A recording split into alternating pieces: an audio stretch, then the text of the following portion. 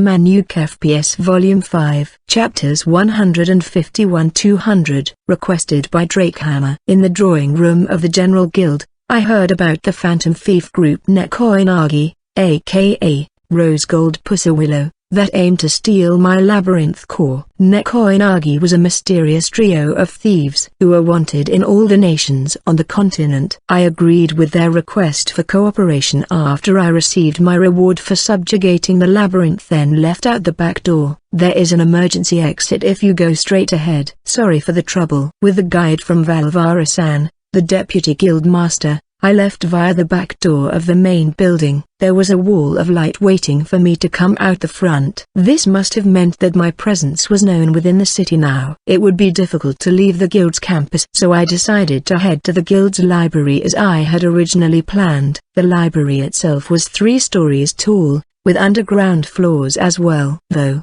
considering the scale of the city, it was probably just as deep. The first order of business was to investigate the geography of the kingdom on the first floor. I wanted to collect as much information as possible about the location in the north where I'd been teleported to via the transfer circle at the Pirate Cove. It might be helpful in the event of rescuing the kidnapped people. Not to mention that we should do something about the mastermind behind it. However, if I ever did go north one day, I wanted to do something about it. I checked with the librarian if the library had a map of the entire kingdom. He confirmed, and I borrowed the terribly simple map of the entire kingdom. I rented a private reading room and then spread out the map. From there, I took screenshots of the map and then examined the map. The royal capital of the kingdom stretched from east to west, with the seat located to the south, and undeveloped forests to the west.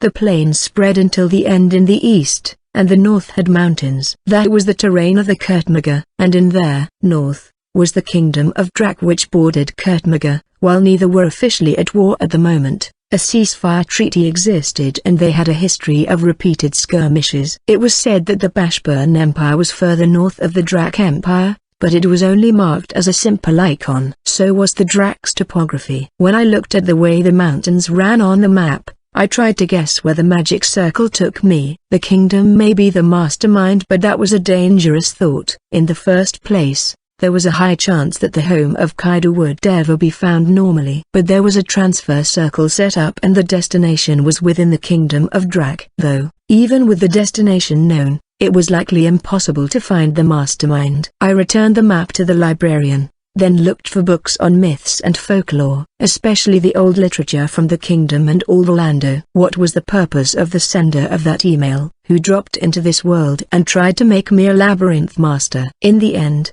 there was nothing. The history of this kingdom was short. After its founding, it had fought often with its neighbors and had committed itself to self-defense. The only literature dated back to the founding of the country itself. If someone wanted more information, they'd have to check outside the country, as they had longer histories. However, I did not have any such plans at present. So, I decided to suspend my investigation into this matter, and move to the basement floor. There was another thing I wanted to find out about, which was about the labyrinth. There were 2 great labyrinths around the capital. This was the labyrinth of the demonic beast king, where the largest number of explorers in the country dove and brought back achievements, while also holding a great many deaths. The other was the labyrinth of the snakehead, which also had caused many deaths, and its subjugation had begun to stagnate. So far, based on the exploration, the King Labyrinth had reached the 150th floor, and Snakehead was on the 55th floor. Should I go explore the Snakehead Labyrinth? If possible, it was better to have as few people around, but being next to the capital, the number of explorers exploring it was not small. I did not know if I would attack this labyrinth all out, though I would go once the festival was over. I collected information on the Snakehead Labyrinth, taking screenshots on the monsters and maps available. Since it was called Snakehead, were there a lot of lizard-type monsters and variants. After that, when I left the library, I realized the sun had set. The library was not open 24/7, so when I came out the librarian kicked me out since it was past closing time. I reluctantly left and headed towards the first district using Main Street. The sky was dyed red, and there were no swarms of light spots waiting for me. Did they give up since I didn't come out of the main building, or did the staff tell them I had already left? For the time being, I headed to the Pavilion of Tranquility that had been introduced by Ophelia Dragange for the night. Upon entering the first district, I was able to confirm the location of the inn with the guards and got there without issue. The inn itself was a 4-story stone building with a mouth-shaped courtyard.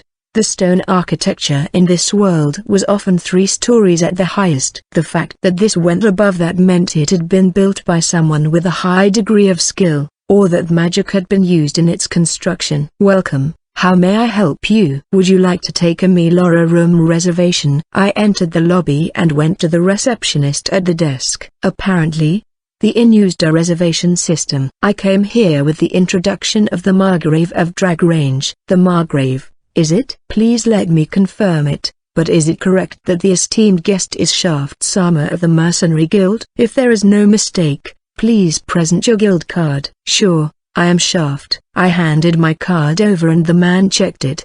He then rang a small bell from behind the desk. Welcome to the Pavilion of Tranquility, Shaft Sama. We are honored to be used by the hero of Kurtmaga. If possible, I would like it if you kept it a secret that I am here. I understand. You can use the restaurant on the first floor for meals, but if you wish, we can also bring it to your room. Also, Ophelia Dragrange Sama has given us a message to pass on to you. Let's have dinner together tonight, that is all.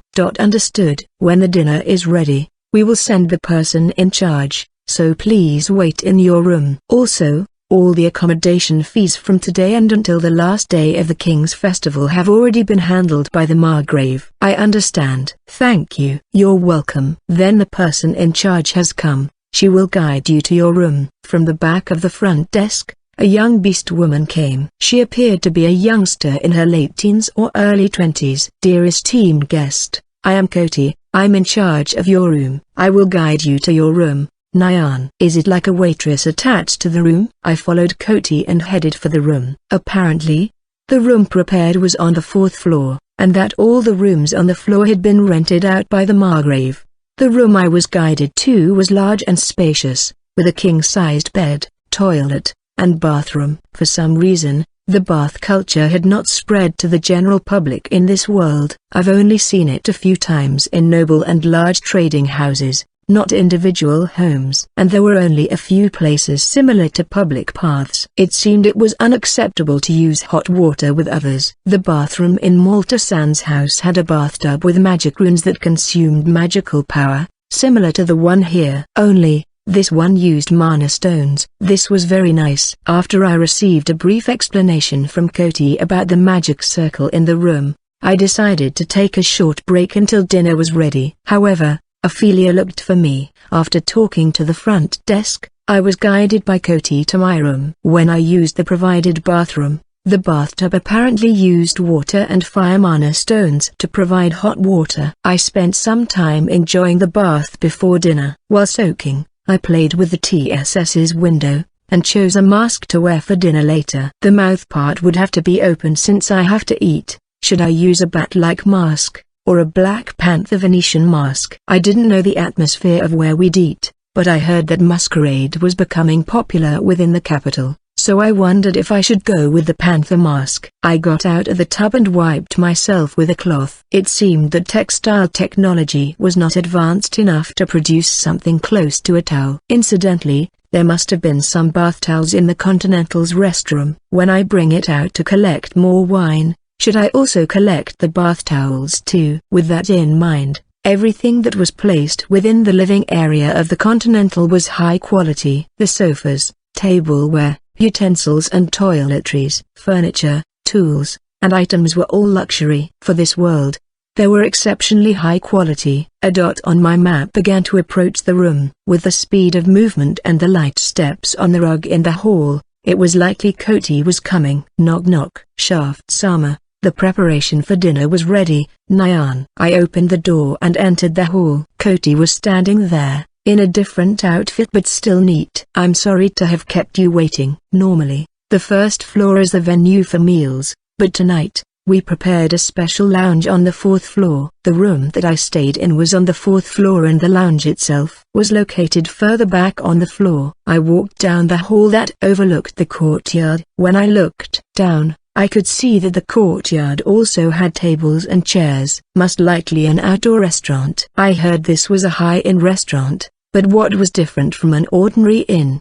In that case, not only the interior and setting of each room, but also the luxury of the space where you ate. You could enjoy the perfection while you ate and drank. This is the room, Nyan. It seemed that the innermost side of the mouth-shaped building was the lounge. Two men in night-like attire, based on the deep green color, stood on either side of the double door. Were they knights of the Margrave? I have brought Shaft Sama, Nyan. Welcome, Shaft Sama. I believe Ophelia will be coming soon. Please enter and wait. If you have any weapons, we will keep them here. This might be natural. When I came before, I was only wearing the black German Waffen-SS outfit without the overcoat. Although I didn't have the weapons I carried as Shaft, I took out a simple knife I kept in my chest pocket for emergencies before handing it over. The inside of the lounge was wide, and it was likely a place to use for a large number of invited guests. But it seemed that tonight's guests were just me and Ophelia. It was illuminated by magically lit candlesticks. Two chairs faced each other from opposite ends of a table. I sat in the chair Coty had pulled out. She then bowed and left for the room assigned for the waiters. I thought I was saved the trouble of looking for an inn, so I came here after Ophelia introduced me. But the flow up to this point, it felt like a date hotel. I received the aperitif wine from Coty once she returned to the lounge. She waited as I stirred the wine but didn't taste. The map in my view already showed 3 light spots coming towards us. The first had childlike steps, the second was probably Ophelia, and the third must have been their escort knight due to their position on the map. I placed the glass down on the table, and got ready to stand to greet them. Coty approached me at my sudden movement, but I held up my hand to stop her. I waited for the door to open. I wonder if I've made you wait too long, Shaft. No dash, I just got the wine. I see, that is good then, Ophelia Sama. I shall wait outside. Please let me know if you need anything. A woman, who seemed to be the escorting knight stood behind Ophelia, said to her and then left the lounge. At that time, she looked at me for a moment, but I didn't know what she was thinking behind her expressionless face. There was someone else in the room, an elf boy. No, I didn't know who he was, but he was petite. He pulled the other chair out for Ophelia. Seeing that, I also sat down as well. The introduction to the inn was helpful. Thank you, Ophelia. Tonight, Ophelia wore a dark green backless dress. Her exposed back was draped with her long dressed-up pink hair. You also seem to have a mask with an open mouth for eating. I was hoping to see our real face, so it's regrettable. I apologize for that. My real face isn't something that should be seen by a lady. Are you not confident? The thing that a woman wants from a man is not only his appearance. Some women already are if that man has enough power. Maybe that is the case. But isn't it still better to have a good face, especially if they spend a long time together? How much can you love another when an unpleasant part comes into their view whenever they see each other? That will determine how much love they have and whether you really love the other person. Behind the scenes, being called Black Masked Shaft, Black Nobleman, and yet he said something as if a maiden. So, I can't think of you as a man who is feared as the head-hunting Shaft. I'm not really interested in those marriages made purely just to continue a bloodline, like the magical aristocracy. That's a shame. The Margraves are looking for a strong man. With the monsters and beasts, paired with the friction with our neighbors, it is imperative that you'd need to have blood with strong magical power to handle all of them. The elf boy and Coty quietly brought in our meals. Of course, there should have been some explanations of the dishes, but the conversation between Ophelia and I went uninterrupted. So, to avoid obstructing it,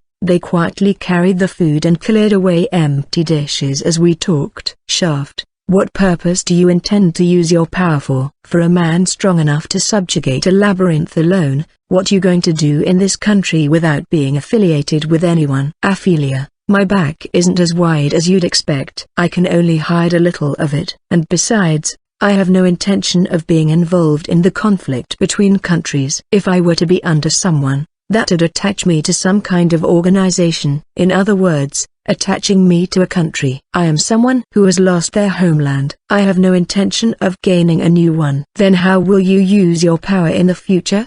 The labyrinth. I will continue to subjugate the labyrinths, and I will protect those who I want to protect, putting them behind me to protect them as much as I can. You are really a maiden, Shaft. But I like you even more. I definitely want to be the one behind your back. Dinner with Ophelia Dragange lasted for about 2 hours. After it was finished, we moved from the table to the sofa, drinking from the glasses as we talked about various things, including the situation in Drag Range, the northernmost part of the kingdom, located in a high-altitude mountain range that crossed into the neighboring kingdom of Drag. There were several veins of magic ore within the mountains, which meant that monsters descended from the mountains and went on rampages within the territory. Although a truce existed with Drak, they were unable to manage the mines properly because of the treaty. In turn, meant that the monsters to do as they pleased. The possibility of an undiscovered labyrinth within the mountain range border, which was called the Demon's Mountain Range. In the Margrave's territory they wanted as many people as possible to help maintain the security of the area, not to mention with a possible labyrinth subjugation. As such, Ophelia asked me to include the Margrave's labyrinth as a candidate if I would like to continue exploring labyrinths. As our conversation went on, the female escort night from before ended. Ophelia's armor, it's about time. Is it that time already? Shaft, I'll stop it here. I have to go to the castle tomorrow morning. I still want to talk with you more, so let us do it another time. It was fun tonight. Next time, I'll bring my treasured wine. I'll look forward to it. After seeing off Ophelia with her escort, I was escorted by Cody back to my room. Shaft's armor, where would you like to have your breakfast prepared tomorrow? Nyan? Please prepare my meals in the room. I understand. Please have a good rest, Nyan.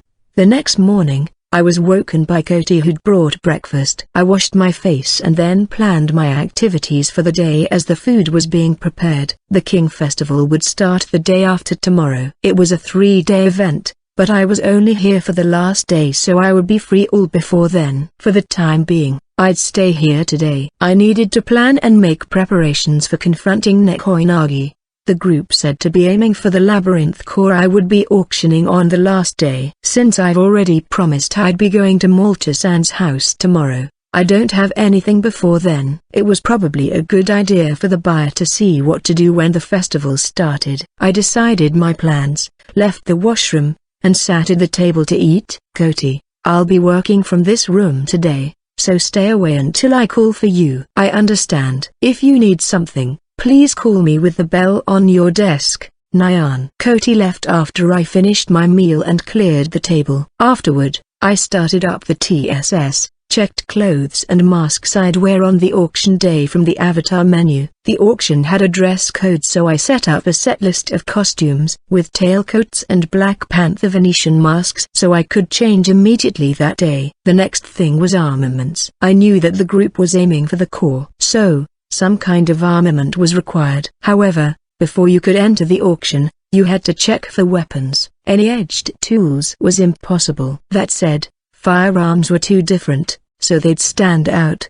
The first thing I took out of the many things in my inventory was the GPS tracking darts. This allowed you to shoot a GPS transmitter, and keep the target's location on the map. The purpose of this was so I could find their hideout in the event they escape. In the event of a battle, I selected the FMG-9 that could be disguised, as well as a Taser to prioritize capture. A Taser was a type of stun gun, a less lethal weapon that can stop the movement of the target by pulling the trigger, similar to handguns. It blew 2 wired electrodes from the muscle part that passed a current of 50,000 volts to its target. The range was about 8 meters, and it was necessary to replace the cartridge in the muscle where the electrodes were stored after each shot. Editor K-Note, FYI, stun guns, Tasers are often considered non-lethal, as the author had put. However, that is horribly incorrect. They are less lethal, meaning less lethal than the firearm. You can still kill someone with a Taser, either by the electrocution,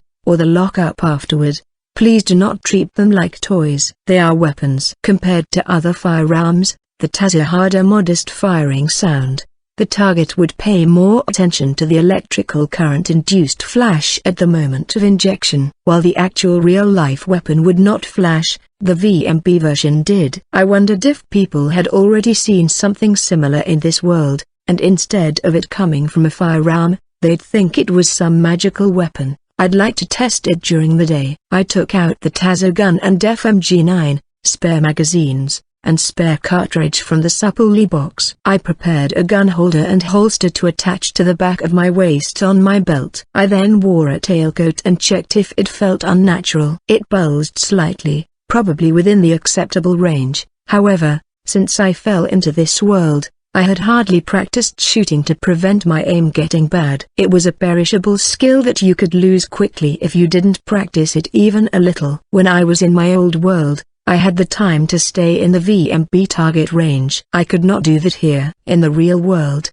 it would be impossible to secure as many shooting exercises as you'd like without anyone seeing. I can't go back and forth to a place I didn't know, where no one was. Wait. It was possible to move discreetly to a distant place. I still had the transfer circle. It was necessary to set it up at the destination. If I made good use of this, then I might be able to create a training ground in this world as well. No, rather, what state was the circle in now? A set of transfer circles and copy circled were in the back of the Type 74 truck stored in my garage. Meanwhile, there is another pair in the gift box. If I took the circle out here and transferred it to the duplicate magic circle stored in the garage, maybe I could fly directly to the garage? With that in mind, I couldn't help but give it a try. However, it was quite unpleasant to spread the circle inside this room. Moreover, it was almost lunchtime. The preparations for the festival should be finished. Even in this world, with 2 meals a day as basic food culture, it didn't mean you wouldn't drink and eat from morning till night. I didn't know when Cody would come back to check if I wanted tea or snacks. So, for the time being, I decided to leave the inn. I handed the room key to the desk employee and entered the city. My destination was Merida Company. I moved from the first district to the second and made a beeline for it. When I asked the guard if Malta or Martha was available, they said she was out but Malta was inside. For the time being, when I asked about relaying a message to him, 2 girls came running from the back of the building. Ah, it's really Shaft-sama. Hey, Amy. It's because Shaft-sama rarely comes. It's been a long time, Amy and Prizera. 2 of them were ordinary human girls I had once rescued. Currently, they were working at the company and the residents of Malta as migrant workers. Perhaps they worked at the headquarters today as they wore outfits that seemed to be sales uniforms. Amy's long brown hair had a brown 3-netted catushaw, while Prizera's blonde hair had a white flower corsage. Both the items I bought once. Yes, Shaft-sama. It's all thanks to you that we're both working well. Shaft-sama, Maltu is waiting for you. We will guide you. I was guided by both of them to the office. Good morning, Shaft-sama. I heard last night that you'd be visiting today. Is there anything you need? I was guided into a room in the office. Marida-san greeted me and asked for my reason for coming. Actually, can you rent me a room where no one can watch? Or maybe a warehouse, a room or a warehouse? In that case, we have a room at our mansion that you can use. Thanks, but I would like a place that nobody other than myself is allowed to enter so long as I rent it. Would that be possible? Yes, of course. I'll have Amy or Prizera guide you there. Please wait a moment. Soon, the 2 girls who'd guide me to the aforementioned room arrived. Shaft-sama, the madam has asked me to guide you, so I will. Hey, you little, Prizera. I was also asked to guide Shaft-sama. These 2 are always together, aren't they? While I watched the 2 with a hidden smile, I went to confirm the room. The 2 guided me to the mansion. From there, they escorted me to one of the guest rooms, in which I confirmed with them that nobody else but me would be allowed to enter the room. Afterward, I asked them to leave. Although reluctant, they left with "Please call us if you need Once I was alone, I began to make preparations. I set the sofas and tables aside to make room for the transfer circle. Then, I activated the TSS and brought out a gift box from my inventory. I took out the circle and installed it on the floor. The circle lit with a faint glow that indicated that it was ready for use. As Ashley had told me, in order to use it, it required a space attribute mana stone to power it. The faint light signified that there was enough fuel to execute a transfer. If the light went out, that meant it was out of mana. I will have to replenish it. Now that preparations were completed, I stood on the circle. Transfer. For a moment, a curtain of light blocked my view for a moment. Then I found myself inside VMB's garage. The sight was nostalgic. A quick check of my surroundings confirmed I stood on the secondary transfer circle in the bed of the Type 74. The garage remained the same as the last time I'd been here. The garage was dedicated to vehicles with 1 car per space. Here, you could perform various functions such as take screenshots, recover fuel and armor, as well as change the color schemes. The interior of the space could also be changed, and my garage interior had wooden panels. I jumped off the loading bay and walked toward the door that connected to the rest of the space where I could operate a keypad. I could apparently change what lay beyond. Something like a pirate room, a shooting range, dock, etc., was selectable. However, the choice that led to the briefing room was disabled. It was not connected to the VMB world. It was pretty much a perfect replica of my VMB section that was isolated from the world before and the world I was living in. I selected the destination for it to open to my private room. The door in front of me slid open on its own, revealing my old private room. It was a white concrete interior with a simple interior design. There were several chairs, tables, sofas, a black desk, etc. In this room, up to 6 people could enter, including myself. That said, there was not much one could do in the room. It was basically just a social space. Players could also change the interior as well and freely move around the furniture. I looked around the sparsely decorated room, pulled out a magazine from a nearby bookshelf. I tried to read it, but all the pages were a mosaic of censored pictures and lines of unreliable characters. Still, in the original game, the magazines were fixed objects that could not be interacted with. The fact I could pull them proved I was not in the game. The next thing I checked was the notebook PC at a desk. In addition to having the same functions as TSS, the PC also functioned as an internet connection to the previous world within the game. You could also watch friends play games with a bird's eye view perspective. The only additional function was the shop functions for the private rooms and garages. But that was enough for me. Consumable items such as furniture and vehicle color changes were not in the regular shop like the material box. This material box was a loot box in function. You didn't know what you'd get and you could get up to 6 items. It could be a mobile vehicle, an avatar costume, a firearm, and so on. There were many weapons and vehicles that could only be obtained from this box, and most had a special design. Some super rare guns, like the futuristic laser gun FAS, personnel halting and stimulation response rifle. I've purchased the box plenty of times in the past. I thought about buying some more, but I came to the royal capital to earn money and CP, to splurge it on a loot box.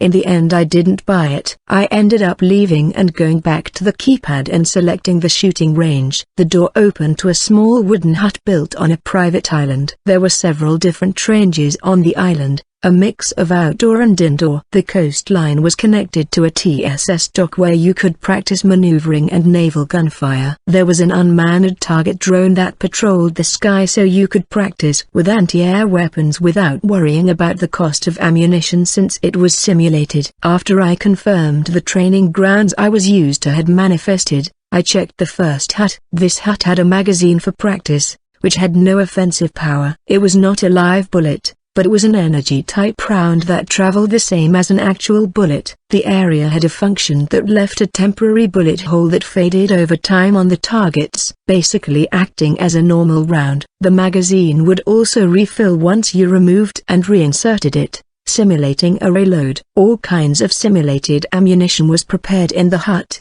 including some boxes with rockets inside of them. When VMB was a game, It wasn't possible to take this ammo out of the range. It was a perfect replica of VMB, and I could easily store the magazines in the TSS inventory without an issue. With this, it would be possible to fire the simulated bullets in the outside world as well. I don't know what would happen until I tested it on something. When I checked the time, several hours had passed, but it should be okay to stay a few hours longer. Thinking so, I took out a training magazine and headed out into the training grounds. When I moved back from the training grounds, I noticed that there were 4 dots on the map that were close to the door. Well, if the transfer circle I installed had stopped working, I would have been stuck inside the private space. In order to hide the existence of the circle, and prevent any unexpected accidents, I set up a TUGS around the circle to warn me about trespassers. I'd also have to set up some traps as well. I also recognized the danger of being transferred to my VMB space, so I also stored away the transfer circle in a gift box. Once finished, I exited the room without a sound. As the door swung out, the 3 girls close to the door fell like an avalanche. The 4th who stood furthest away was Melchia, who looked disappointed. I told you, didn't I, Minia-sama? If we don't inform him first, he'll be mad. Shaft-sama. Hello, good evening. Me, Minia-sama tilde. Prisera, why are you so heavy? The ones who fell just now were Amy, Prisera, and Minia. Minia was still in her school uniform. A quick check of the time did show that it was certainly around the time she'd return home. I got too absorbed in shooting practice that I forgot the time. So, what are you people doing here? Oh, well, when I arrived from the academy, I heard that Shaft-sama was staying in the mansion. So, I knocked on your door to greet you, but there was no answer. As if no one was inside. So, pardon us, Shaft-sama. We have already informed the young miss to not disturb you, but seeing Melchia bow apologetically and Minia on top the dog pile, I couldn't really be mad. Well, as long as they didn't enter the room, there was nothing wrong with it. I'm gonna die. Amy's pitiful cry echoed in the room as the orange light of the setting sun shined in. It was decided that today's dinner would be provided by Malta-san's residence. I was guided by Minia, who was now in a casual outfit, to the dining room. Malta-san was already waiting for us as he returned earlier from work. Shaft-sama, have you finished with your business? I heard you have been secluded in your room since noon. Both Malta and Marida-san were in the dining room. They even had glasses of liquor in their hands. I'm sorry for troubling you, Malta, but thanks to your help, I was able to confirm many things. That's good to hear. Let's have some dinner. Also, I went to the royal castle and had something entrusted to me. I'll tell you about it later. Understood. After that, I ate with Malta-san's family. I listened to Minia talk about her days in the academy until she was too sleepy to continue. I asked if the academy would hold some sort of tournament, but apparently, there was no such thing. However, there was once an event in Drag Range Margrave up north. They held a tournament in order to gather strong people from all over the country. After Minia excused herself and headed back to the room, Malta and I moved to his private office to speak on the matter he brought up during dinner. At the royal castle, when I was delivering something, a messenger from the Zephanel family approached me and asked if I could get in touch with Schwartz. I was entrusted with this. I received an envelope from Malta. I inspected it and found Ashley's signature on the back along with a magic seal. The design on the seal clearly belonged to the Zephanel family. I opened it and pulled out the letter, which caused the seal to disappear. Simply put, the content was a report. Ashley and her sister would arrive soon in the capital to report on the success of the subjugation of the Kaido pirate fleet. Ashley also reported on the transfer circle we found at the base as we previously agreed upon. She also asked me to join her in the royal castle to help confirm the report. The festival would start the day after tomorrow, so I would only after tomorrow. I'll be departing from the capital tomorrow. Please tell Minia that I won't be joining her for dinner. It's as I expected. What are you planning to do during the festival? I will be at the auction, as a buyer on the first day. Then, I'll go with you. However, if I show myself around Malta-san too much, I'm afraid it'll invite unnecessary trouble to your door. But there's something I want to check on the third day. Might as well then. Please visit our office on the third day. We can enter the venue through the cellar's entrance. Alright, I'll meet you then. I reorganized my schedule and left the mansion before I headed to the Pavilion of Tranquility. Upon arrival, I saw Cody, Ophelia, and the young elf in the lobby talking to the cook. He wore a white cook coat and held a cook cap in his hand. Is it time? All right Naya. The equipment has arrived. All that is left is to wait for the day. What language were they talking in? They were talking quietly, but the voice on the sensor didn't manage to catch what seemed to be spoken in the Orlando common language. Even so, the auto-translation entered Tefray by reading the translated text in a machine voice. What's the situation over there? It appeared to be in dire need of help. But, with this, we still might be able to save it. They finally noticed that I was here. The cook and elf immediately retreated inside while Cody came to greet me. Welcome back, Naya. There is still time left to order for dinner. Should we prepare food for you? No need. I already had my dinner. Rather, I'll be leaving the capital tomorrow morning for a request. I will probably stop by after I am done. Please take note of that, okay? Certainly, Naya. The next morning, when the sun had just risen, I made my preparations so I could leave when the gates opened. I brought minimal equipment and only a simple bag. I noticed a dot approaching my room on the map. I was already familiar with Cody's footsteps. Good morning, Shaft-sama. We've prepared a light meal. Please eat before you depart, Naya. Good morning, Cody. I'll carry you up on your offer then. Yes, today's breakfast is a sandwich with ham and vegetables using fresh white bread by a famous baker in the capital. It is a well-known bread, Naya. Who is Cody familiar with famous restaurants from around the capital? Yes, I always go around and check for any good restaurants, Naya. Then, were you born around here? Yes, I've lived in the capital since I was born, Naya. I see. Then can you tell me where I can enjoy delicious tea? Certainly, Naya. While having such a trivial conversation, I had an enjoyable breakfast. I received a letter from Ashley during my stay at Malta-san's mansion. The content was a request for me to meet her at the castle. It was most likely related to the transfer circle I took. With the festival around the corner, I decided to go the next day. After breakfast, I left the inn and headed to the castle as Schwartz, not Shaft, as requested. Therefore, I must make sure there was some record of Schwartz entering the city. And there was also the assassins to worry about. Since entering the capital, I've kept an eye on the map to see if anyone trailed me. So far, I haven't seen anyone yet. Did they give up on me? Or did they plan something more elaborate this time? I didn't know. But as long as I took on Schwartz's identity, I had to be vigilant. I left the capital through the highway while I took note of the radar. No one left after me. I double-checked choosing thermal and it corresponded with the map. I checked the sky just to be careful, but there was not even a bird. I couldn't be too careful. Afterward, I slowly swerved into the overgrowth of trees. From there, I found a place hidden from view and set my avatar to Schwartz. Because I would return to the capital as Schwartz, I needed to make sure that no one saw me switch personas. I attached a silencer to my 5.7 and inserted one of the magazines I smuggled out of the training ground. I wanted to confirm the nature of the training grounds and their effect in this world, or if it'd just be similar to the training grounds. First, I went up to a certain large tree and shot one round. Since the silencer was attached, the sound came quiet like a small wind. It left a bullet hole in the tree. I approached and examined it and I found it didn't fade away. How about its attack power? Was it 0? I changed my target to a leaf on the tree. I fired and it exploded into pieces. So, it did have some power. From there,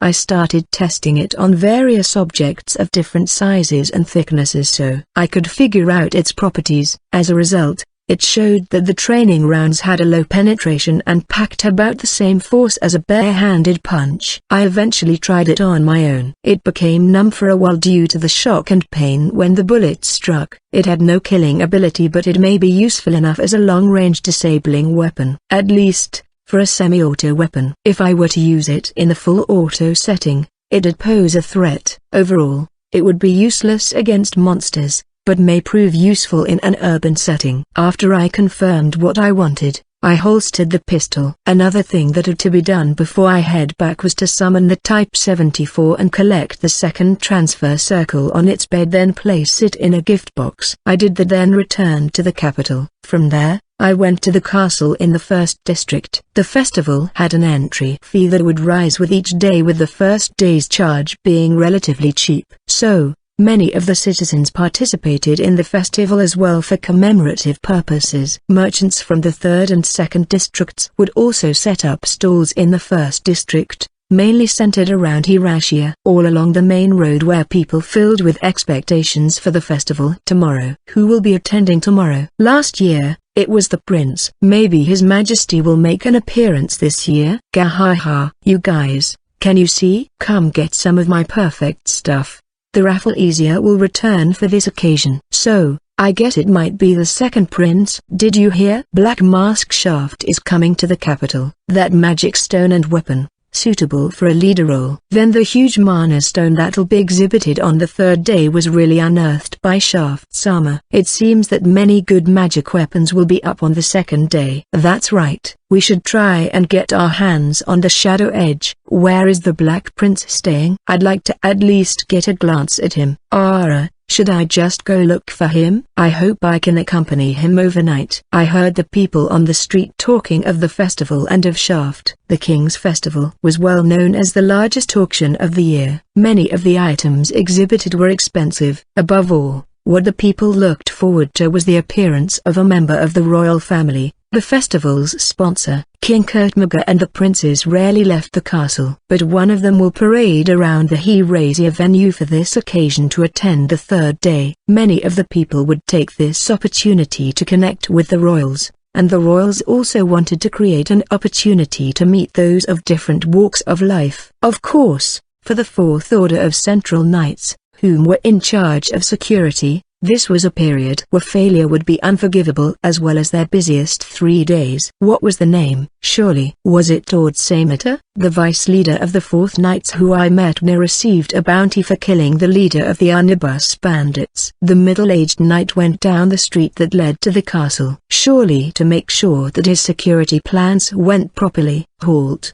Beyond here is the royal palace where the Kurtmaga family resides. What business do you have here? As I approached the castle, I was intercepted by a guard stationed in front of a suspension bridge that led into the castle. He didn't seem to be informed about me. Would it be alright to name drop since I was here? D-ranked Adventure Schwartz. Here under the request of Ashley's Fanal to enter the castle. I handed over my guild card. Confirmed. Please wait. The guard received my guild card and headed to the lookout hut by the bridge. I could see a booklet-like file inside. The guard came back once he confirmed. Your appointment is confirmed. You can proceed now. Show your guild card after you cross the bridge. Also, please leave any kind of weapon and tool bag here. Got it. I took my card and crossed the bridge. At the center of the Kurtmaga kingdom was the robust sanctuary Gravo Castle that towered over the city. Although the castle was located at the center of the capital, it was built on an artificial lake and surrounded with huge 20 meters high walls that gave it more of a fortress style. According to the materials found in the library from the founding,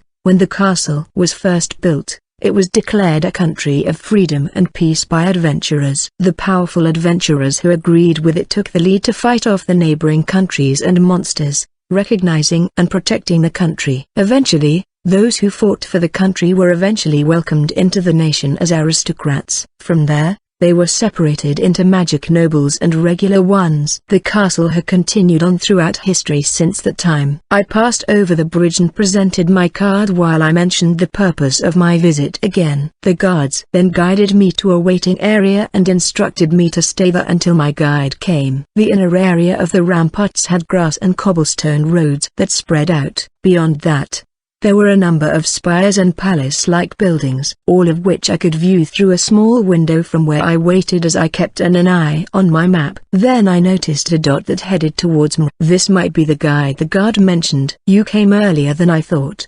Schwartz. Hi there, Charles-san. Didn't think you'd come personally to come guide me in. First of all, it's a secret that the Fanal family is visiting the castle.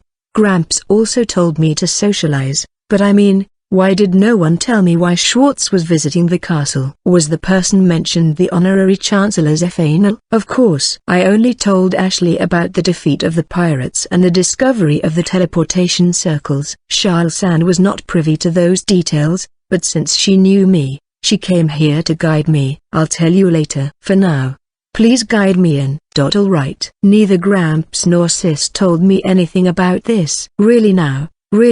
We left the waiting area as Charles-San mumbled her complaint. We walked across the castle courtyard. I could see the grounds were surrounded by huge walls from corner to corner. The surrounding landscape changed from a lawn-only courtyard to a garden lined with trees. Voices reached my senses from all over the castle that gradually disappeared, replaced by the sound of flowing water. The flat stone turned into cobblestones and a house could be seen through the gap in the forest. That NN? What's wrong, Schwartz? Nothing. Hearing what I said, Charles-San turned around and asked, but my eyes were focused on the house in the forest. Ah, looks so fine, doesn't it? That's something that the ancestors built here. It's called tiled roof, I think. Anyway, it's been renovated continuously for the past 400 years, so it looks a bit of a mess. The building seen through the forest was a one-story wooden building with a tiled roof. As you got closer, you could see the whole picture of the building on the map that came into view. You could see that there were several rooms in a row that made you think it was large. A samurai residence. Unless you step inside the building, it was hard to see the floor plan. The entrance must be here. Without waiting for Charles-San to guide me in, I proceeded on my own with the sliding door entrance. Hey, hold it right there. There are some rules you must abide before entering the main house. If you don't, everyone will get angry. Charles-San overtook me and entered. She pulled the front door and politely asked me to take my boots off. But I wore thruster boots, a pair of shoes that assisted with high jumps and softened the landing.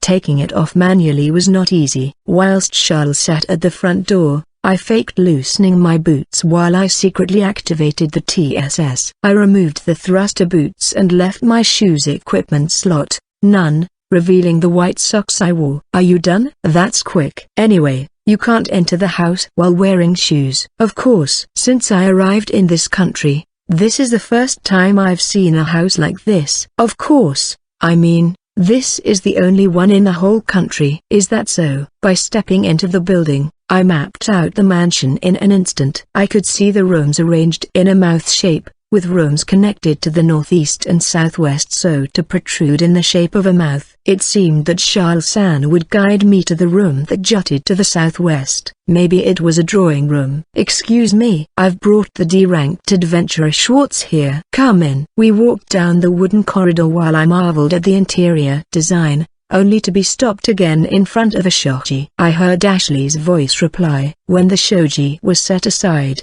I saw Ashley with an old man at her side, matching the number of dots displayed on the map. The room seemed to be a Japanese tiled reception room, complete with tatami mats and wooden chairs and tables. An elderly man sat at the upper seat with Ashley next to it and an empty seat at the lower position. Charlotte, thank you. Can you please bring us some tea?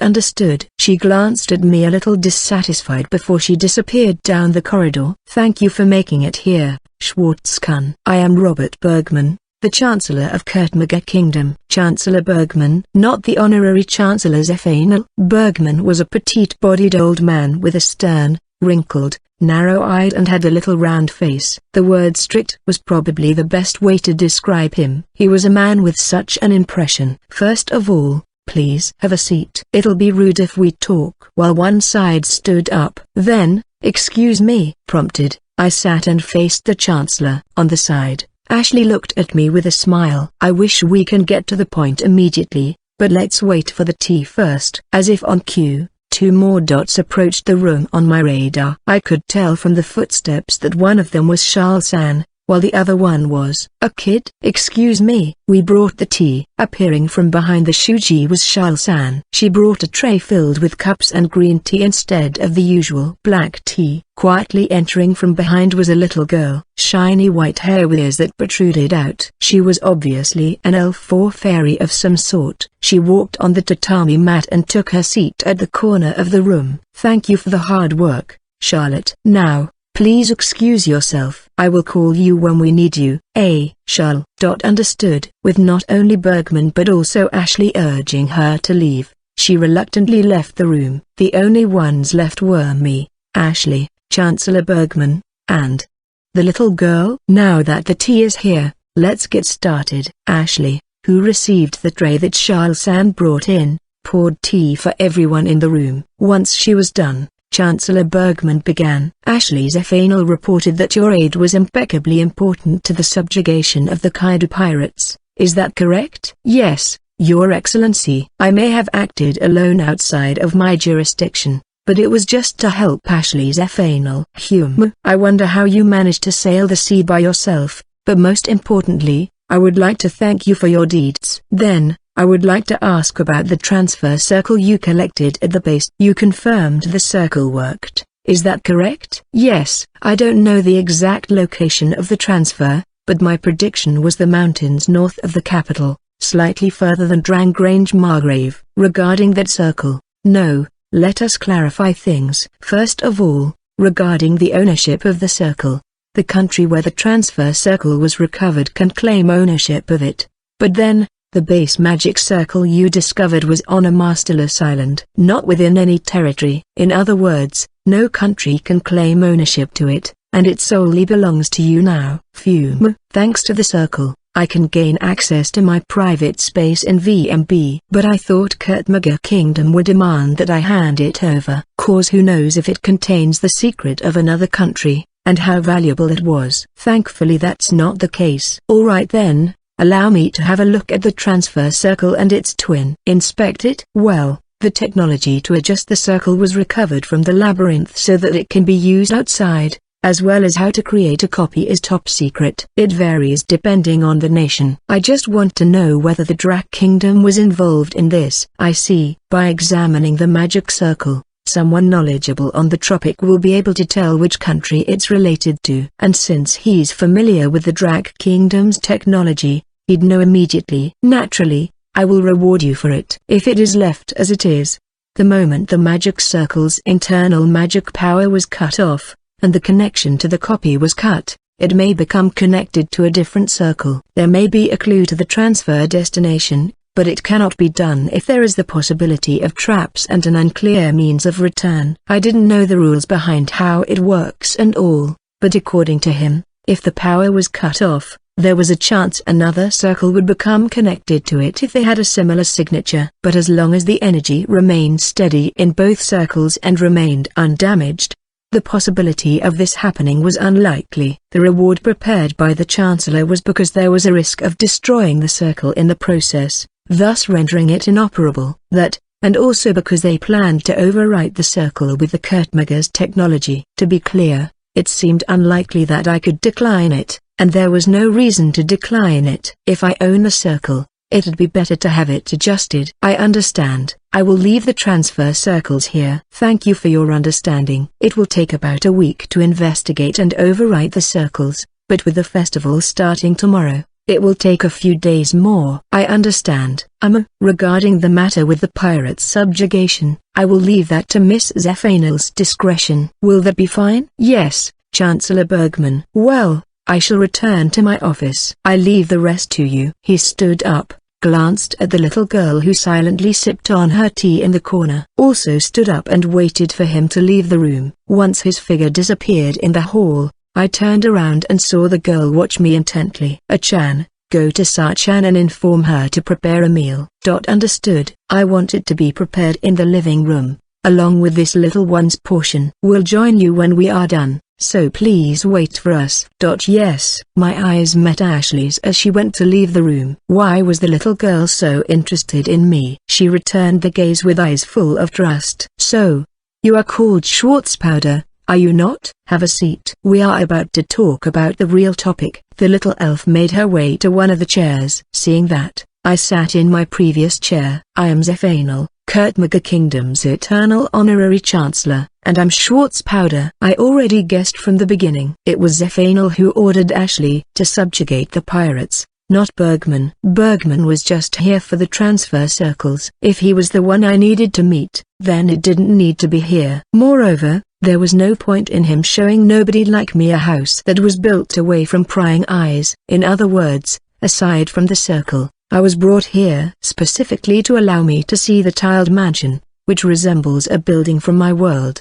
But why are you not surprised to hear that I am the honorary chancellor? I already had a feeling the moment your excellency entered the room. You actually believe that a woman, a very young one that is the chancellor? It's a surprise, but I'm convinced. Honorary chancellor's Ethanol is only known by the surname, and not much else. Probably because if one heard the full name, they'd easily guess that your excellency is a woman. Not to mention that after retreating from the front line, the number of people who could meet you keeps decreasing. Although, when I first heard about the chancellor, I thought you were a man. And yet, you believed me so easily? Well, of course, anyone else might not believe it immediately. But I believe more in Ashley, rather than taking your words at face value. Did A-chan tell you about this one already? No, she hasn't. But I could feel it when she left just now. It seems A-chan's springtime has finally come. Springtime? Well, let us put that aside for now. Without a doubt, this one is truly the honorary chancellor of Kurtmaga Kingdom, preserving the belief over which this kingdom was founded, while not disturbing the current reigning government as much as possible. I have not been long in this country, but I can honestly say that it is a wonderful one. That is it. That is exactly why I summoned you here. Pardon me? Where did you come from? The moment she asked that question, the white hair of the little elf became even more brilliant and her jade eyes stared sharply at me. The air gave off an aura that would not allow anyone to lie to her. I don't understand what you mean. Do you know the true meaning of magicless person? It actually refers to a person from a different world. A trespasser who managed to cross the border between worlds. Do you know the true meaning of a manuk? It refers to a person from a different world. A trespasser who managed to cross the border between worlds. From what Zephanel said, she knew I was a manuk, and she deduced that I was someone from another world because of that. I had thought it was just a derogatory term here, but for her to call those who came from another world a trespasser, there must have been someone big that had happened in the past that stemmed from another otherworlder. I could feel the magic power that shook the air around the chancellor. If I had the ability to see and feel the mana, I might have trembled from the pressure. And I heard the faint sound of something shifting overhead. Instantly, I looked to the ceiling. I changed my view to thermals, and saw a heat source behind a small gap in the ceiling board. Was that some kind of ninja? Looking around the reception room, there was indeed only me and the chancellor. But in the next room, separated from this room by a Fuzuma, was the presence of someone else. Relax. I'm not going to harm you just yet. Indeed, it will be decided once we know where you came from, and what you're going to do in this world. Everything you say here will not spread outside, nor what I will do to you here. It is all under this one's jurisdiction. Is being a trespasser really that dangerous? What is dangerous is the person. Power is neither good nor bad. With the wolf man, it can lean either way. Therefore, I want to see whether you are a trespasser at heart. Maybe I came from the same world as the founding king did, maybe. But perhaps it's a slightly different world. What do you think of this mansion? It looks so much like a building from my home world. I see. Do you recognize the name Eso? No, I don't. I don't think there was such a name in my home world. But if you insist, I came from VMB. Eso. I believe there might have been a game with that abbreviation a long time ago, when VO had just started to become a trend. Perhaps the founding king was sent to this world while playing Eso, similar to what happened to me. I don't know what led to the establishment of the country afterward, but he was probably convinced that someone like he would appear again. Thus, probably entrusted the matter to Chancellor Zephanel. I heard that His Excellency had lived far beyond the life of an elf. Furthermore, your appearance. Is it related to Eso? This one is immortal, but not always. Do you seek immortality? No, I don't want it. Then, what about your two identities? Did Ashley tell you about it? Do not blame A-chan. This one's order is absolute in her clan. Was it Shaft, or something along that line? Yes. That's right. Then what exactly happened when you conquered the Wolf Fang Labyrinth? Was it about the sender of that email? There, UNKNOWN, who behaved like some sort of god in this world. It was a mysterious existence that only contacted me after I cleared that labyrinth. I received a letter, probably from the existence that controls this world. Then, let this one tell you this. This one was given immortality by that existence. Just what in the world is that existence? No idea. This one did not know either. However, be wary about it, and be careful of what you wish for. Be careful of what I wish for. It had certainly sent me a lot of useful advice and items. However, I still didn't know the reason for it.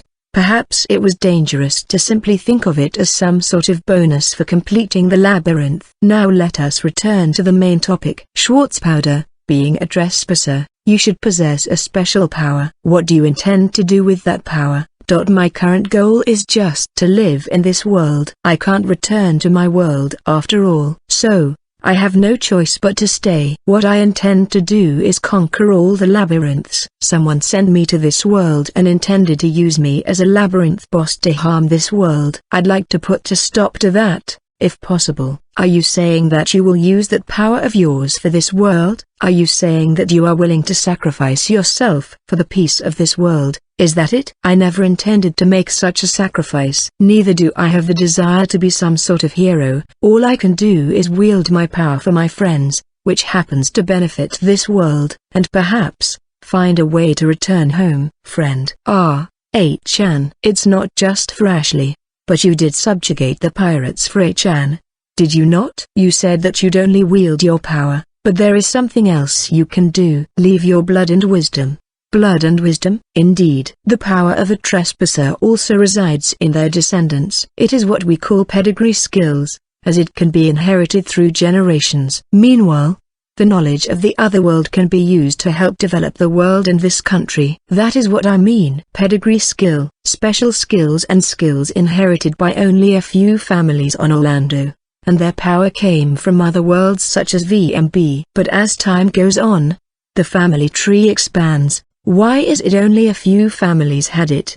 But T there are only a few families that possess pedigree skills. At the beginning, how to wield the powers properly were only taught by word of mouth so that only the legitimate successor could wield it properly. This is true for those families with it. However, as time goes on, their bloodline thins and spreads, and manifests into the skills people use at present. In other words, all the skills that people use nowadays originated from trespassers of old. That is correct. I do not know when the trespassers started coming to this world. Their powers mingled with the magic of this world, blending and integrating. After generations, the power will be able to be handled freely by most people.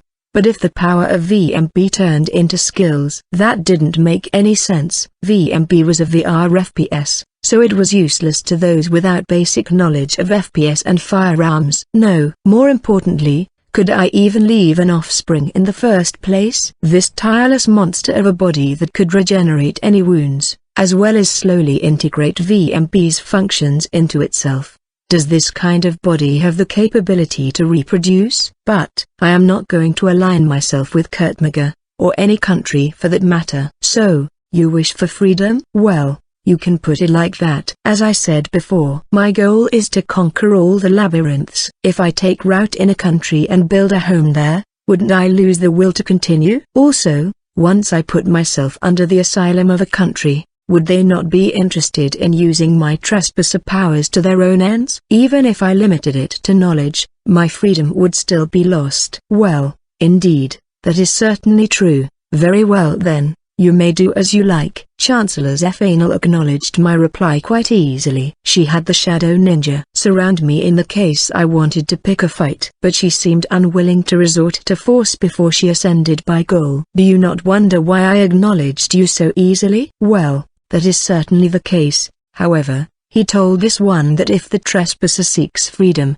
then this one should give it. I should thank the founding king. That was all I could say. Zephanel was faithful to that person, the founding king. She had continued to watch over the nation and guided it in the direction that person wanted all this time. Therefore, he had also entrusted the matter of the trespassers to her. I doubt that I was the first person to be asked those questions. There must have been more in the past that were taken here and asked the very same questions. I didn't know the results of the judging, but before I knew it, Zephanel had already retracted her power. The signs of the people who guarded the room next door had also disappeared. This was the end of it. Speaking of which, Chan is a good woman. If you want her, you should just go and tell her.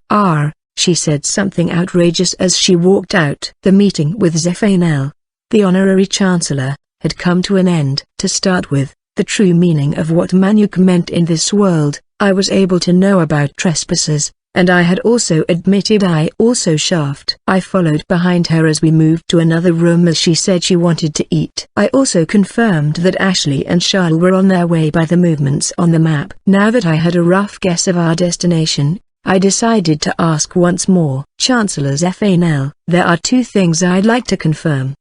What is it? Who else knows about me?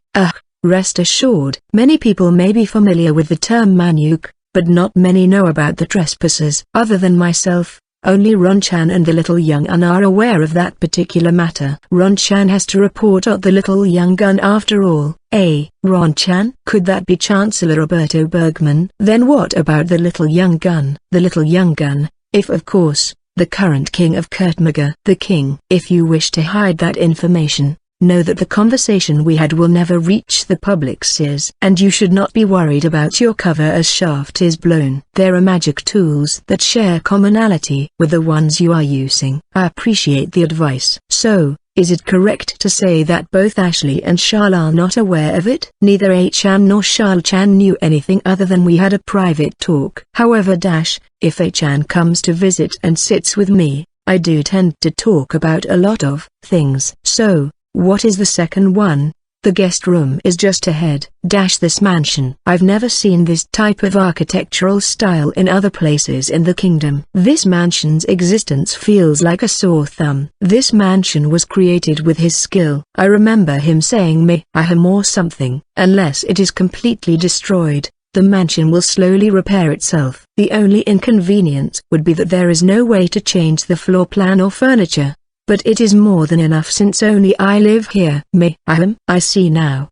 In MMOs, especially the RPG types, there are some that allow players to own in-game private houses. VMB, of the FPS, had a private room that all players could access, but on some MMOs, private housing tended to cost a large amount of money in-game and sometimes real money. And in recent years, VMO-based homes have services and types that met a wide range of needs, such as real or existing buildings restored to the VR world, or player-designed homes. This mansion may have been one of them. It was mainstream to purchase one that could be put anywhere within the designated area. By coming to this world, the restrictions of the area were lifted and thus, allowed it to be placed here. I don't know the specifications of ESO, but because it had an automotive repair function, the mansion had survived till now. We are here. Let's have lunch before you leave. I'll take you up on that offer. Actually, there were a lot of other things I wanted to ask. Whether there are any other trespassers in Kurtmaga, or in any neighboring countries right now, and what kind of life did people like me live in the past. However, asking for this information may come with a price. The Chancellor recognized my wish to be free. But that freedom only lasts as long as I stay within the kingdom. There was no telling what would happen if I moved to another country, and I haven't been given any authority myself. The information about the trespassers should be confidential. Just because I was one myself, didn't T mean she could tell me everything.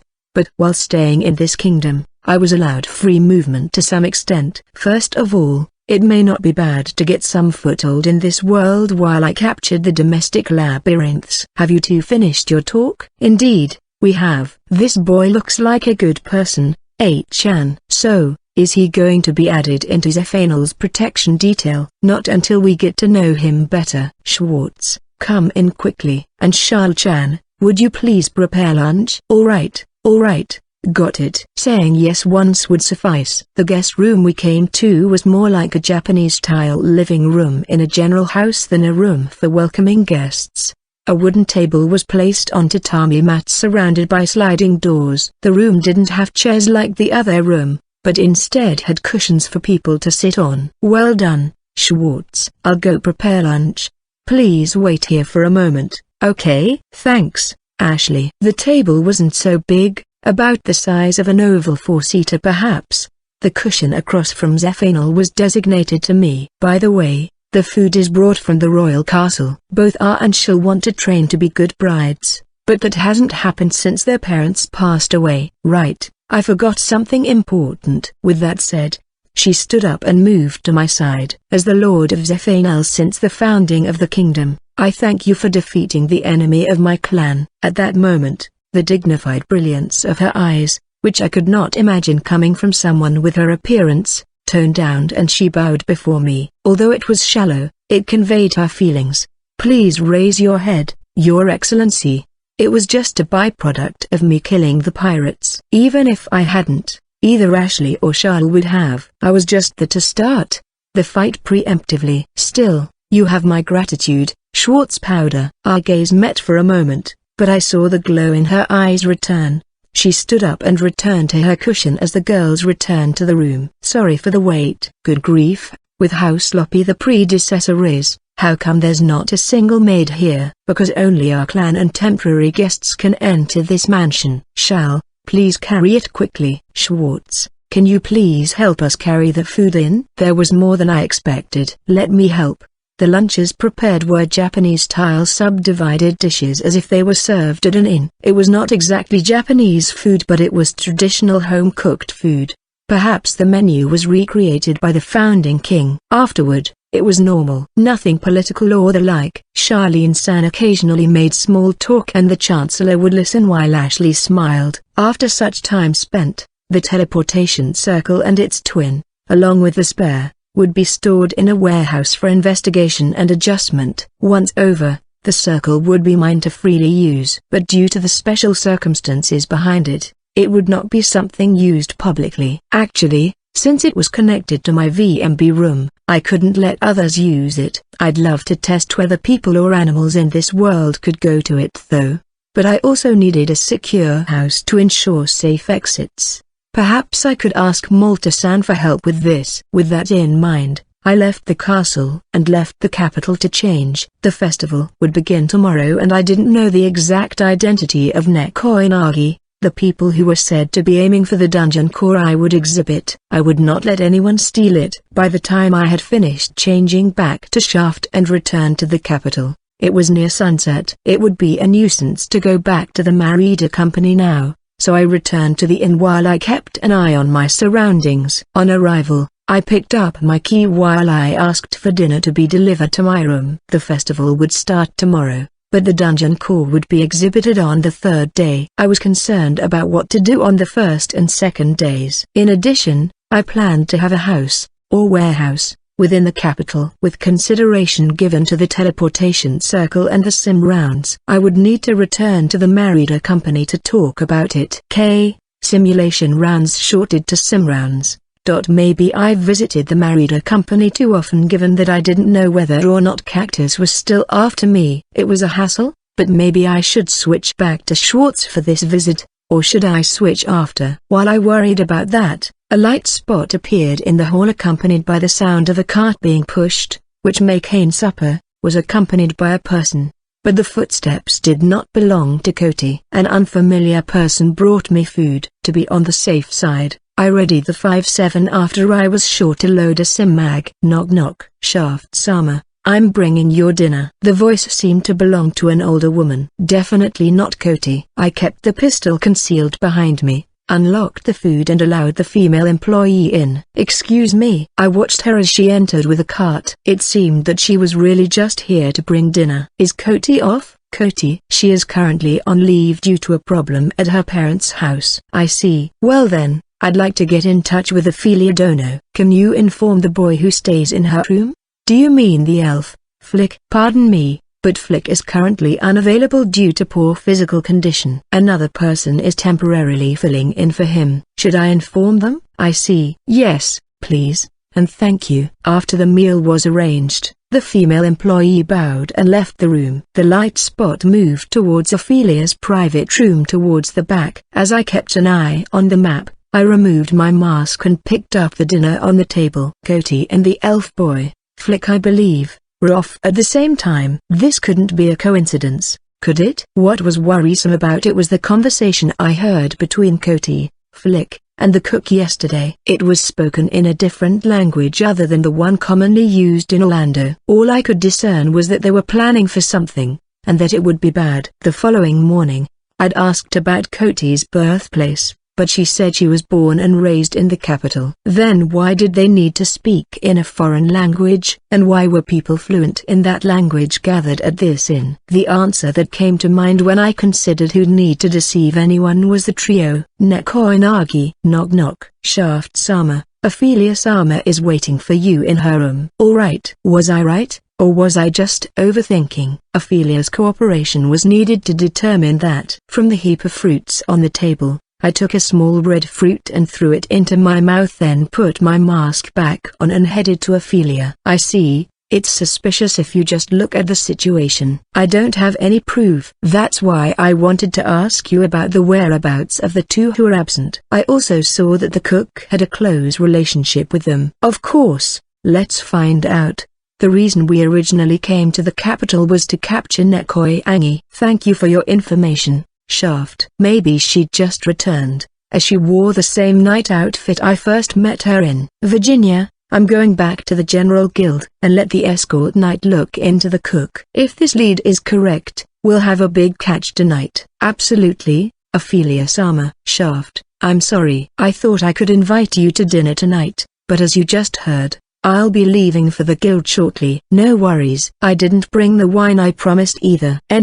I'm really looking forward to that wine. Alright then, it's time to depart. Excuse me. Yeah, hopefully you'll get good results. She left the room with her escort knight. I followed suit until the end of the corridor. I was not sure yet if the inn's employees were not the thieves, and that included Cody. However, I could not let them steal the dungeon core. I didn't know their goal and I didn't care. All I knew was that I needed to protect it.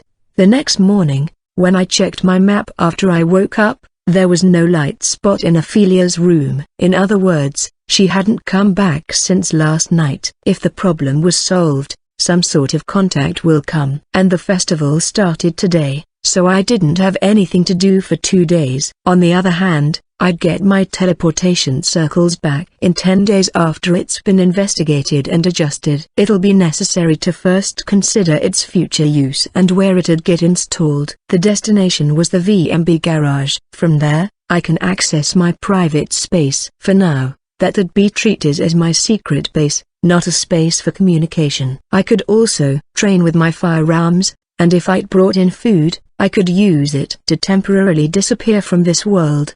The prerequisite for that to happen was to secure a place where the teleportation circle could be installed safely. Otherwise, I'd be trapped in that private space. Furthermore, Chancellor Bergman said that the ownership of the circle belonged to the nation it was found in. That meant that if I could conquer a labyrinth in an area that is unclaimed or unclear who has claim, I may be able to obtain multiple circles. That was another reason to conquer the labyrinths. If I could get more and use the private space as a transfer base, I would be able to move freely around this world. It was certainly not easy to conquer one alone, but it was worth the effort. What would I see and what would happen in this world as I expand? When I thought about the future, I felt excited. But first, a base that would serve as a foothold. So, I went to the Merida company to ask if there was an affordable property. I ran through the dimly lit capital at sunrise. I kept an eye on my surroundings, careful of anyone who may be watching. There was no problem. After confirmation,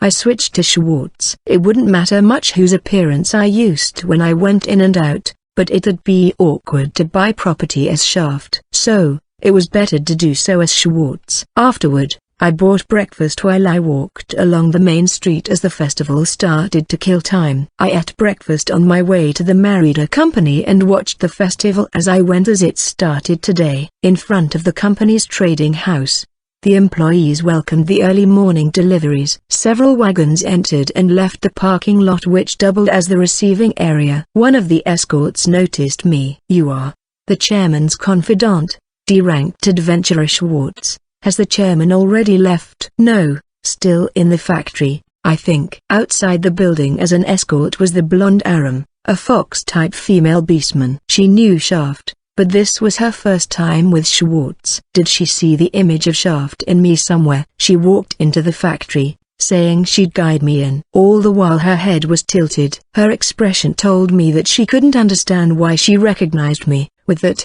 I headed to the usual reception room. "Good morning, Schwartz-san." "Malta-san, good morning." "Sorry for coming this early." Once in the room, I took a seat. Malta-san came soon after, and Aram, who guided me from the loading area. No, Schwartz-san can visit at any time freely." "So, I thought that you'd be here on the third day." "Are you planning to participate?" "No, that's not what I came to bother you this early. Actually, there's something I need the company to look into." "Oh, is it a magic item?" "No, what I need is a house or warehouse. So, a mansion. We also handle some real estate properties." "What kind of mansion are you looking for?" No, it doesn't have to be a mansion. It's not like I'll be living there permanently." The conditions are as follows. The conditions that followed: a low traffic or inconspicuous place, a basement of a certain size. Also detailed the condition of the property and equipment I wanted on it,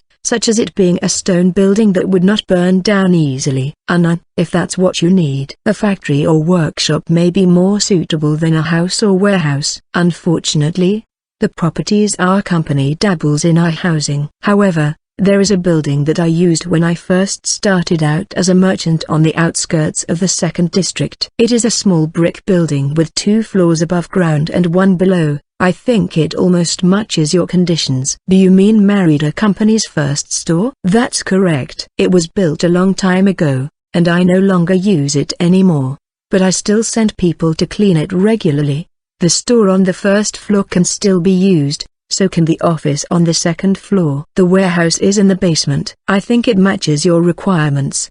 But since you still own it, does that mean that it means a lot to you?" "Clearly. It's where I started out as a merchant." Nowadays, the company is sometimes touted as one of the largest companies in Kurtmaga, but that building serves as a reminder of how I began and how I should run the business. However, despite managing to maintain it until now, if the building is not used, then it will lose its purpose. I will not ask what you'll do with it. But if you can find use for the building, then I will be happy too." "I understand. Thank you. I will purchase the property." "I'm glad you say that, but you should still check the building with your eyes first." "I have to go to the festival, so Marida will guide you in my stead." The property that had served as my base was found. After talks, Malta-san decided to ask Marida-san, who came to the reception room with tea, to act as my guide after informing her of the situation. She looked surprised upon hearing I bought their first store, but that expression changed into a smile. Malta-san parted soon after, but Marida remained and gave a brief explanation regarding the building. As I listened, we were informed that the carriage was ready. So, we headed out. The carriage was parked out front of the office. Aram sat in the coach seat. "By the way, I haven't seen her twin, Silvara, so far." "Aram, do you know the location?" "Yes, Madame. I've been there several times with the maid." "Then that's good. Let's hope inside, Schwartz-san." "Yes, after you." Aram looked at me until I boarded. She didn't look as bewildered as before though. The capital was large, and even within the 2nd District, it took a long time for the carriage to arrive on the outskirts. Looking at the map, I found that I was on the outer circumference of the capital. The amount of people had changed drastically compared to the center. The outskirts are pretty quiet, aren't they? Isn't it? Still, the place will be lively come afternoon. Most of the shops here belong for fledgling individuals. Whatever they're selling, they'd hunted themselves from morning to afternoon. There are quite a lot of merchants coming to buy here. Did both of you do the same? Malta was a merchant through and through. He had never hunted even a single wild rabbit before. But I am a former adventurer. I had to return my card, but I was a C ranker before. So, that's the case. Then, Many must have inherited her talent from Marida-san. That child possesses even more magic than I do. By the way, she's selected by school to attend the festival. Silvara is with her currently.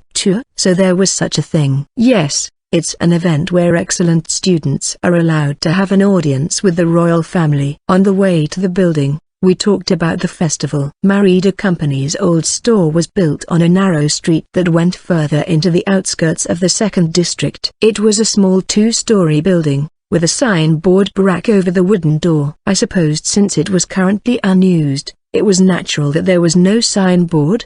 A curtain was drawn over the small window, so I could not look inside. As I looked at the exterior, Mariden unlocked the door. "Please check inside." Aram stayed on the carriage since the vehicle could not fit through the narrow street. The neighboring buildings seemed to belong to fledgling merchants and craftsmen that doubled as their homes. Even when I looked at the map, they mostly kept to themselves with a few people who walked on the street. I guess it was true that this place was relatively quiet until evening. The first floor of the store was a shop space. Wooden shelves and counters were placed here, and behind the counter were the stairs that led to the second floor and down to the basement. I was not interested in the shop space itself as I didn't buy it to run a business. But if I came in and out of here, it might raise some suspicion since there wasn't a business here. I might need something as a front. But next I went upstairs. The floor was also furnished with 6 wooden desks lined up back to back and one desk along some distance away at the top. There were more shelves that gave it a look of a library. Malta-san said he regularly sent people to clean. No wonder the first and second floor looked clean without any dust. And at last,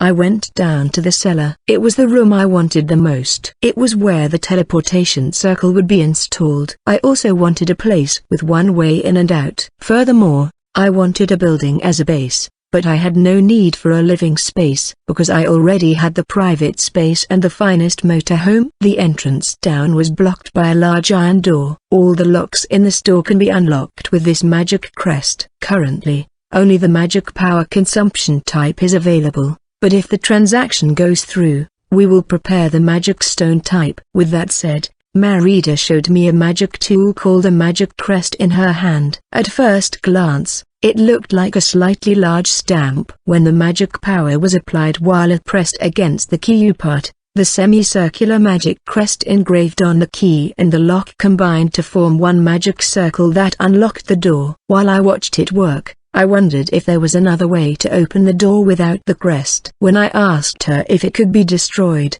she said it could be destroyed by supplying more magic than it could handle. There was also magic and skills that could unlock it as well. That was why it was not safe to only rely on the magic lock. Thus metal locks were also widely used. Currently, we don't have anything here. What should we do with the lights? We can also prepare lanterns that consume mana stones. There really was nothing but exposed brick in the darkness. However, the size and height were perfect. Yes, if you could prepare some hangers for lanterns, that would be great. It seemed that some renovation would be needed to use this as a base. In addition to light, I would need to order a replacement for the interior walls and floorboards, as well as direct the workers so I could get the desired outcome, such as replacing the furniture. It'd take a few days before it could be used, but my schedule would be full with the festival. Also there was the adjustment of the teleportation circles. There was also the labyrinth subjugation. There were plenty of things to do while I wanted. It'd be nice if the base was completed once I finished everything. After I confirmed the building, I decided to return to the Marida Company for the time being. But as I approached the main street, I saw a wall of light. "Madame, it seems that the parade is about to pass through." A small window opened and Aram's face peeked through. She informed us that the parade that the royal family presided over was in process. Rather than head straight from the royal castle, the parade slowly headed to Hierasia while it passed through the second district. Many say that you may see the appearance of the king and his family whom the common people would normally never see. It seemed that the citizens of the capital gathered along the parade route. I see. I wonder if it'll be over soon? Given the planned route, it seemed difficult to return to the office without having to wait for them to pass. Schwartz-san, do you want to see the parade? Sure. I'm also interested in the royal family. If we're going to wait, Why not go and watch while we're at it? Alright then, Aram, listen to me. I'll watch the parade with Schwartz-san. So, please watch the carriage. Yes, Madame. Won't you need an escort? No one would dare to make a fuss in the street while the royal family was watching. And I'll be fine since Schwartz-san will be with me. I see. Aram glanced to me but immediately returned to Marida-san, Gafofthi and moved to the cabin food. She opened it and I got off and helped Marida-san off before we went toward the crowd. Around the crowd on both ends of the street, I heard cheering from the direction of the castle. I could not see it yet, but I think they'll pass soon. It was drowned out in the cheers, but the sound of horses and carriages could be heard. Marida-san, which member of the royal family is participating this time? My best guess would be the second prince, Keelik. To many, it'd be their first time seeing a member of the royal family in person. Still, it's predictable to some extent who'd attend the festival. The second prince, the Rafflesia clan master. Indeed, it seems that the Rafflesia members are gathering in the capital. Gathering. How many members do they have? I don't know the exact number but I hear it's in the hundreds for the main clan. That's not to mention the dozens of clans, mercenary groups, and commercial groups working for them as their subordinates. What about the Marida Company? We do business with adventurers and explorers indiscriminately, so we don't have a special relationship with them, or any clan. I see. I think we can see them now. A big cheer echoed through the street. Were those the central knights at the front? Mounted knights and infantrymen carrying royal banners walked at the front, then a large carriage followed behind. A four-seater roofless carriage was used. Inside, a man and girl were in the cabin. The man was a middle-aged human, while the girl appeared to be in her late teens. That's His Majesty the King and the fourth princess, Cyril. Fourth princess? Yes. The king has 3 sons and 4 daughters. The first, second and third have been married off to other noble families. I heard His Majesty is very fond of Princess Cyril as she's his last remaining daughter in the castle. I listened to Marida-san while the carriages passed. So, that man was a descendant of the person who was like me, someone who came from a game. I don't know if he has any bloodline skills, but I think Ashley said a long time ago that the skill only runs in the royal family. The question was, does everyone in the family have it, or just a few select members? I was more interested in skills they might have rather than the people themselves. A little later after their carriages passed, another group came. There was no carriage, only infantry and cavalry. I thought so. It's Prince Keelik. Do you see the silver-haired elf riding at the front? So, that's the clan master of Rafflesia. Prince Keelik's elven descent was obvious with his hair coupled with his beautiful looks. Aside from his slender body, he did not look frail in his silver-white armor he wore. The armor also had a large shining magic stone on his chest. Was it also magic armor? The crowd cheered even louder. Or to be more exact, it was the women who cheered. But my senses picked up a not-so-small mutter. Map seller. The source of the muttering was Rainl, an A-rank adventurer of Rafflesia. The one I met in the Emerald Demon Labyrinth, on the way back to see the property that I had planned to purchase from the Marida Company. We ran into the festival parade while on the way to the auction venue. Since it was a big deal, I decided to observe. There was only one person who referred to me as map seller, Lionel from the Rafflesia clan. When I mapped the Emerald Demon Labyrinth, I came across them when I was with the Sasanqua clan who I'd been hired with to help conquer the labyrinth. Sasanqua ended up conquering the labyrinth in the end and got the core. Lionel recognized my mapping ability and tried to recruit me. However, I did not like the basic idea of that clan so I declined them. Besides, the only clan I would be a part of was P0. It's been a long while, map seller. Indeed, Lionel-san. Lionel was dressed for the parade in plate armor that was clearly a rank higher than I remembered. He stood in front of me away from the procession. He was huge, even though he was a human like me. He was almost as tall as most beastmen. Scars ran across his face and disappeared in his brown short hair that spoke about the battles he has survived. So, you're here in the capital as well, now feeling up to join Rafflesia? Not at all, I just stopped by for business-related matters. And I still have not changed my decision. Kai, says the man who walks around the capital with a woman next to him. As he said so, He looked at Marida-san, who stood next to me. She's my business partner. So, where's the rest of the party? I can see the mage and the light warrior, but where's Will and the bigger warrior? In an attempt to distract Lionel away from Marida-san, I asked about his old party. 5 members had been sent to subjugate the labyrinth. Aside from Lionel himself, there were 2 female mages, 2 light-armored warriors, one of which was Will, their mapper, and a heavy-armored warrior who was larger than Lionel. Since Lionel left the parade, 2 female magicians and the light-armored warrior waited some distance away. I didn't remember much about their faces, but they acted like his party members. That's why I was a little worried about the other 2. Will and Galak are dead. NN, that reply had been unexpected. Galak was probably the large warrior. I see, they're dead. My condolences. Kai, there's no happiness in death. Only when we're alive can we get everything. Even though he looked at me, a faint murderous aura came that felt it had been directed at someone else rather than me who stood here. So, map maker, let me say this again. Join Rafflesia. Your ability is much better than that of Will. If you devote that ability to Rafflesia, we will be unstoppable, and you'll gain everything you want.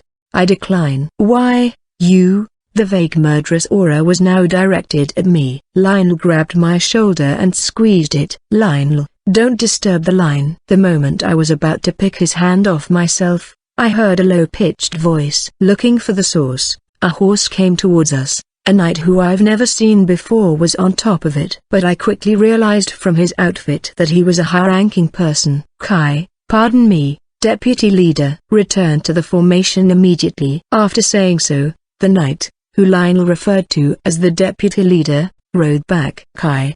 He clicked his tongue as he left. Nothing less from the map maker Schwartz. Even Rafflesia wants you, and yet you easily declined. Marida-san said in a low voice after she'd watched me from behind. Do you know the elf guy he called deputy leader? Yes, of course. Rafflesia's leader is Prince Keelik, but the clan is run jointly with deputy leader Felix Mendoza. He is the eldest son of Count Mendoza and is better known as the magic swordsman Thunderstorm Felix. I wonder, Felix himself never gave a single glance towards me, but there was something in the air that made me unable to take off him. As the parade passed, it became possible to finally cross, so we returned to the carriage and the office. Once we returned, I checked the process for the purchase of the old shop and the funds. Although there were additional costs due to the renovation, the expected total would still be considered a profit for me, as I was pretty much investing in the Marida company. Then, we discussed whether to pay in installments or in full. Given that the old shop in question was old and the environment could be considered second or even third-class land, it was the royal capital. Setting up a front as a shop may not be easy considering it was the capital.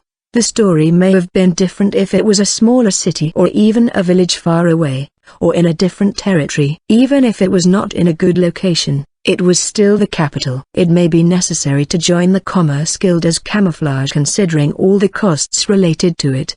The Commerce Guild, huh? I already joined the General Guild and their Mercenary Guild. If I join one more guild, should I register Schwartz or Shaft, or should I prepare a new alias? No, the avatar customization was limited to changing the appearance with face paint. The available appearances were only undead types such as skeletons and zombies, and if I wanted to be deemed an active merchant, I couldn't exactly wear a mask as Shaft does. If I registered Schwartz, word would spread and there would be no point in preparing a hideout, and I may have to prepare something to sell. But that may not have to be decided right away. After the talks were concluded with the Marida company, worried about Cody and the others, I returned to the inn early.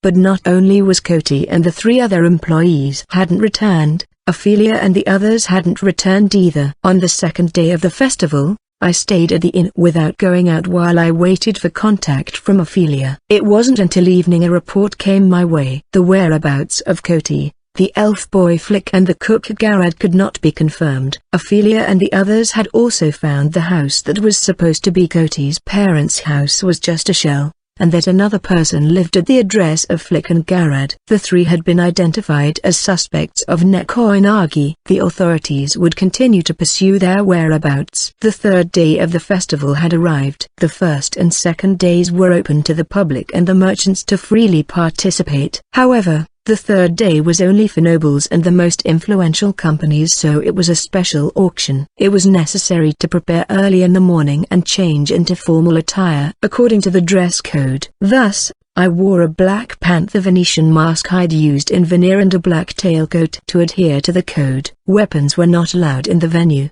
but in consideration that Nekoinagi would strike, there was no way I could abide it. Malta-san had informed me that our seats would be in a special room for sellers. So, under that premise, I planned to bring 3 ranged weapons, the FMG-69, GPS tracking darts, and a taser. For melee, I had the electric baton. I couldn't bring my tomahawks as it'd be obvious. I am in a position where the General Guild has requested cooperation in regards to the capture of the thieves. But that was only from the guild. It was the 4th Central Knight's duty to guard the venue. There was no way they would allow participants to take voluntary crime prevention measures on their watch due to their pride and honor. I had no intention to cross them, but now that my stuff was in their sights, I could not leave the matter to others.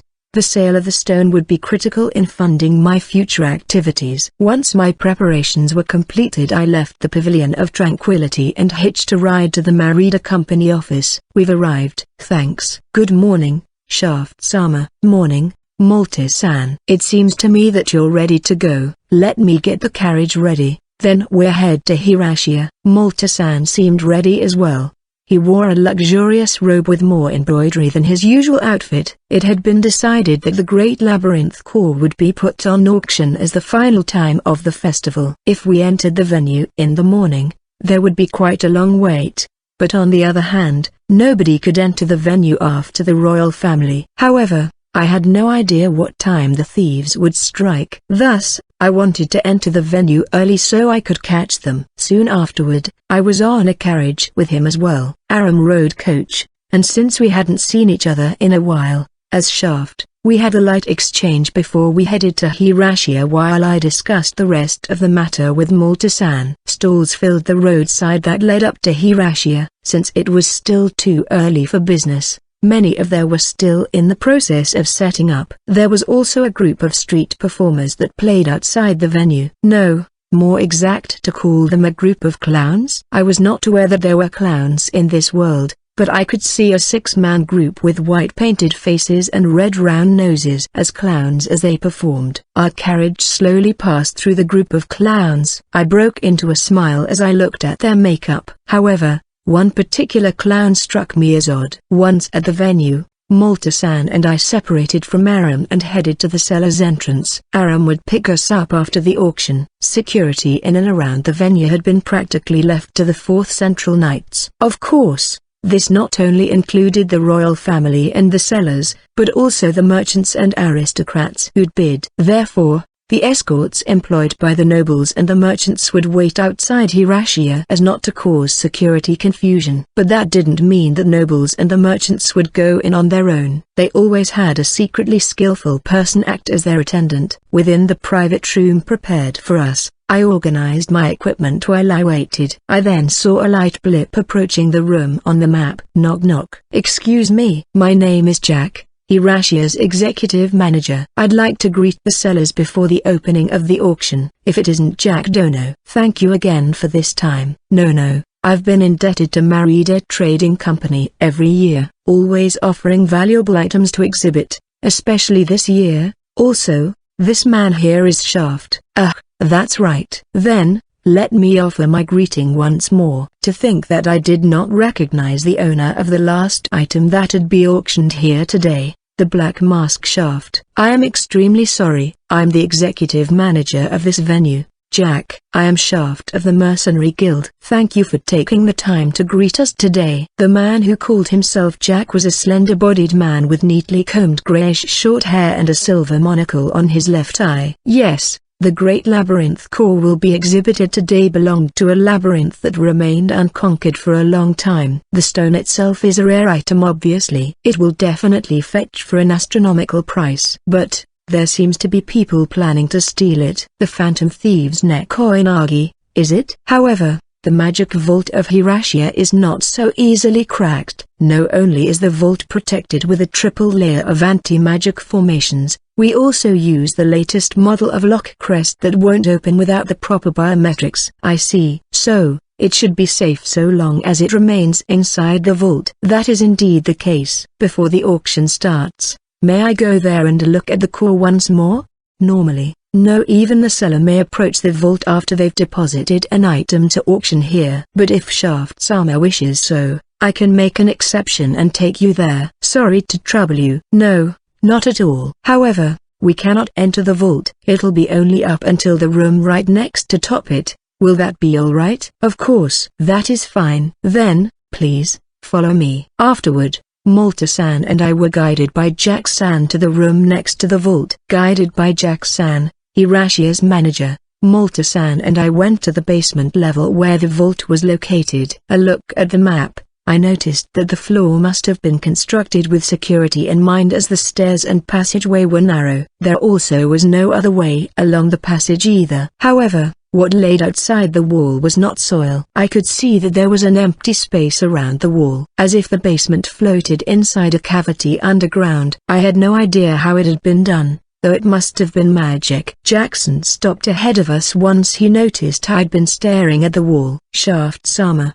did you notice something? Yes. Why is there a hollow space between the walls? To be more exact, that space is filled with water. It's designed as a way to prevent anyone with earth mastery to easily infiltrate the magic vault from outside. This passageway is the only way to access the vault. So, that's how it is. Speaking of crime prevention, one should also think about the use of magic. Then what about the old building I bought from the Merida Trading Company? It would be impossible for me to build a similar system. And finding a similar type of building would not be easy. Or was I thinking too far ahead?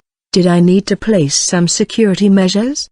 Please wait in this room. I will bring out the core. Jack-san led us into a small room with a simple desk and a few chairs. There were no wall adornments or extra furniture. Malta-san sat in a chair in the room's corner while I took the one in front of the table. I watched the movement of the dots on my radar. I could see Jack-san move further to the back with another dot, apparently the magical vault's guard. Sometimes I notice that Shaft-sama moves as if you're looking somewhere else. Do you happen to have a skill that allows you to see distant scenery or something like that? How unusual. Malta-san never asked about my power before. I thought he accepted that it was just a part of who I am. I guess I was too naive. I don't have such a thing. But I can see all the terrain around me, as well as sense humans and non-human movement in my surroundings. Ah, so that was how you were also able to have a job as a map maker. It's as you guessed. No wonder Shaft-sama can conquer labyrinths on his own, and at such unprecedented speed as well. Well, there are many other things in play, but Jack-san is coming back. Pardon me for keeping you waiting. Jack-san returned while pushing a cart that seemed to be meant to transport goods.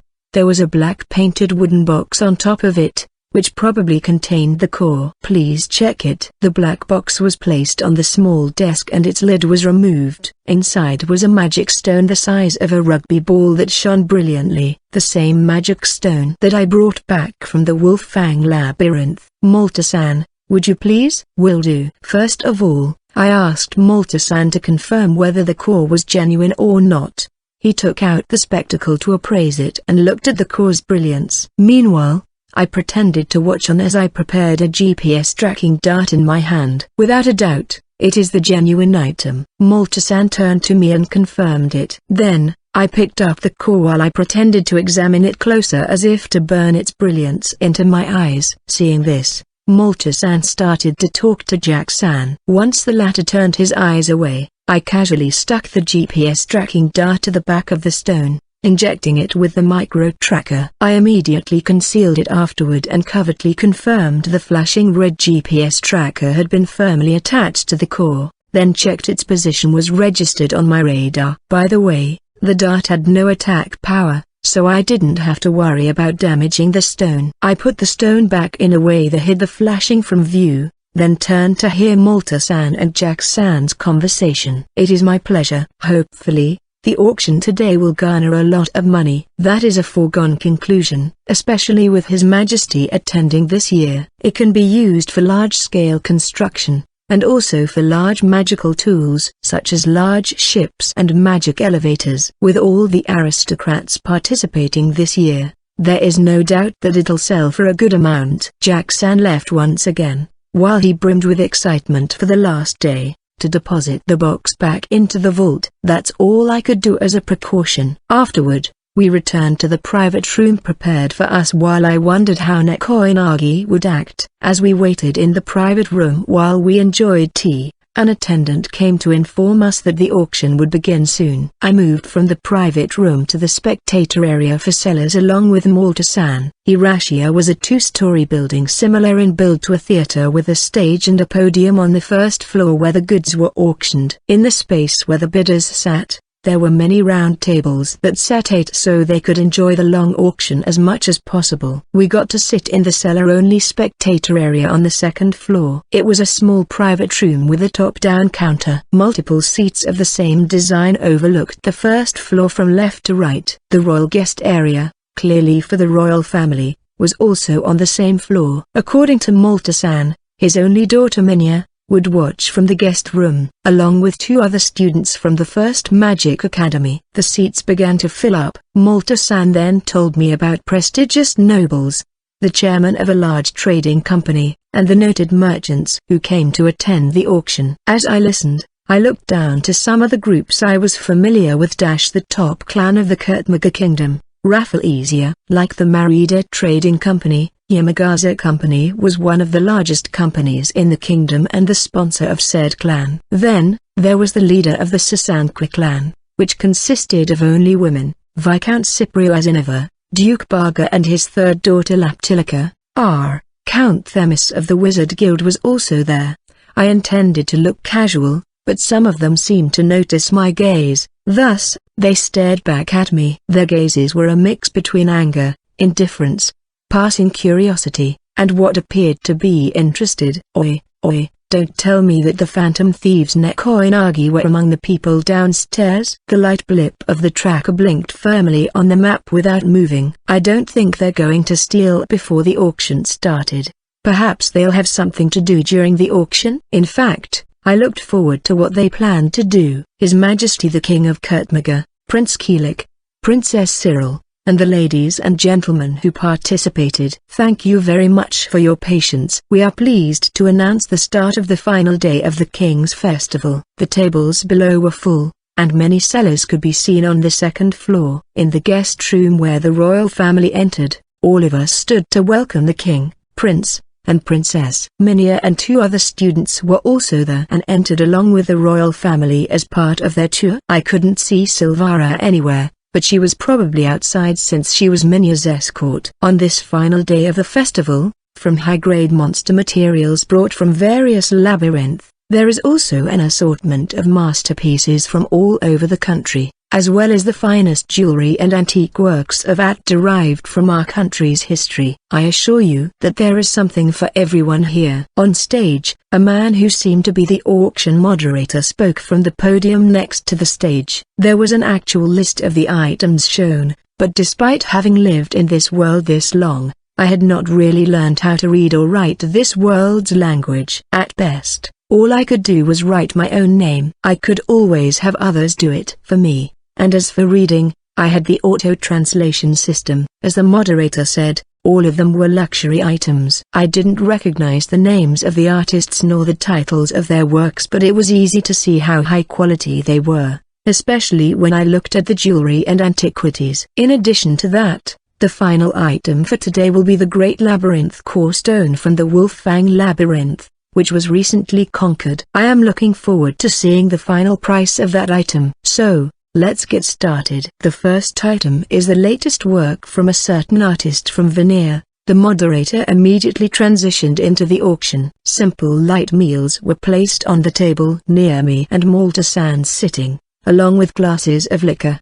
There were a lot of items for sale, so it would be a while before they got to the core. Until then, I could only watch the progress of the auction while I enjoyed the food and drinks. Similarly, nobles and merchants tilted their glasses below. If you looked closely, you could see Ophelia Dragans, who sat on the edge of the venue. She stared at the auction with a stern look, along with her escort knight, Virginia, who was also present. Apparently, there was no progress in regards to the search for the thief group Nekoinagi. Since they could not find them, did they intend to wait here to catch them red-handed? The festival proceeded smoothly. Merchants and nobles sat beside each other at the tables below and held up paddles to place bids on the items they wanted, or they chatted with each other. Catalogue number 25. The Magical Armor Tornado Shield. This was brought back from the Emerald Demon Labyrinth. This magical armor can use the wind attribute as protection by forming a barrier that consumes mana. The barrier itself is about the size of a regular large shield. While the moderator explained,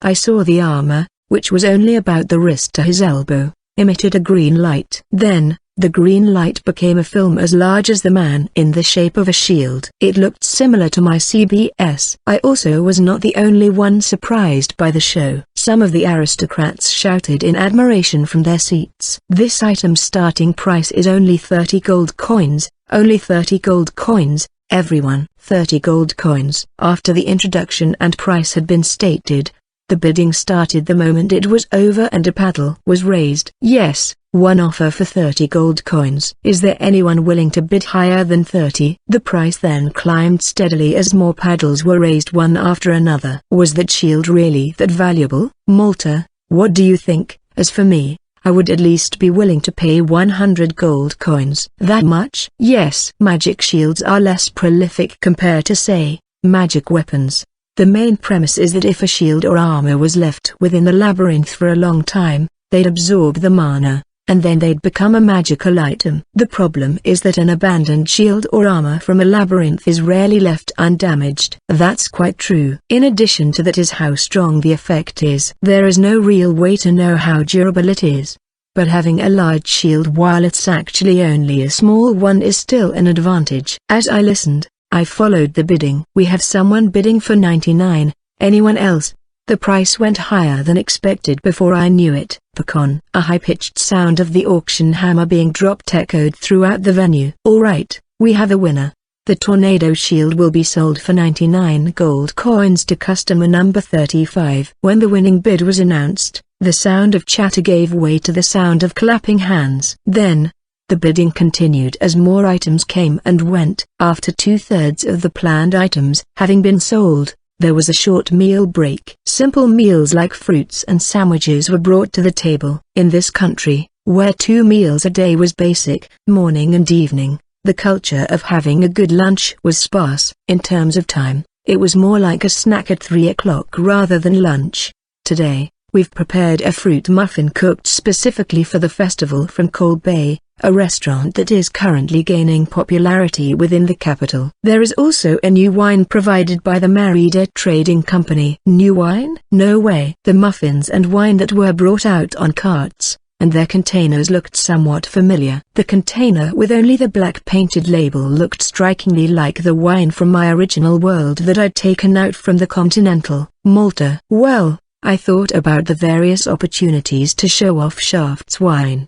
But I thought it would be best for the royals and aristocrats to drink it at the King's Festival. The meal break is held every year, so I thought it'd gain a lot of traction. So, I sold it when you registered the stone core. He actually sold it since he knew I'd sell the stone here. When he's with me, I thought he was just an ever-smiling big-bellied uncle. But it turns out that he's still a merchant at heart. On the first floor, the moderator went around each table to talk about the muffin and wine. The black label did not give any clue to what kind of liquor it is, but I heard the brewery is related to that black masked Shaft. It's an extremely limited liquor. We had you provide one carefully selected from among them. I could see some stare at the glass filled with Shaft's wine with a stern look. There was no doubt about the taste. The only question was whether they'd accept the mysterious wine that involved the mysterious mercenary called Black Masked Shaft. However, it seemed that the background was not so big compared to its taste. At first, there might have been apprehensive about the wine, whose origin and harvest were unknown, but when they were faced with the mellow aroma and the clear red brick color that came from the glass, they could not help but drink it. I could hear sighs of admiration through my sensor about the wine. After a light meal break, the festival proceeded to the final part where the Great Labyrinth core would be exhibited, and the Phantom Thieves Nekoinagi should make their move. The final day of the King's Festival approached its end. More than 2/3 of the items had been auctioned, and all the items after the light meal went for a high price. Their starting prices were no longer measured in gold, but large platinum coins that were equal to 10 gold coins apiece. 60 platinum coins going once. Anyone else? 70 platinum coins from custom number 11.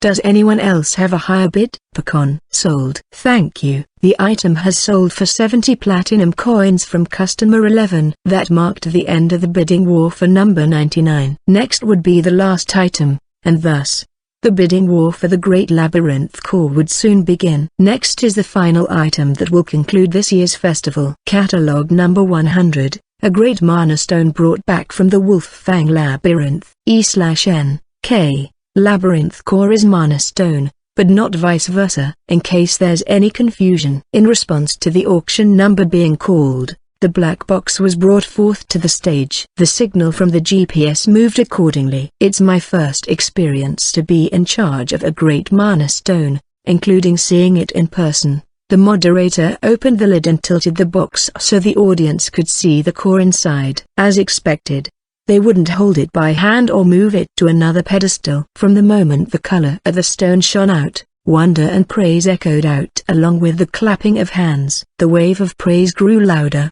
and then I noticed that the whole venue was in applause. All of them were focused on one point. Shaft-sama, those are all for you. Even His Majesty is clapping his hands. Malta-san, who was also clapping his hands, told me. The subjugation of the labyrinth was good news that brought joy to everyone in this world. Not to mention the Harvest Festival, it also reduced the worry of monster overflows from those labyrinths. In turn, that brought prosperity to the area. Naturally, the hero who cleared it would receive praise and utmost respect. Originally, I was supposed to receive that praise and gratitude during the Harvest Festival, but I instead went south to aid Ashley. Thus, all of it was channeled now to me. I stood from my seat, rested one hand over my stomach, and bowed my head slightly. It was the best I could do in response without embarrassing myself. I don't ever recall this kind of situation back in my old world. Maybe when I had won an FPS tournament before. However,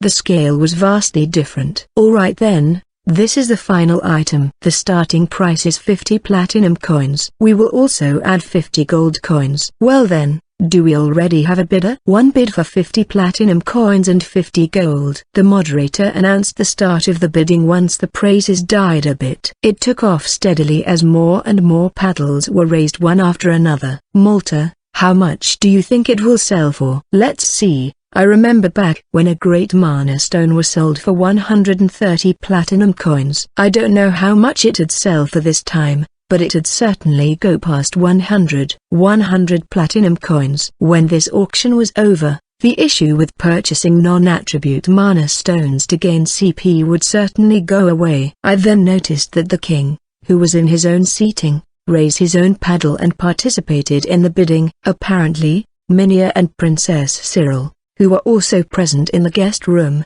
cheered on the king. Each time his bid exceeded someone else's, they cheered more to urge him on. The big amount had already exceeded 80 platinum coins, but there was no sign that the momentum would stop. Even so, the number of people who placed bids was eventually reduced to the king, a Yamagasa chairman, and two other aristocrats. They are Count Barmundo and Marquis Ekros. Both are the owners of mercantile companies. So, nobles are allowed to own their own private companies? Well, there are many who do not have official positions. But if you have a large magic stone, you can also manage large-scale buildings, or create large-scale magic tools. If you wish for the prosperity of your territory, as a lord, why would you not want to own one? I see. I didn't know that a great magic stone, pulled from a labyrinth, could change so much, but if Malta-san says so, then it might be the case.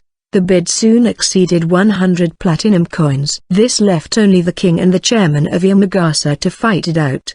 The chairman was of the beast race with a rat face and a slender, tall body. Almost the exact opposite of Malta-san. 120 platinum coins. How about that, Your Majesty? Upon the climax of the bidding war, both of the contestants started to show their intention to win the bid. The king raised his paddle in response to the moderator's question, but the chairman raised his paddle immediately after. This exchange repeated several times until the time it took the king to raise his paddle gradually became longer and longer. 150 platinum coins. Going once, going twice. Pecan. Sold. The great mana stone from the Wolf Fang Labyrinth is sold to the Yamagasa Company for 150 platinum coins. Applause sounded through the venue at the conclusion of the bidding. The winning bid was amazing, to say the least. Cheers and praise for the winner continued as white smoke quietly pooled underfoot of the first floor attendees. None of them seemed to notice. Is that part of the event? No,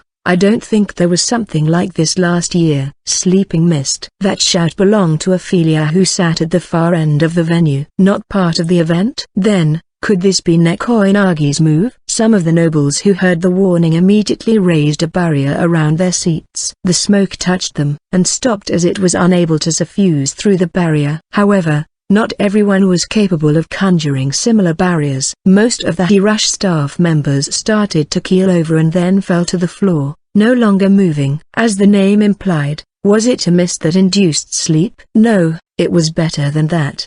The stage was higher than the ground floor, so the mist could not reach it. However, that meant movement was limited to the stage. Some of the tables managed to persist thanks to the fact that the mist was unable to get through their barriers.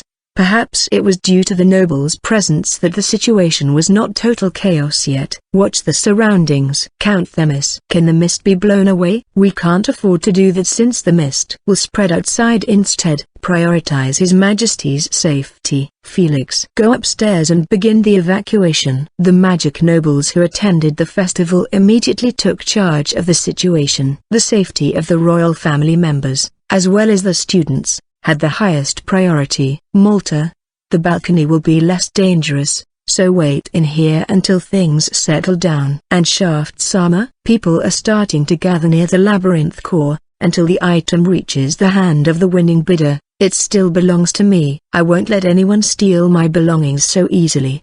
The map reflected my field of view, so you could see the light spots that seemed to be the staff gathering on the stage. I couldn't hear their voices due to the confusion. Still, I could hear them on whether to discuss leaving the item on stage. First of all, I should join that circle and move to protect the staff on stage began to move. They closed the box, so apparently, they decided to move the stone to another location. Shaft-sama. There are rumors that Neko Inagi is invincible. There's a reason why it's just a rumor. Nobody is truly invincible. True, but it's also true they always get what they want. You tell me.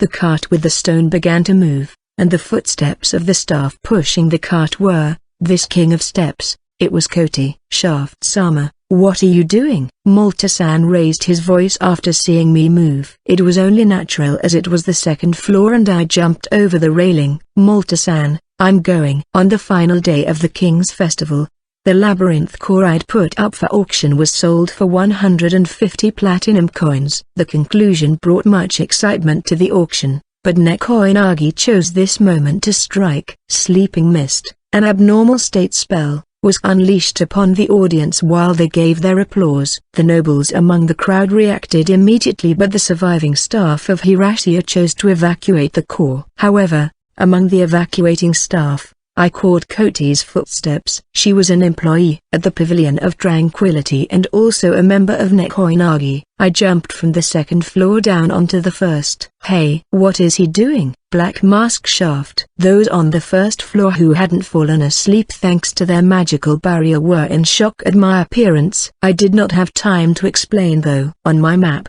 the staff was moving further and further by the second.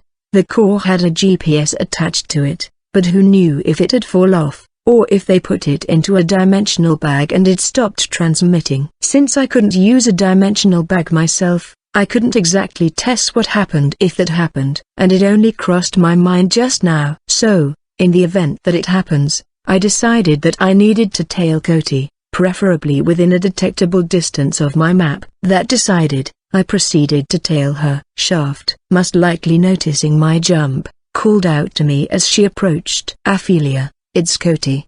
The girl disguised herself as a Hirashi staff member. Are you sure? Without a doubt. I'll give chase. I'm coming with you. I've sent my knight to retrieve my sword. Is Shaft going to fight unarmed?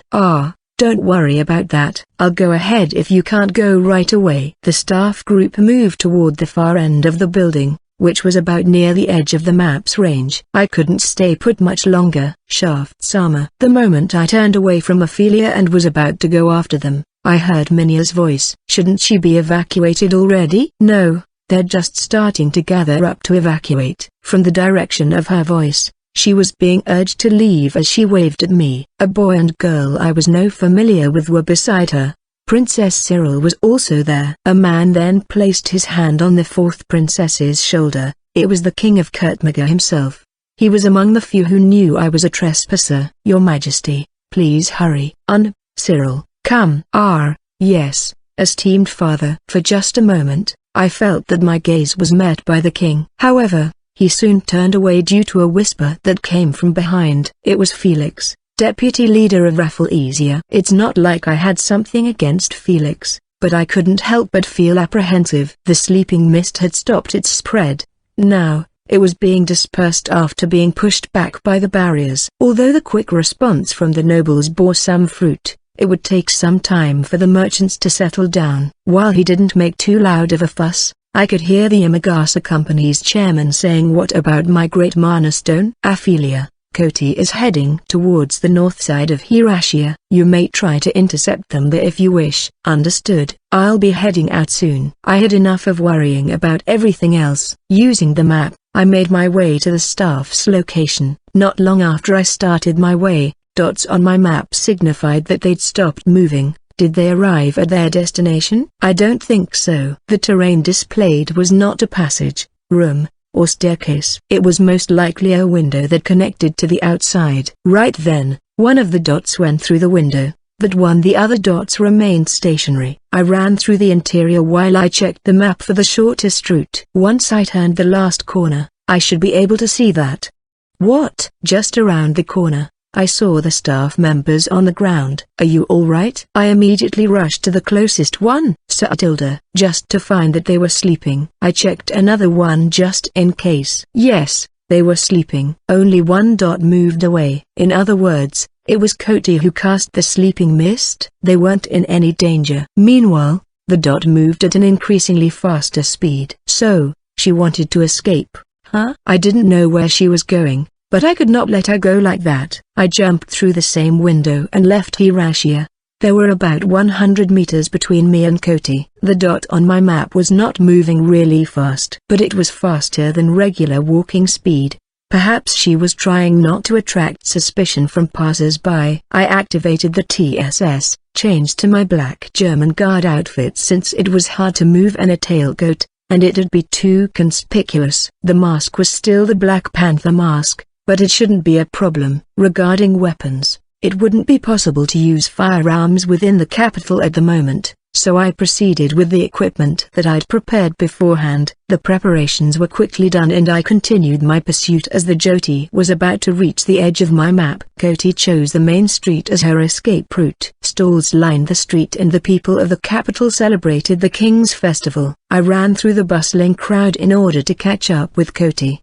Between the gathering and the stalls, or watching for performers, my eyes caught sight of a route that would allow me to easily shorten the distance. A rice field. I saw a back that looked different from the other people on the road. The other of that back, Koti, was just about to deviate to the side of the buildings, perhaps to get off the road and into an alley. Suddenly, her face turned to me, and her gaze caught sight of me as I approached. "Why are you here?" she yelled with wide eyes and rushed into an alleyway. However, she was too late to notice me. I wouldn't lose sight of her now even if she increased speed. It was about time that I hunted her down at full speed. My body, which never got tired, kept on chasing her. I shook off any obstruction without trouble while on the other hand, Koti wheezed and eventually came to a stop. Ha! Ha! Are you really human, Naya? How come you can keep running for so long, Naya? Excuse me, I'm just really good at running. Ha, ha, tilde comma tilde comma tilde dot tilde. Sleeping Miss Naya. Koti had been cornered and was out of breath, but apparently, she hadn't been ready to give up yet. She used her spell quickly. At the same time, a white mist released from her hand that covered the alley. But I already knew from back at the venue that this spell was a mana interference type. To me, a Manuke, this kind of magic wouldn't work. The best it could do was hamper my vision temporarily. It was quickly fixed by switching to flow mode. I found that Cory was still there, not bothering to escape. I should use the lack of vision to my benefit. I pulled out the taser from my shoulder holster, released the safety, and pulled the trigger as I aimed for her abdomen. Push. 2 wired electrodes sprung from the cartridge that was fitted to its muzzle. It produced a swish and landed on target. Naya. She may have noticed that something had attached itself to her. The real surprise came after. With a pull of the trigger a second time, 50,000 volts of electricity coursed through the wired electrode from the battery. Naya. The shock made Koti scream and then faint. When the cartridge was removed from the muzzle, it disappeared into light particles along with the wired electrodes. The sleeping mist also dispersed. That's good, but the moment I picked up the black box from the fainted Koti to check the content, I heard that you used large-scale fire magic. Who would have thought you could also use lightning magic? When I turned to the strange voice, sick people stood there, the clowns. Master has given me a strict order to finish you off. Gufu. I brought more people with me to deal with you. SHUFTCHUN. The white paint face, the big red nose, and the clowns with painted eyes and eyebrows colorfully screamed eerily. They're at it again. Cactus. I easily caught up to Koti as she escaped from Hirashia, then incapacitated her with the greater-than-taser gun. Everything beforehand had gone well up to that point as well. That was until I noticed there were shadows tailing me. I'd planned to use the ally to corner Koti, but it ended with me being cornered instead by cactus thugs. They sent so many to get rid of me, and I've managed to get rid of them every time. I guess I hadn't made myself in this matter. First off, I needed to somehow get rid of these 6 clowns in front of me. The 6 clowns had lined up to block off the alley. Was the clown with a big red nose at the forefront of the leader of the group? The clowns who stood slightly behind him were dressed similarly, but their makeup and a few other details were clearly different. The big red nose at the front had a blue diamond painted over his eye. The second wore a blue jester hat with a pair of thorns that hung down. The third had a huge afro that was too yellow that it couldn't possibly be a natural blonde. The fourth was a 2-meter-tall dude, and the fifth was a fatty with a colorful outfit, with the last one was mostly bald with patches of red hair on the sides. I recalled seeing these clowns when I entered the auction. So, it wasn't a coincidence that they'd set their show up there. It was probably to set up an ambush at the later point or something. Shaft car tilde N. Do you really think that you can avoid us by getting out of Hirashia on your own? You see tilde, the capital is pretty much out of you people. Did Cactus send you? Why of course tilde. The guild that controls all the crime syndicates in Kurtmaga Kingdom, none other than Cactus. The red-nosed clown raised his hands as if he was gloating over the size of their organization. Meanwhile, the other 5 were either groaning or showing signs of discomfort. But speaking of which, Shaft-chan tilde. What's with the girl over there? Her. Just insignificant mud on the street. Mud tilde? Just an insignificant mud, you say? Then why is the same hero who conquered the Forsaken Wolf Labyrinth all by himself? The famed Black Mask Shaft actually chased this so-called mud himself tilde? It's difficult to retort to that. I was still holding the wooden box with the stone inside after all. I couldn't afford to activate TSS to store it without knowing when we'll start fighting. Also I wonder if there's something precious inside that box tilde? Kaihe, tilde. You don't have to tell us. The red nose raised his index finger and waved it left and right, clicking his tongue a few times while squinting his eyes. That gave me a bad vibe. Dungeon core tilde. Am I right? Kaihe, I'll be taking that along with your life. Shaft-chan tilde. There were 6 enemies, and all I had were a combat knife, an electric baton, and a taser gun, and an greater than FMG9. which unfortunately only had 2 spare magazines. Looking back at my encounter with the black knife, these clowns are almost certainly more than meets the eye. If I shot blindly, I'd probably waste ammunition. Moreover, I feel the need to keep at least one person alive as a warning to Cactus. Ignoring the Red Nose's attempt to demoralize me, I checked the map for possible plans. It might have seemed I was cornered, but it was not entirely true.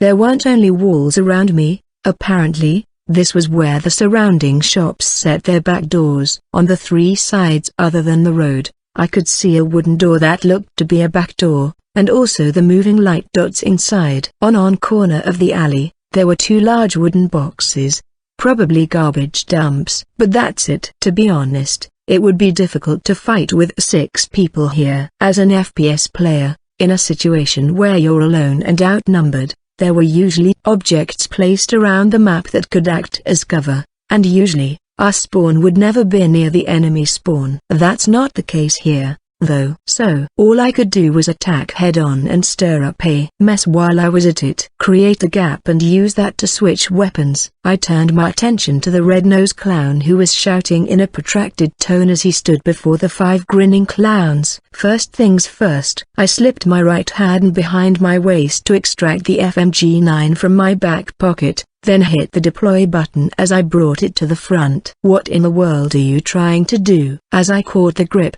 the weapon unraveled from its concealed box shape and into its gun shape with a spin. I started spraying 9x19 parabellum bullets in full auto at the clowns. Aiming from left to right, I emptied the 33-round magazine. Their reaction was slow, but as soon as they saw the muzzle, they understood that the fight started. As expected, they had gathered information on my fighting style. However, my preemptive attack was not meant to hit anyways. While they took evasive action, I put my hand on Cody's waist and lifted her on my shoulder. I jumped toward the garbage boxes, lifted the large lid, and dumped her there and the box inside. It'd smell a little. Oh well. Of the 2 large boxes, the first one I'd opened was apparently meant for kitchen waste. Thankfully, those wastes were collected inside paper bags, but they still smelled bad. I couldn't afford to be distracted by worrying about those 2 during the fight, so after a silent apology for the smell,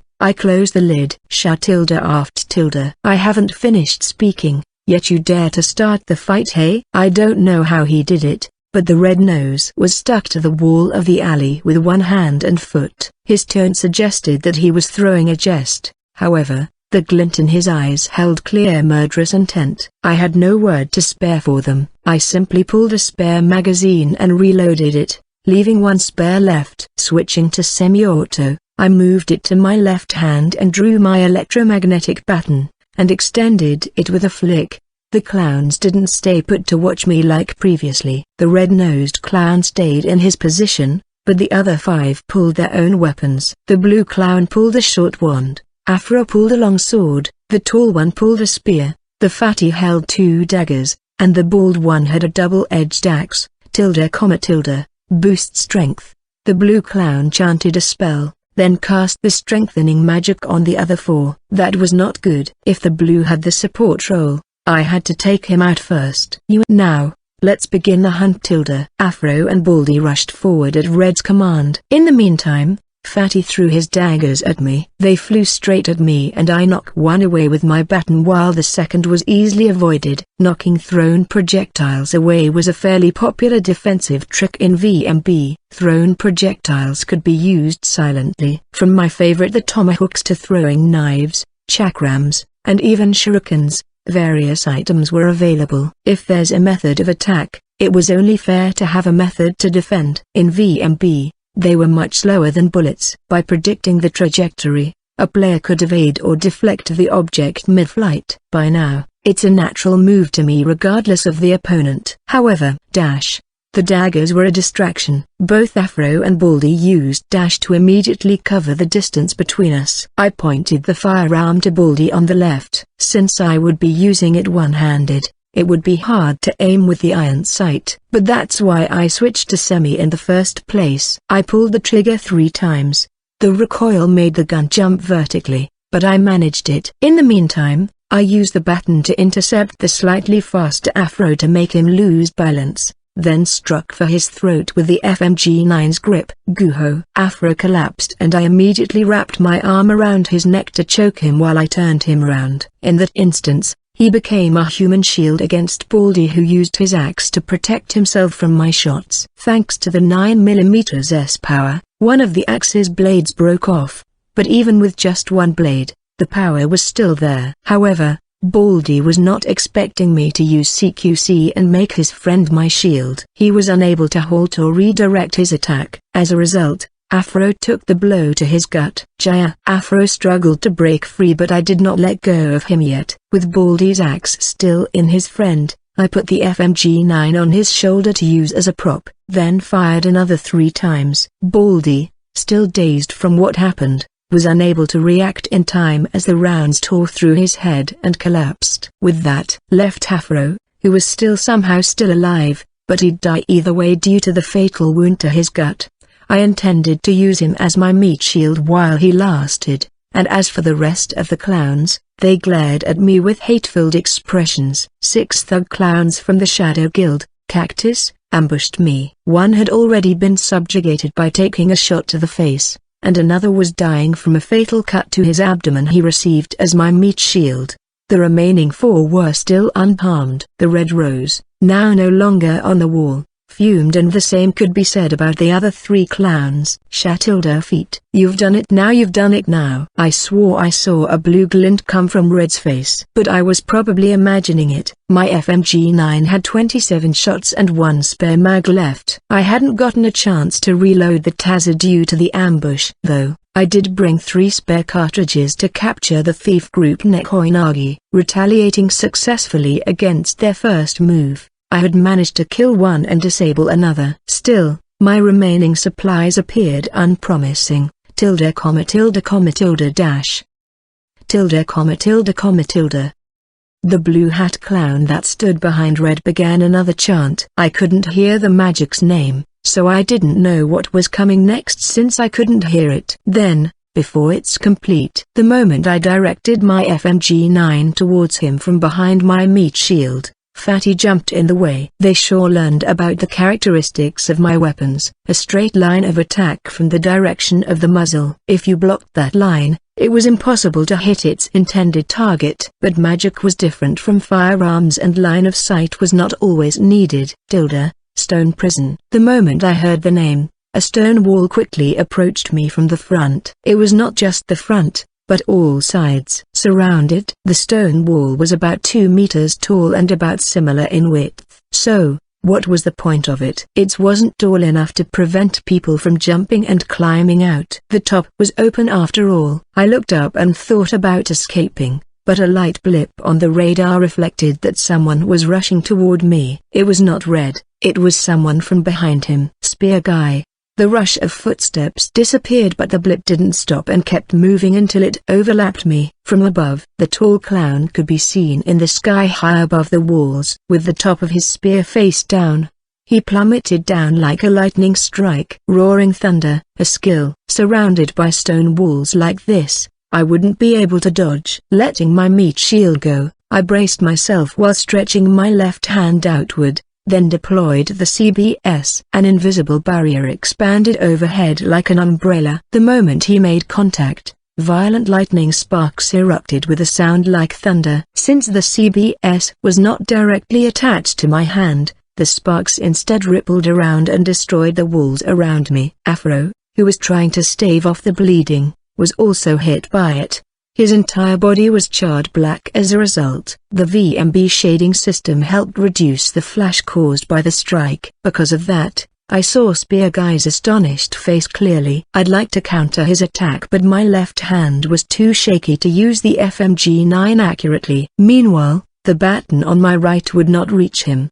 Perhaps seeing my momentary hesitation, Spear Guy took the chance to retreat using the recoil from the CBS. He's still alive. Spear Guy alerted his comrades of my survival the moment he got back into position. He's able to guard against that too. How did he do it? An invisible shield that resembled a magic barrier. But I've never heard of a barrier that could guard against physical attacks before.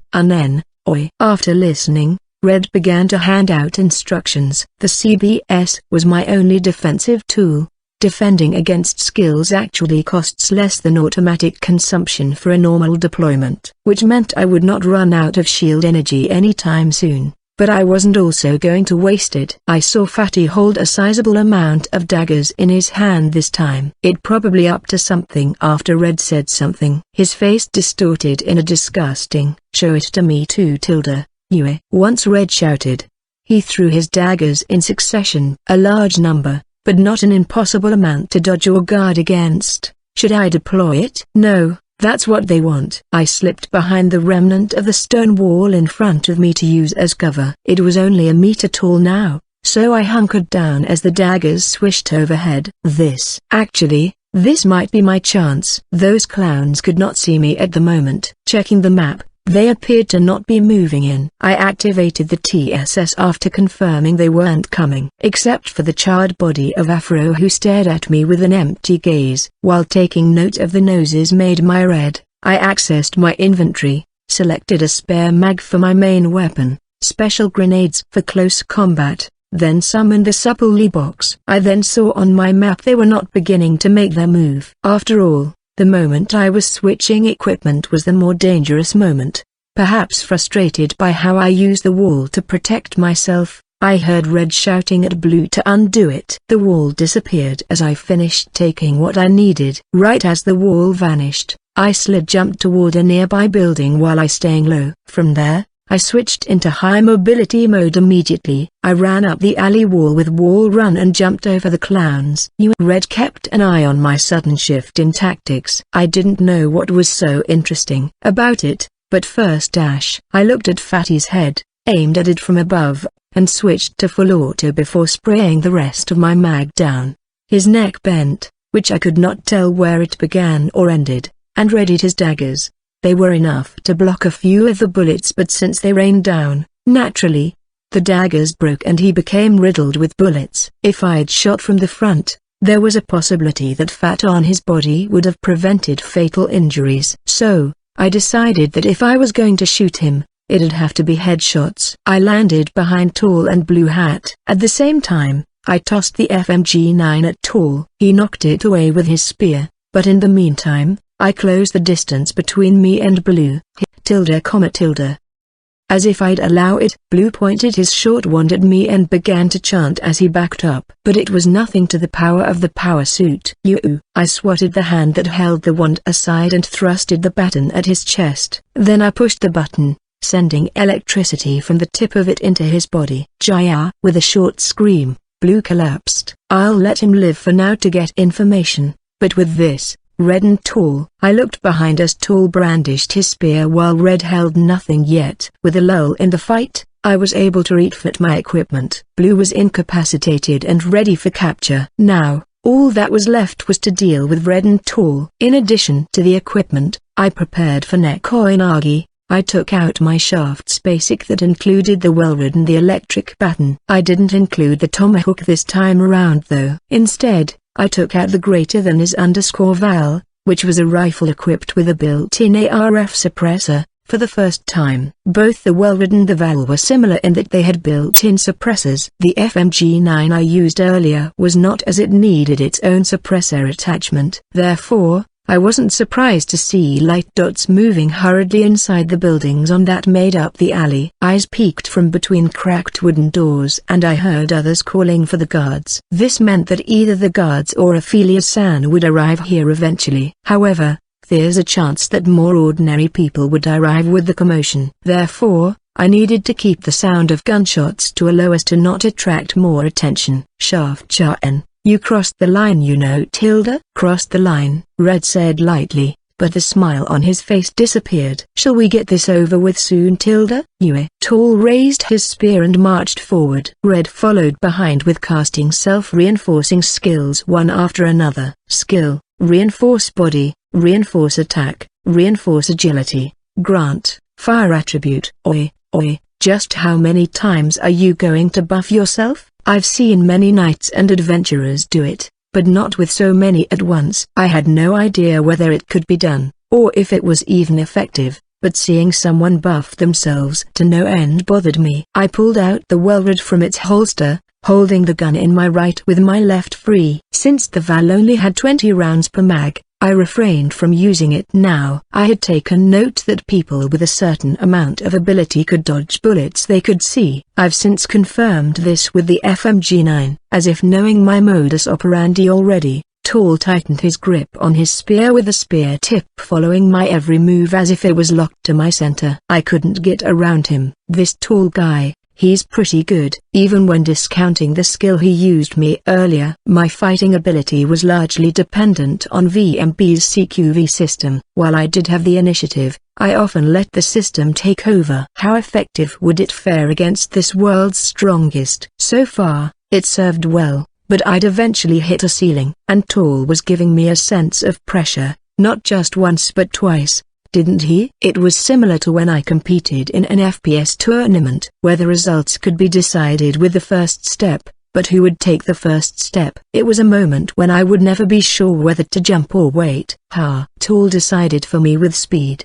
I blocked his attack and intended to send a counterattack to his face with the Welrod. However, he was taller than me, so I could only strike at his chest instead. But he exhibited a reflex and litheness I've never thought someone of his height had as he managed to duck, leaving me to strike empty air. If only the attack had landed. I had intended to pull the trigger. I was left open. This is bad. While my upper body was still in motion, I forced my lower body to dodge the incoming leg sweep Tall tried to do. I managed to backward slid jump just in time. He didn't stop there and stepped further forward after me as I was still mid-air. I was able to block with the Welrod a second time, land safely and slid jump back once more. He gave chase, but it was my turn to attack. I jumped, aligned my crosshair with his chest, and pulled the trigger twice.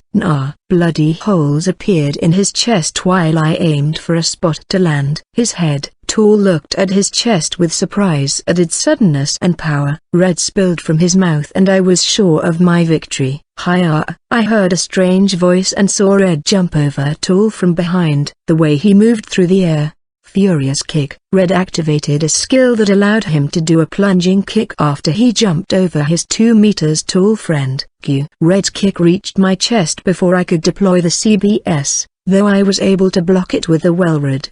His attack did not end there. The power behind the kick sought to knock me down, but I pushed forward to fight off the pressure. When it disappeared, I was left to push empty air. Red switched to another kick. I only realized what happened when his foot hit my temple. Following the noise Red made, his kick sent me flying into a wall. It had been a while since I'd last been hit. I'll never get used to pain. Half of my vision went dark, then realized that it was because my mask became misaligned. I fixed it and looked up, only to be greeted by the twisted smile on Red's face. Feet.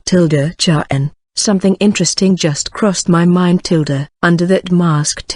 What in the world have you been hiding? Before you die. Show it to me. His gaze gave me all sorts of bad vibes. Sitting against the wall, I allowed myself to calm down and feel the natural healing begun. Were they aware of my healing ability? When I was in a non-combat state, while he gloated, I used the lapse in combat to heal. But this he hadn't brought out any weapons. Could it be that he was an expert in bare-handed fighting? Thinking back, he did have that glint which was usually a cue for strengthening skill. In addition to magic, there were also skills that can strengthen yourself. Recalling the story of Honorary Chancellor's Fanal, it was originally a skill from a different game. It was possible that the descendants of a Manuk like me to inherit the skill. Alright, the dizziness and headache disappeared. There were no gauges such as HP or stamina in the UI information in view, but I felt it physically. Anyway, I didn't think he was waiting for me to recover, but he finally stopped gloating and rushed me again. He took a stance that looked like an orthodox boxing stance with both fists raised, then flames covered his hands.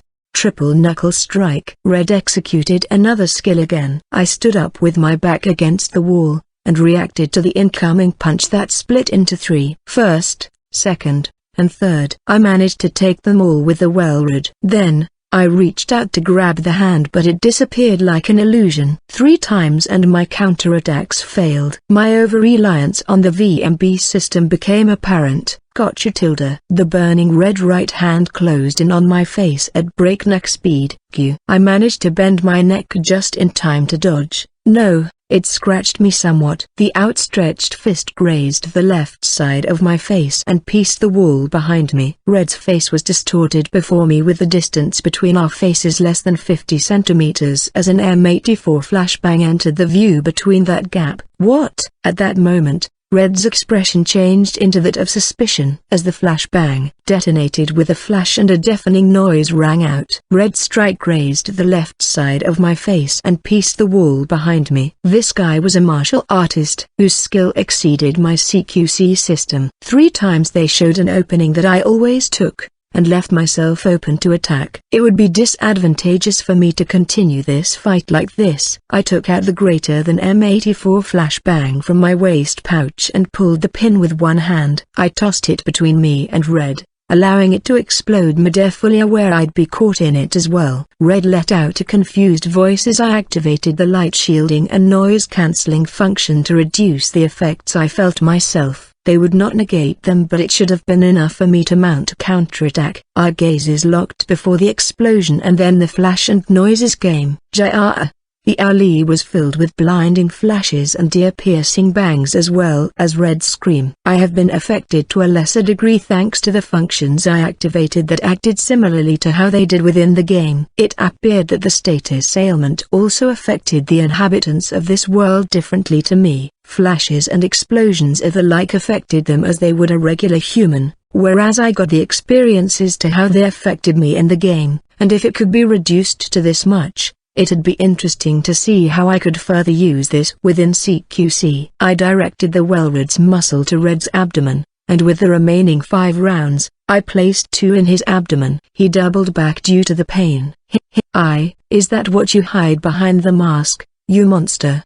Monster. Taking note of his remark, I wondered if it was because he was still affected by the flashbang. Wait. That punch was meant to destroy my mask? I noticed my mask on the ground burning. In other words, Red saw it now. The avatar's face paint, cloudy white lidless eyes, skinless face, and burn marks around the left eye. Since there was no skin, the facial muscles were exposed and the forehead was burned and bald. Well, it didn't matter that much. In fact, look at my face all you like. You are about to die. His movement stopped completely as he knelt from the damage. I placed the muscle to his forehead. With this, the clowns were. Stay away, monster. I caught the tall guy thrusting his spear right beside Red's head. How did he recover from? No, it didn't matter. He would not be fighting long. I jumped up, then used the nearby wall as a foothold to leave higher than Tall could reach with his spear. The alley walls belong to 3- and 4-story buildings. By alternating between them, I maintained a 7-8 meter height. I aimed down and shot twice. The first round was blocked, but the second hit him in the greater than clavicle and that immobilized him. I kicked off one more wall and unloaded my last round into his head. He fell silent afterward. I confirmed his death when his blip disappeared on the map. There was no coming back from that. I landed in the alley and turned to Red. He glared at me while trying to stop the bleeding in his stomach with his hand. However, I noticed more blips approaching our position. I heard an explosion coming from there. Close the door to this door tight. Send a messenger to the deputy leader. Knights to the front, mages to the back. Apparently, the 4th Knights, whose task was to defend the royal capital, had begun to father. I put the now empty Welred back in its holster at my waist and pulled out the S_Val and took of the safety. Now, all 6 clowns were down. Blue was unconscious. So let's neutralize Red, the last one, then collect the stone and leave. As for Coty, it's a hassle so the Knights can handle her. With how the battle intensified, I barely remember how Coty and the box were still in the garbage. Dogan. The box lid was kicked from inside with great force. Both I and Red turned to it as something seemed to struggle its way out of the box. It was Coty. My sound sensor picked up her voice. It's dark, Naya. Smelly, Naya. Then she stopped crying for a moment as a jet of push to Coty's head popped out soon enough.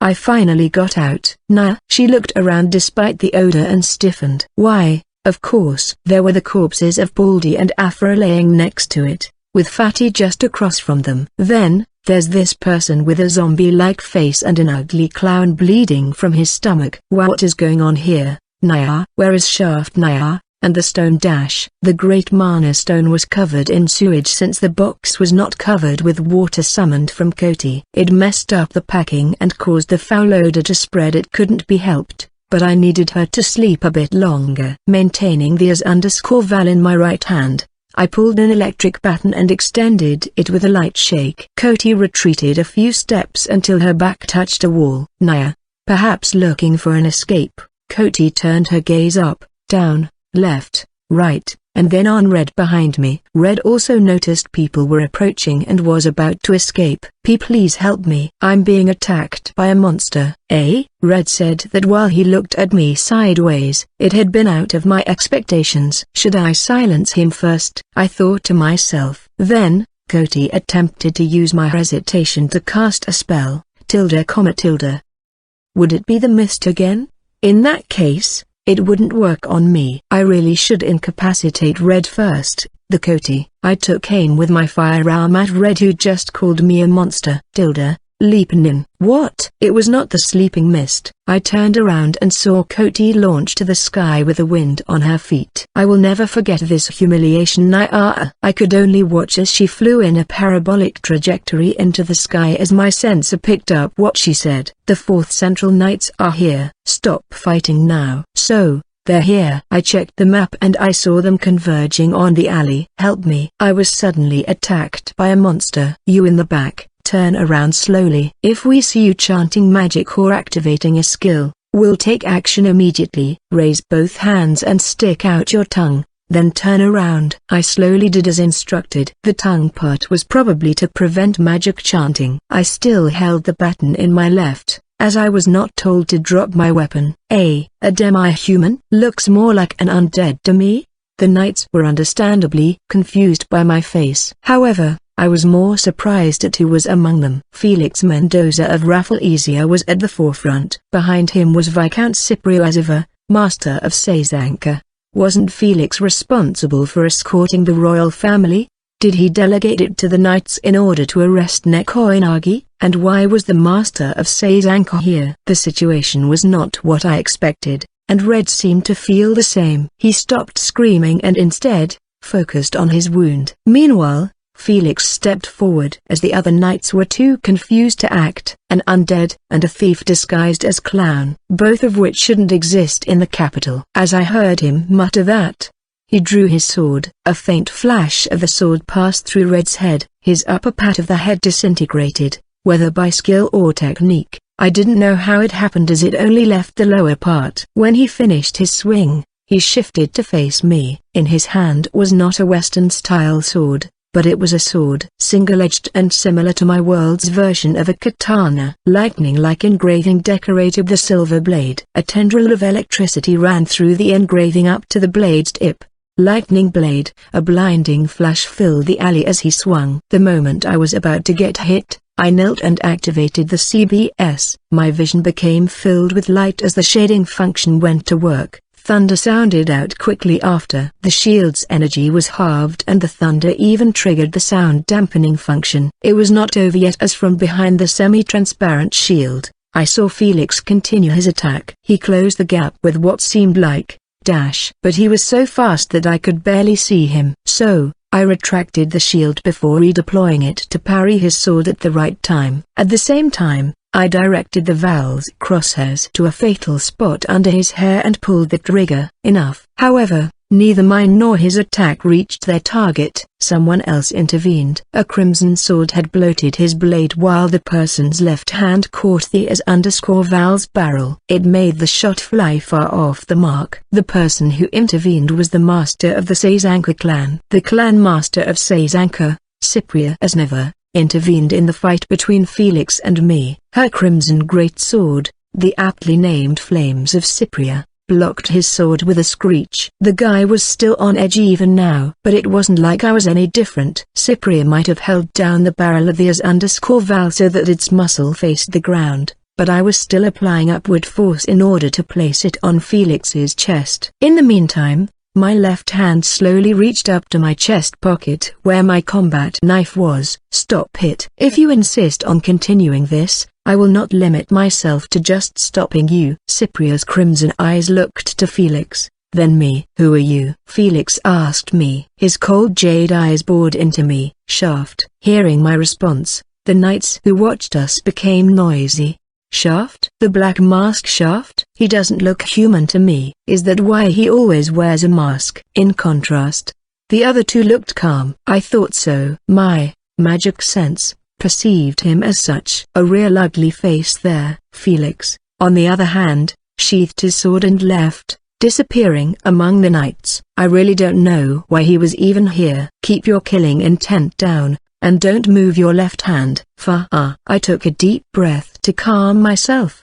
The fight seemed over. I looked to the alley and saw that the ground had been scorched, cracked, and destroyed by the skill Felix released. Not only were the dead clowns caught in the attack, but also Blue, who'd been incapacitated, had been caught up in the strike. With all of it destroyed, I could no longer extract information. Have you calmed down? Yeah, it's all right now. You can let go. Once Cypria let go of the barrel, I straightened myself and engaged the safety before I slung it over my back. Should I be grateful for your intervention? No need to. Don't mention it. I don't even know what will happen next. Is that so? It would be unpleasant to leave your face exposed. Please keep it covered. She reached into her red knight uniform, then offered me a long, thin silk-like cloth. I checked the map as I received it. I could see more blips behind the fourth knights. Open the way. Commanders, please report the situation. I heard this voice before. I forgot his name, but it belonged to the deputy leader of the fourth. Following that, I heard the familiar steps of Ophelia. Shaft. Are you Al? She pushed her way to the front of the crowd,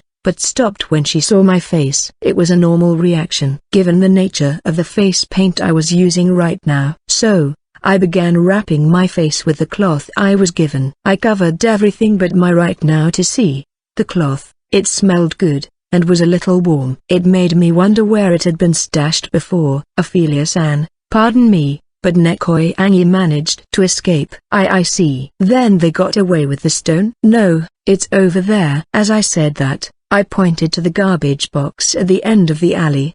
Do you mean, inside the garbage container? It is. Cody used water magic while inside. It's got to be a mess now. The garbage container had a foul odor coming out from the now oily water mix Cody made. The dot on my radar signified that the transmitter I attached to the stone was still in there. But now, how do we take it out? 2 days passed since the alley fight. I originally visited the capital to sell the great magic stone. However, I had since also learned about the truth behind Manuks as being people from different games other than VMB. Then, I had ended up in that alley when pursuing Nekoinagi and ended up being ambushed by the clowns. Eventually, had a short exchange with the deputy leader of Rafflesia. These past 10 days had been filled with all sorts of accidents. Afterward, the stone had been forcibly recovered by blowing up the garbage container. I was temporarily detained by the fourth knights for questioning. Questions such as whether I was truly Shaft, what happened while I was pursuing Nekoi Angie and my relation to the dead clowns. The questioning was carried out by the deputy leader of the fourth knights himself, Ode Samantha, who appeared at the end. Not that I had much to lie about. I was most definitely the Black Mask Shaft,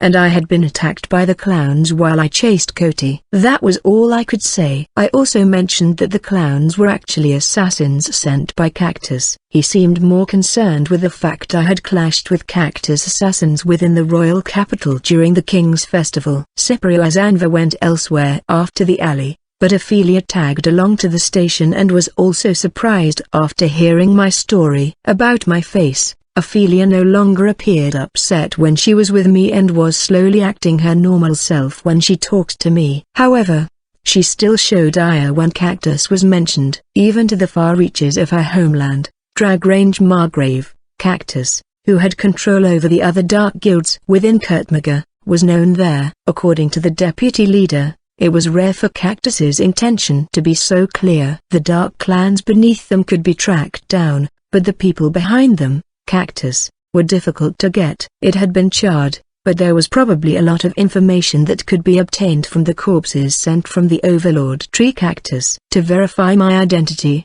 I had asked Duke Barger, who I'd saw attending the auction, to cooperate. Since he happened to be at the station as well, things went smoothly. Al-5 though, I had to show my real face to many more knights and nobles present. In addition to the 4th knights, many young nobles, mainly from magical families, had gathered at the station. There had not been anything major damage, but it seemed that the attack on the venue where the royal family was attending caused quite the uproar. After the questioning, Ophelia immediately headed north to pursue Neko Inagi, as Koti and 3 of her colleagues had been seen north of the capital in a village. Meanwhile, the nobles went out with the knights to crush the dark guilds still hiding within in the capital. I, on the other hand, promised Ophelia we'd meet again before, and returned to Hirasha. Malta-san and the chairman of Yamagasa waited for me there.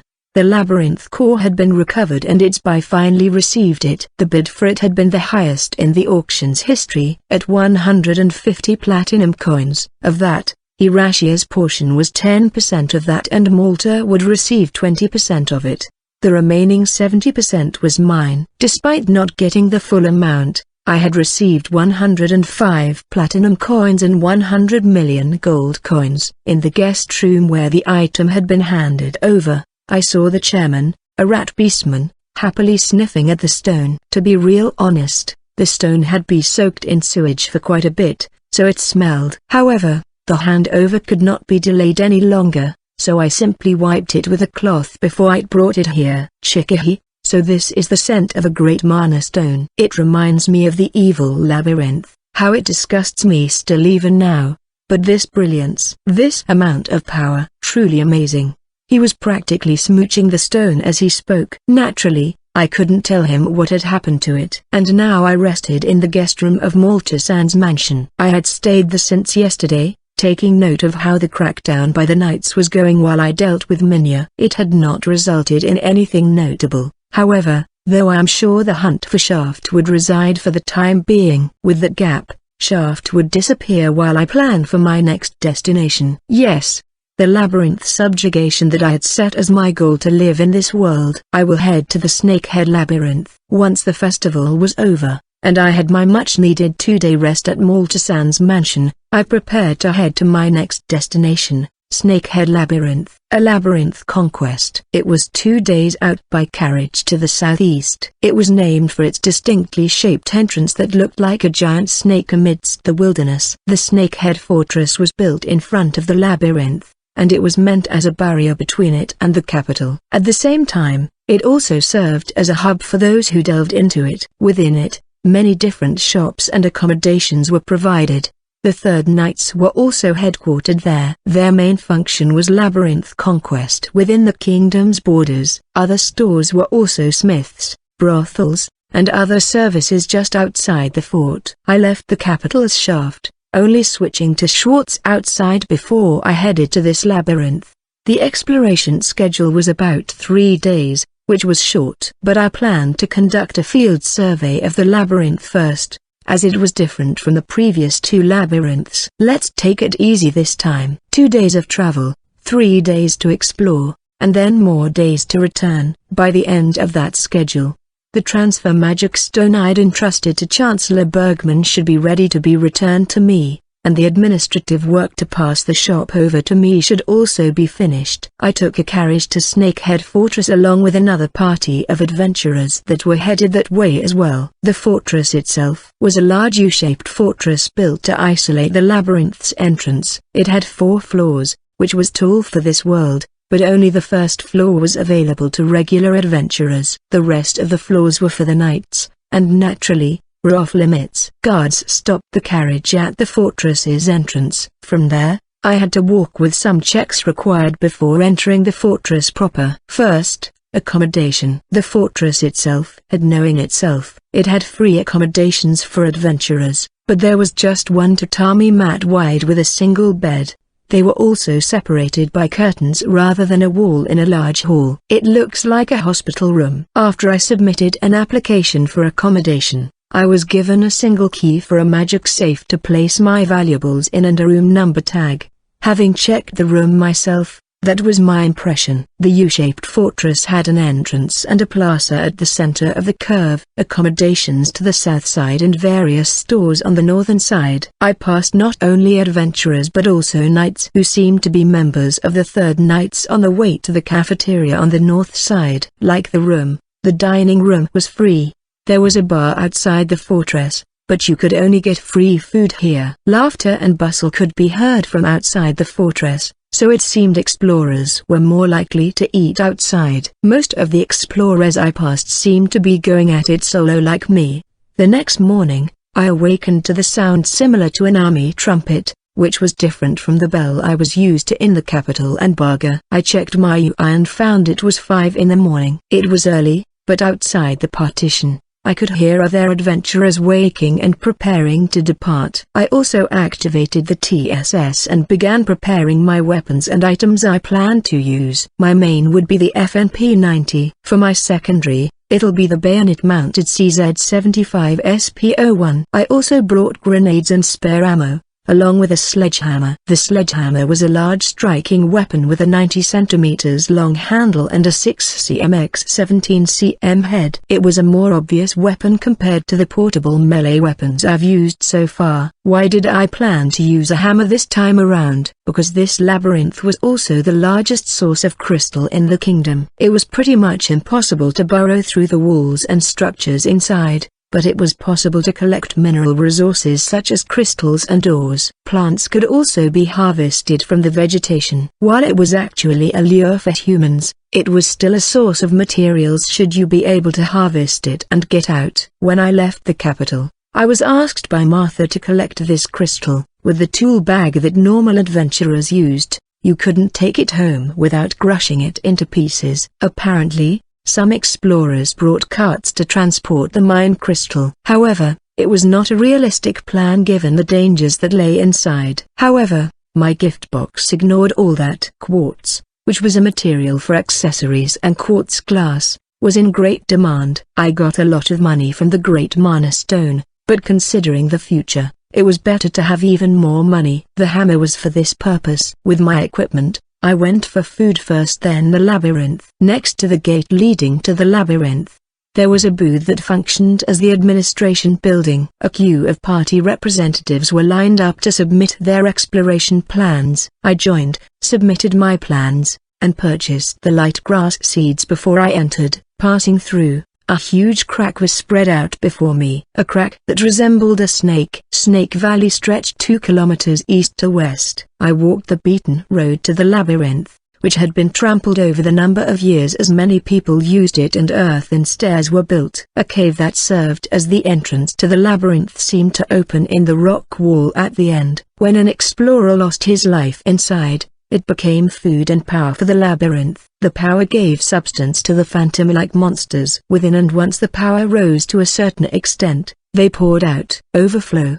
It was a metaphor. The monsters did not come out politely. Just as the monsters were defeated in the labyrinth, were wrapped in a black mist and disappeared, they sprang up again from the mist on the surface. That was the phenomenon. Once at the end of the stairs, the entrance was concealed in darkness. The moment I stepped in through the darkness, I felt the world change. The structure was indestructible. No matter how hard someone tried to dig, they would never be able to burrow through to the lower levels. As an isolated world within, it was almost a different world. Thinking so, I began to explore. After beginning my exploration of the dark otherworldly labyrinth, which limited my vision, I finally stepped into a dimly lit room. Inside, I saw several other adventurers had gathered here. There was a transfer circle here that allowed instantaneous teleportation to the lower levels. I saw several adventurers gathered in the corner before they disappeared in a swirl of dazzling light one after another. Once all had left, the room was once again filled with silence. Transfer circles were installed every 10 levels, and this enabled users to transfer back to the top, or down to any of the circles they've used before. Being as it was, meant I had to traverse the labyrinth from the first level down, as I hadn't been here before. Thus, I had not registered my biometrics with the lower levels to transfer to them. As no one was here, I took out a silencer and flashlight for the P90. The sledgehammer I picked for crystal extraction was slung over my shoulder, beside a backpack. If I encountered an enemy, I could easily drop the backpack to enter a combat stance. Once I fitted the silencer, I switched to the flashlight. Up until recently, I've always preferred to keep the flashlight usage to a minimum as it could give away my position. That was why I've been using it on pinpoint capacity. But this may change in the future. During the attack in the capital, where I battled the assassins sent by Cactus, I had finally been shown the limits of VMB's CQB system. Even so, the core of my fighting force would still be VMB's systems. I don't think I could train my body any further nor teach myself any swordsmanship or martial arts from this world. My power could only be improved by honing only what I could do. So, I had to do just that, hone myself. First order of business was to improve my FPS skills. There was at least one method I could think of. The exploration this time was for this very reason. I exited the room with the P90 at the ready. It was another cavern passage. Like other labyrinths, the interior of the passage was around 6-10 meters. Clusters of hexagonal crystals were scattered here and there along the path. The crystals could only be harvested once the labyrinth was cleared. However, when I tried crushing one with a hammer, the fragments were immediately wrapped in a black mist. The fragments turned to mist immediately. As expected, only the stones the monsters dropped could be taken.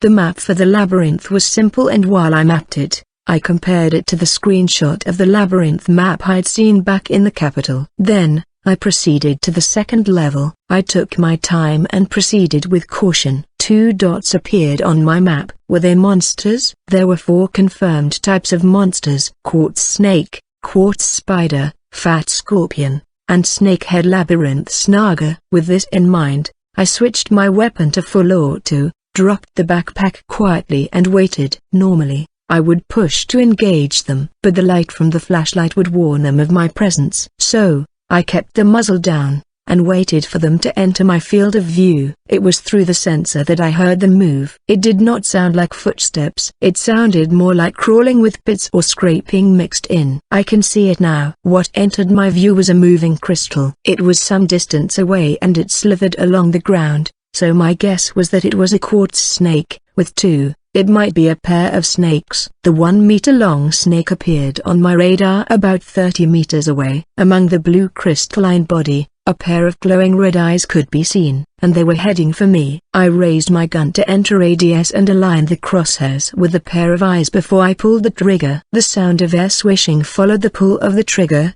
2 bursts. It was difficult to hit a narrow body, but 3 rounds from my 2 burst shots managed to find their targets as the crystal body shattered. Yes, their body actually shattered. No blood. So, there were actually these king of monsters too. I was fascinated for a moment by the corpse as black mist began to take it, but I recalled there was another. I could see its body was folded like an S, obviously accumulating force. Could this be? I quickly switched to my CZ-75 and stood back up. The snake sprung forward as the pistol left its holster. As the snake's maw opened up, VMB's CQC system kicked in. I left the control of my body to it as it responded to the enemy's movement. Therefore, it would react quickly to the snake. The bayonet attachment of the CZ-75 was thrusted into its open maw to intercept it. It tore through its mouth until the trigger guard touched a lower fang. It attempted to swallow the gun as something began to ooze from its upper fangs atop the slide. Once I saw that,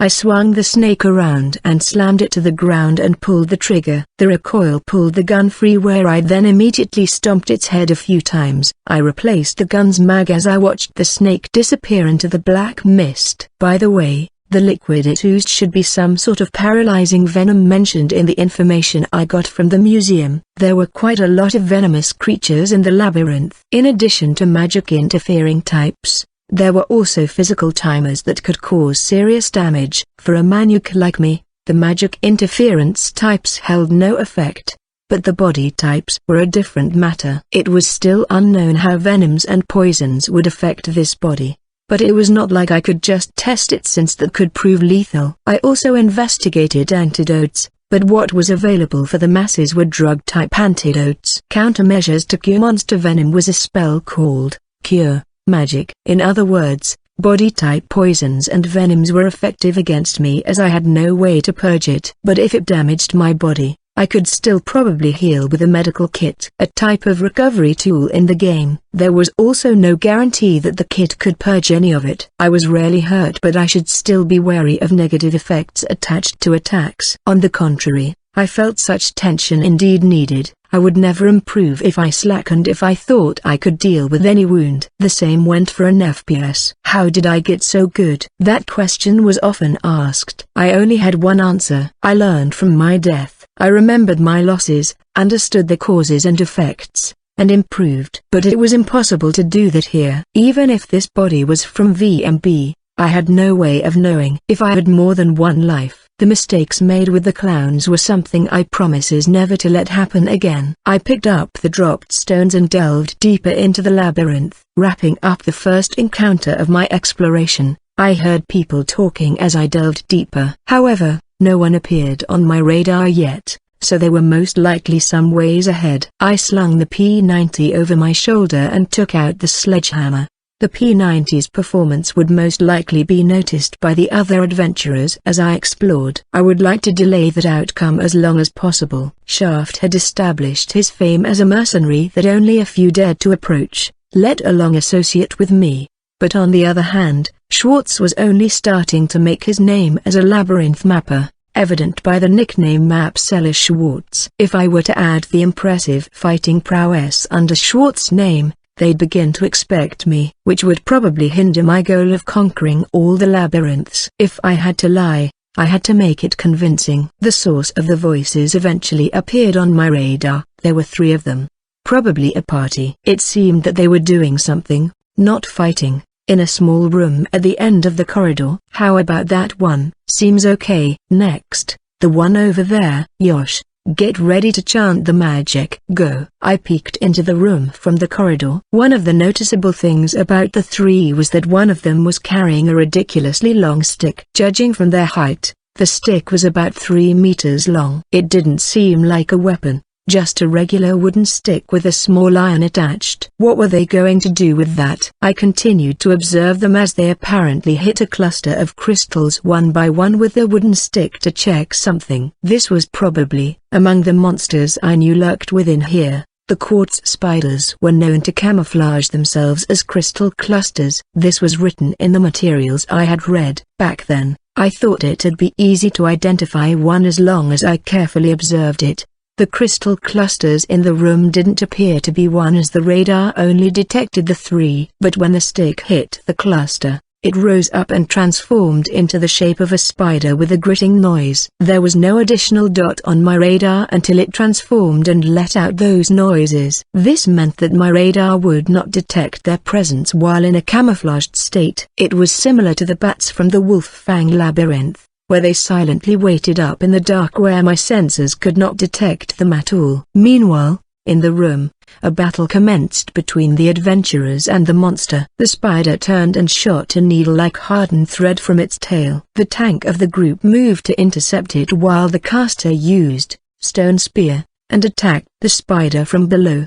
The last one dropped the long stick, then moved in to crush the spider's head as it lay suspended in the air by their stone spear. Magnificent teamwork, I observed. I moved away from the room as it was a dead end. The path to the next level was through another turn backways. Going to the next level, the corridor was the same as before. While I checked my surroundings for any noises, I also switched between my normal vision and flow mode to check the clusters for any heat signatures, just in case. The clusters here all showed a low blue temperature. I then spotted one with a slightly red color in its center. The corridor was 5-6 meters high. I couldn't reach it with my hammer, but I didn't want to walk over to the suspicious cluster. Shoot it. It was only a guess that the cluster was a monster. It was a good time to test that guess, so I held my PDW, E/N, P90S, our personal defense weapons CAG, and aimed upwards before I let out a 4-shot burst. Compared to the quartz snake, the spider turned out to be more durable.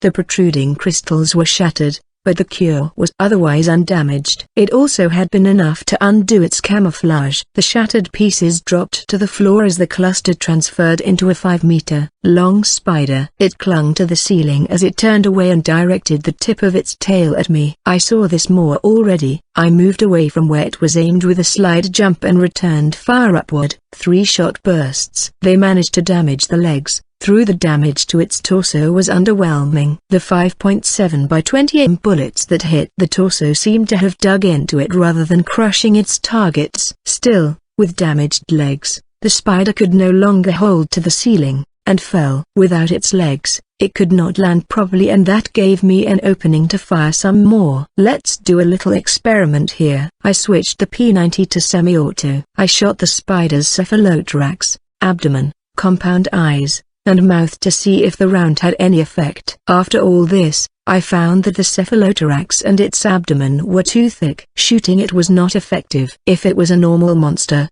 it would have been fatal shots. This monster was made from crystal though. It was only when I shot the area between the head and the cephalothorax that it died, most likely as it pierced the brain. So, headshots still work. Simple enough. Though, this meant that I was going to need more pinpoint accuracy when dealing with this kind of creature. At least I knew how to deal with this kind of monster now. I picked up the mana stone left behind and reloaded my firearm. I continued down the corridor while I switched to flow mode. After I transversed through the 2nd and 3rd levels, I finally arrived on the 4th level of the labyrinth. It was there I found the first spring. By now, I'd already found a scorpion monster with a thick abdomen called a fat scorpion with a huge yellow body. The fat scorpion was a regular monster compared to the other monsters. For regular adventurers, engaging the fat scorpion with its claws and stinger in melee would be daunting. Actually, I saw another group of adventurers fight one. I observed, but it was mostly defensive while using magic to whittle it down. They broke the legs, amputated the tail and wore it down before it couldn't fight back. They then gave the killing blow. According to what I read, the poison received from the tail of the scorpion was a deadly venom, so deadly that even a scratch could prove deadly. When I encountered their monster myself, I tried copying their method, shooting the legs to impair its mobilities, dismantling the claws, and once it was incapacitated, I aimed for the head until it was dead. While I rested in the spring, I looked to the entrance when I heard a voice. Oh? I was wondering why there were fewer monsters on the 3rd level. Did someone come here before us? I told you, didn't I? We should just head down directly without taking a detour. Excuse us. The movement of the dots in the radar showed me that 3 people were approaching the spring. Turned out it was the trio with the long stick from the 1st level. Calculating the time, it should have been evening by now. Judging from their pace, I believed they were planning to stay the night here. Good job there. Now, if you excuse me, feel free to take your time here. Eh? Going already? Are you serious, moving out by yourself? Without a good rest, you might end up dead. Thanks for the tip, but I've had enough rest. I'll be fine. Well, if you say so. Just don't get yourself in trouble and involve others in it. Yes, of course. See ya. Originally, I didn't intend to stop by the spring. A little further ahead, there was a road that led to a dead-end chamber where I planned to camp. The bag on my shoulder contains only the minimum amount of food and tools. Blankets for sleeping and other supplies from the Marida company were all in a gift box, but that would have been too eye-catching if I were to unload everything in front of the adventurers. Not to mention safety and prep I'd need to do before going to sleep. In that sense, it's better for me to camp at the dead end where other adventurers rarely went. I experienced it many times while I explored the Wolffang Labyrinth. Although the labyrinth was different, I didn't think there would be a large change in the habits of the monsters. But to confirm that, it was necessary to camp somewhere other than the spring. It was now evening of my first day exploring the Snakehead Labyrinth. Having just left the spring on the 4th level, I finally arrived at a small dead-end room. Instead of lurking monsters within, I only saw clusters of crystals. I activated flow mode and I saw all the crystals had heat signatures. 5 of them. Not only were they on the floor, but there were some on the roof as well. They did not react to my presence upon entering. Did they undo their camo and attack if someone entered a certain range? Now that I thought about it, Those adventurers used a 3-meter-long stick to lure the spiders out. Did that mean the detection range was around that far? If the spiders only reacted upon entering that distance, or when they're attacked, then it'd probably be possible to deal with them one by one using ranged attacks. The spiders were quickly eliminated and I secured the room. I activated the TSS. For tonight's camp, I first summoned the armored command vehicle, Dorchester. Next up, I opened my inventory to take out some special equipment. 3 M18 Claymore mines and 4 C4 charges. Sooner or later, monsters would spawn near the middle of the room after all. The mines would secure ground level while the C4 would be used on the ceiling. A lot of those spiders I encountered so far hid themselves as clusters on the ceiling. Those charges were for them. A supple box appeared. I opened it and took out a surveillance camera, a spy camera. It was a portable surveillance camera, similar to the box-shaped cameras found in parking lots and retail stores, the only difference being a single telescopic arm beneath it. The bar could be attached and fixed anywhere on a floor or wall. It would then open a mini-screen next to the map in the HUD with a real-time feed. The max amount you could use at once was 2. It was the same as an GSRV1 TUGS, but the camera was more suitable for monitoring the corridor. I stuck the camera in a dark place in the corridor and adjusted the direction of the camera so I could monitor the room and then turned it on. With the spy camera fixed, the feed appeared in my HUD. Then I tried switching back and forth to the night vision mode and flow mode to see if the function worked as intended. Preparations were completed. Even if it was found by someone in this world, it'd be impossible to be connected to me. Best of all, they would not even understand what a machine was, not to mention its function. I returned to the Dorchester, summoned a gift box, took out the black valve and bedding. Then I sat in the provided chair in the living space to rest. After I finished a meal, I drew the layout I'd already mapped on a blank map sheet. I didn't plan to sell it yet, but if I could draw it little by little, I'd have more time in the future. While I made these for my own satisfaction, it would also be a cover for Schwartz. The act of solo diving was extremely dangerous. One mistake may cause you to become prey for the labyrinth's inhabitants. Still, I had map making as my reason to go solo. I reckoned no one else would be able to create such a precise and accurate labyrinth map while exploring. Since I'd been given the nickname Map Seller Schwartz, might as well make it useful for me. While I was drawing a map up to the 4th floor, then looked at the state of the small room through the video feed. There,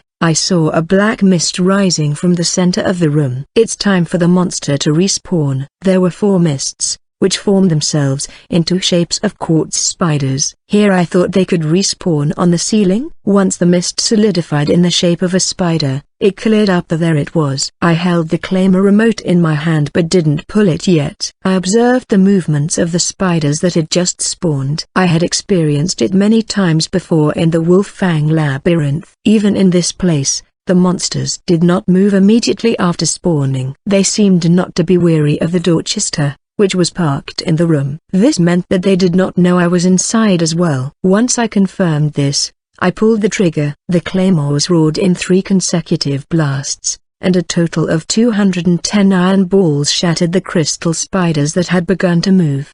The next morning, when I woke up because of my alarm, I checked the placement of the monsters, then detonated the claymores and C4 charges to finish cleaning the interior of the small room. The spy camera continued to record even in the early morning, and broadcasted into my HUD. There was no shadow of an approaching adventurer, and it seemed that the camera hadn't been destroyed as well. I made preparations to begin my exploration. If I were to go down to the 5th level, I should start encountering the Naga. It was a monster with the appearance of a snake with a human torso and cobra head. Unlike the other monsters, which had one gender, these were separated into males and females. The males were warriors and handled a variety of weapons, and the females were mages. It was great that I could reach the spring on the first day without an issue. With consideration to the next part of my journey, it would be a problem to reach the next spring on the 11th floor. The labyrinth's cavern zone stopped at the 6th level. From there, it became field zones. The hexagonal crystals requested were also available starting from this level. I ran through the 4th floor without a problem before I arrived on the 5th. From there, I prepared a ballistic shield as a counter to Naga magic.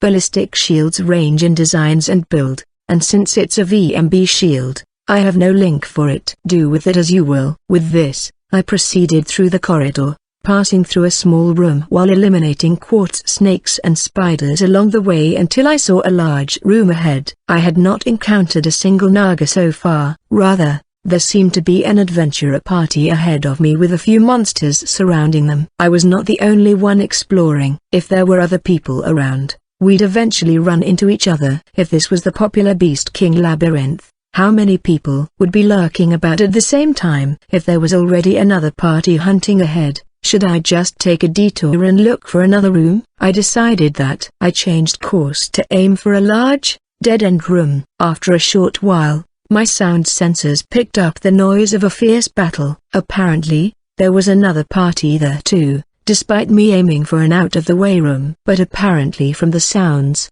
screams, angry voices, and yelling, it did not sound too good. Should I rush in? As a matter of fact, I didn't know who was fighting there, but dying in the labyrinth was an important thing to avoid as an adventurer. Their souls would become food for the labyrinth and was a factor in which causes monsters to overflow into the outside world. In this world, if you lived as an adventurer of this country, you had to save the lives you could save. It was about 400 meters till the room. I ran through the corridor and focused on the noises until I grasped the situation correctly. There was about 4 people, and about 5 strange ones which could be the monsters. From the voices, I realized one was either dead or incapacitated. Was I late? Room appeared on my map, showing 9 dots. 5 of the light dots floated around while the 4 were cornered by a wall. I stacked up next to the entrance to the room and peeked in. At the same time, I switched the P90 to full auto. As expected, the monsters were Naga. The strange appearance of the half-human half-snake from the back, and their tails made them look quite tall, with a height of more than 2 meters. The Nagas shook their purple-skinned upper bodies in a dance-like motion. I looked to the 4 adventurers, their appearances briefly seen between the gaps of the monsters. They were blood-stained and struggled to delay their deaths as much as possible. Although the Nagas' exact genders couldn't be determined from the rear, at least the 3 of the 4 held spears and a spiked mace. The remaining 2 wielded something akin to a Vajra. A quick deduction said I needed to eliminate the 2 who held Vajras, as they were the female mages. I aimed down sight while I leaned. As the Nagas yelled and moved closer to their targets, I fixed my crosshairs on their head. I didn't know if this round would work against them given that they resembled a king cobra. At worst, they'd just be redirected their attention to me. If it didn't work, I could just hide and take out this guy. Deciding on the plan, I predicted their movements and pulled the trigger twice for 2 short bursts, moving to the next target without checking the results, and shot at the other. Jaya, Jaya. Short, strange voices called out as the 2 mages fell as blood squirted from their heads. It's working. Hearing the death throes of their comrades behind them, the 3 weapon-bearing monsters turned and saw me. I heard snakes had poor eyesight, but had good tracking with an infrared sensing organ called a pit organ that allowed them to see temperature. Maybe they had the same organs. There was a moment they just glared at each other and dash. One threw its Sasumata-shaped spear. That's bad. I leaned back behind the wall. Shortly after, the spear crashed into the wall with an echo. I lifted the ballistic shield against my feet, used it to hide my body, and stood at the entrance of the large room. The male Nagas raged due to the killing of their females. In anger, they left the other 4 adventurers alone and charged me at a high-speed pace. They're fast, but I placed the P90 atop the shield, aimed for their upper bodies that moved more vigorously than before they moved in. I changed where I aimed, briefly examined them and noticed that the midsection between human and tail moved the least. The way it acted was as if it were the fulcrum of their movement. The point on which a lever rests or is supported and on which it pivots. The muzzle jumped as I opened fired, and with some control, managed to land every bullet on that area. Then, I slide jumped to the front left immediately. The Naga's body split over as if it had folded. I strafe jumped in order to make the remaining 2 intersect, then turn 180 and landed in front of the adventurers, who were still unable to grasp their current situation with my sudden intrusion. "Hey, you are. Please tell me the situation before you ask any more. Are the injured okay?" As I listened, I fished out 2 fragmentation grenades and threw them at the nagas after pulling the pins. One of us was killed, but the body hasn't been absorbed yet, so we've been protecting it. As for the injured, they're alive. I heal her now. The labyrinth preyed upon human life, and their souls used to nourish it. The act was, however, divided into 2 stages. Firstly, of course, to kill. Second was to wrap the body in the black mist and absorb it. In other words, the moment you died, you were quite literally devoured. There was no magic or potion capable of reviving the dead. But, as long as the body was not absorbed into the labyrinth, the soul was safe. This party had resisted it till the end despite the crisis. "Good job. Leave the rest to me." T/L note. He says good job in English. What? Involuntarily remembering the old days. I said the phrase I usually use to commend another player, but I wondered if people in this world understood it.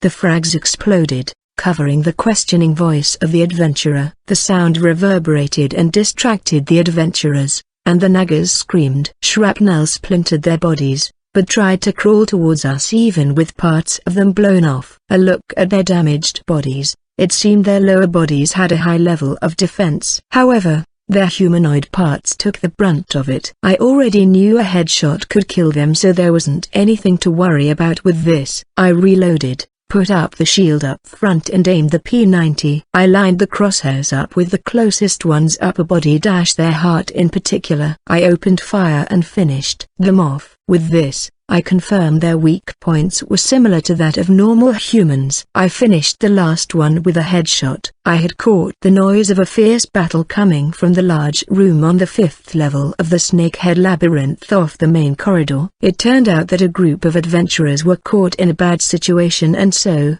I headed there to back them up. I wiped out the nagas that had cornered them, 5 in total. Once I took some time to look around, I saw more corpses wrapped in black mist. 4 of them. This meant that there'd been 9 nagas at the start.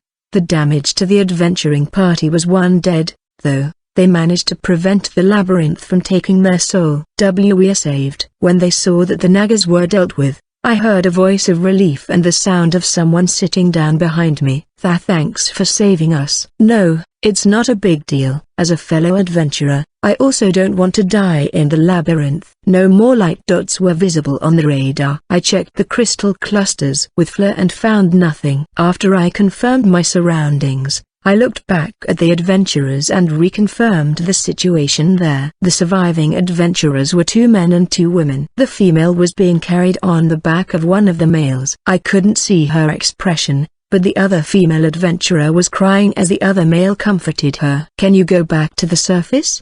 "We can still move. But the one who fell was the scout." The Naga's fire magic burned his lower body, so the man who seemed to be the leader spoke before trailing off. The other adventurers began to heal their wounds, despite grieving over the loss of their companions. Although their numbers were down, it was only just the 5th floor, just below the 4th. If they managed to avoid the fat scorpion, it wouldn't be difficult to return to their surface. So, what was the problem? "Well, we don't have a map of the labyrinth, so we don't know how to get back." Perhaps concerned about their hesitant leader, another of their group replied. Apparently, the party left the map to the scout. Taking another look at the woman being carried, her lower half was wrapped in clothes, burned, along with their map. "Then you can use my map." "Wait. But what about you?" "I remember the route to get here. So, don't worry about it." That was a lie, of course. "Well, I have screenshots of the drawn map stored in the TSS, so there was no way I'd get lost." I went to pick up the pad I had left at the entrance and presented them with the unfinished map I'd started. "It's an unfinished map, but if you're just heading to the surface, this should be no problem." "Are you sure?" "And this map? I've never seen such an exquisitely drawn map. If it's this amazing, I bet you have the survey skill." I could tell from a glance. "But can we really receive such an amazing map?" "Who said I'd give it up for free?" "I did help you earlier out of necessity, but this and that are different matters." "Well, That's right. We're still grateful either way. How much is it? Right. All the non-attribute mana stones you've gotten during your search. Non-attribute you say? No, never mind. Hey, collect the non-attribute mana stones. Okay, wait a minute. Actually, it was okay if it was free of charge. It was natural for adventurers to save each other when in distress. Even if we were competing with each other, this was still a labyrinth. In the face of our common goal of subjugating the labyrinth, combat assistance and reinforcement was not an action to shy away from. There was no need for great rewards or grand words. However, the human mind will always doubt any help given freely and tends to avoid it. Even if there was only a small amount of compensation, there was still a sense of security. Despite this, I was still happy to gain the stones. One of the male adventurers returned with a small pouch filled with non-attribute stones. I gave them a brief check and thus, the transaction was completed. Then, I'll go on ahead. Please be careful and return safely. Yeah, you really saved us there. If we can meet again outside, please let me treat you to a drink. Sounds good. I'll look forward to it. Given that this was the labyrinth, even if one secured their safety for the short term, no one would waste their time with introductions or look back on their previous fight to go over what was seen or heard. Well, I may do so after I left the labyrinth. I left the adventures and moved from the room. When I left, the tension broke and I could hear the crying voice of a female. It seems that it was a tight-knit party, because they trusted her. They probably left the map to her, and in this situation, it was not possible for them to just leave their fallen comrade and withdraw. Companions. I felt a little lonely when I thought about it as I proceeded through the labyrinth alone. But it couldn't be helped. It was not easy to find someone who could walk side by side with me after learning and understanding me, as a maniac and a trespasser. I walked faster so by the time my focus came back, I could no longer hear them and moved to the 6th floor. 3 days had passed since I started the exploration. I reached the 10th floor. In front of me was the gate. It was carved with the same sculptures I had seen so far. A sculpture of a monster that guarded a head, and then a multi-headed snake hydra on the throne, as if watching them from above. For a short time, I gazed at the labyrinth master before I proceeded to face the gatekeeper. This search will only go this far. I had also collected the requested crystals from the 6th level. Smashing the base of a 1-meter-tall crystal cluster with the hammer and collecting it within a gift box. It was said that there were only a few crystals on one level, but it was also not possible to get so much. Adventurers could not bring the crystals back unless they crushed them down into a manageable size. It made for great souvenirs. The larger the crystal block, the higher its price. In the meantime, I had collected over a total of 18 hexagonal crystals. It was up to Malta-san on how he'd sell it in the end, but I won't have to worry if it was him. The gatekeeper area was silent. Many years ago, the gatekeepers of this level were subjugated. When I looked around, I saw the transfer circle near the center of the room. This was today's goal. Originally, I, who was magicless, could not use the transfer circle that required magic to use. However, after subjugating the Wolffang Labyrinth, I was able to use it with the help of a mysterious magical tag given by the mysterious sender. I stood in the center of the transfer circle, pulled out my knife, and knocked one of my fingertips. A drop of blood dropped onto the circle. It registered my information, and we were ready to go. Teleport. When I chanted the keyword that activated the transfer magic circle, it lit up, and all the patterns lit up. As it became a curtain of light and ran through my vision, the labyrinth disappeared and turned to wilderness. Which side is this? Activating the transfer circle on the 10th floor, I was sent to a random space near the entrance to the labyrinth. What I could see was a huge crack in the ground and Snakehead Fortress. I thought I'd be troublesome if I'd been sent to the bottom, but I was transferred to the top, and it was evening with a little way to go between me and the fort. I would have liked to use a vehicle to cross it, but there were many observation posts with guards there. It was to properly monitor anything that left the labyrinth. They'd easily spot my vehicle. So, walking it was. I walked back to the fortress, passing the inner gate and reported my return. I was not physically tired, but mentally fatigued from continuously fighting to the 10th level. So, I submitted my accommodation request and headed to the lodging.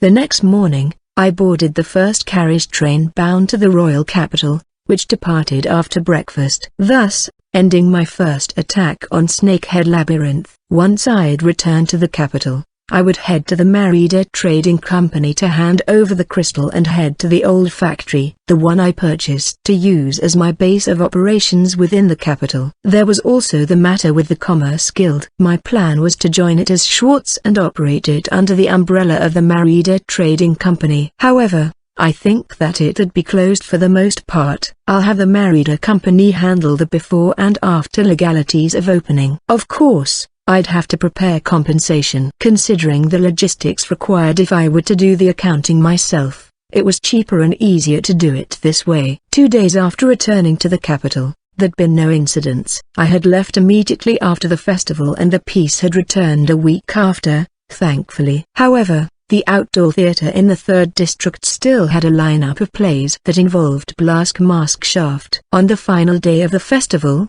I'd been attacked by Cactus. Then my zombie-like face, playing as Shaft's real face, had been exposed to many knights and aristocrats. I wondered if the story had spread, but apparently, it hadn't, at least, not that I could tell. Has it been kept a secret? As I entered the 2nd district, I couldn't help but praise the knights and nobles for being tight-lipped. I entered the commercial department of the General Guild, created my commerce card, and headed to the Merida Trading Company. Good day. I greeted the security guard that stood out front the office and was in turn taken to the drawing room in the back. Malta-san came as soon as I entered the room. Originally, I had already informed him I would visit today. I guess that was why he was able to come this soon. Congratulations on your safe return, Schwartzstono. Thank you. How did it go with the Snakehead Labyrinth? Well, I was able to reach the 10th floor in a short amount of time. I had various first experiences, but it seems I can proceed smoothly. We sat on the sofas, face to face, in the drawing room and had a debriefing session with tea. Of course. Then, how about the crystal? I collected it without problems. There are 18 crystals over 1 meter. 18. That's amazing. How is the preparation with the old shop? The interior work has been completed, and the 1st floor can be used as a store anytime. The 2nd floor has enough furniture to be used as an office and resting place. The basement had its floor replaced with sturdy stone as desired. We've collected all the shelves and so on. Did you prepare your card at the commerce department? Yes, I got it before coming. After I confirmed the details of the opening with Malta-san, I decided to head to the old shop first. Once the shop was open, Malta-san would provide people to run and maintain the shop. In addition to that, he provides security for the workers and customers' safety. Since Malta would be going with me, we'll be going by carriage. We'll also stop by the company warehouse first to unload the crystals. It was only him and I present while I unloaded. Afterward, we moved to the outskirts of the district where the shop was, stopping on a street nearby to walk the rest of the way. The stone 2-story building came into view. When I first visited, there was nothing on the sign outside. Now, the sign I'd ordered was there. It said Daikokuya, TL.N God of Wealth's establishment. Although it was without an opening date and hours, it was set to open from early afternoon to early evening.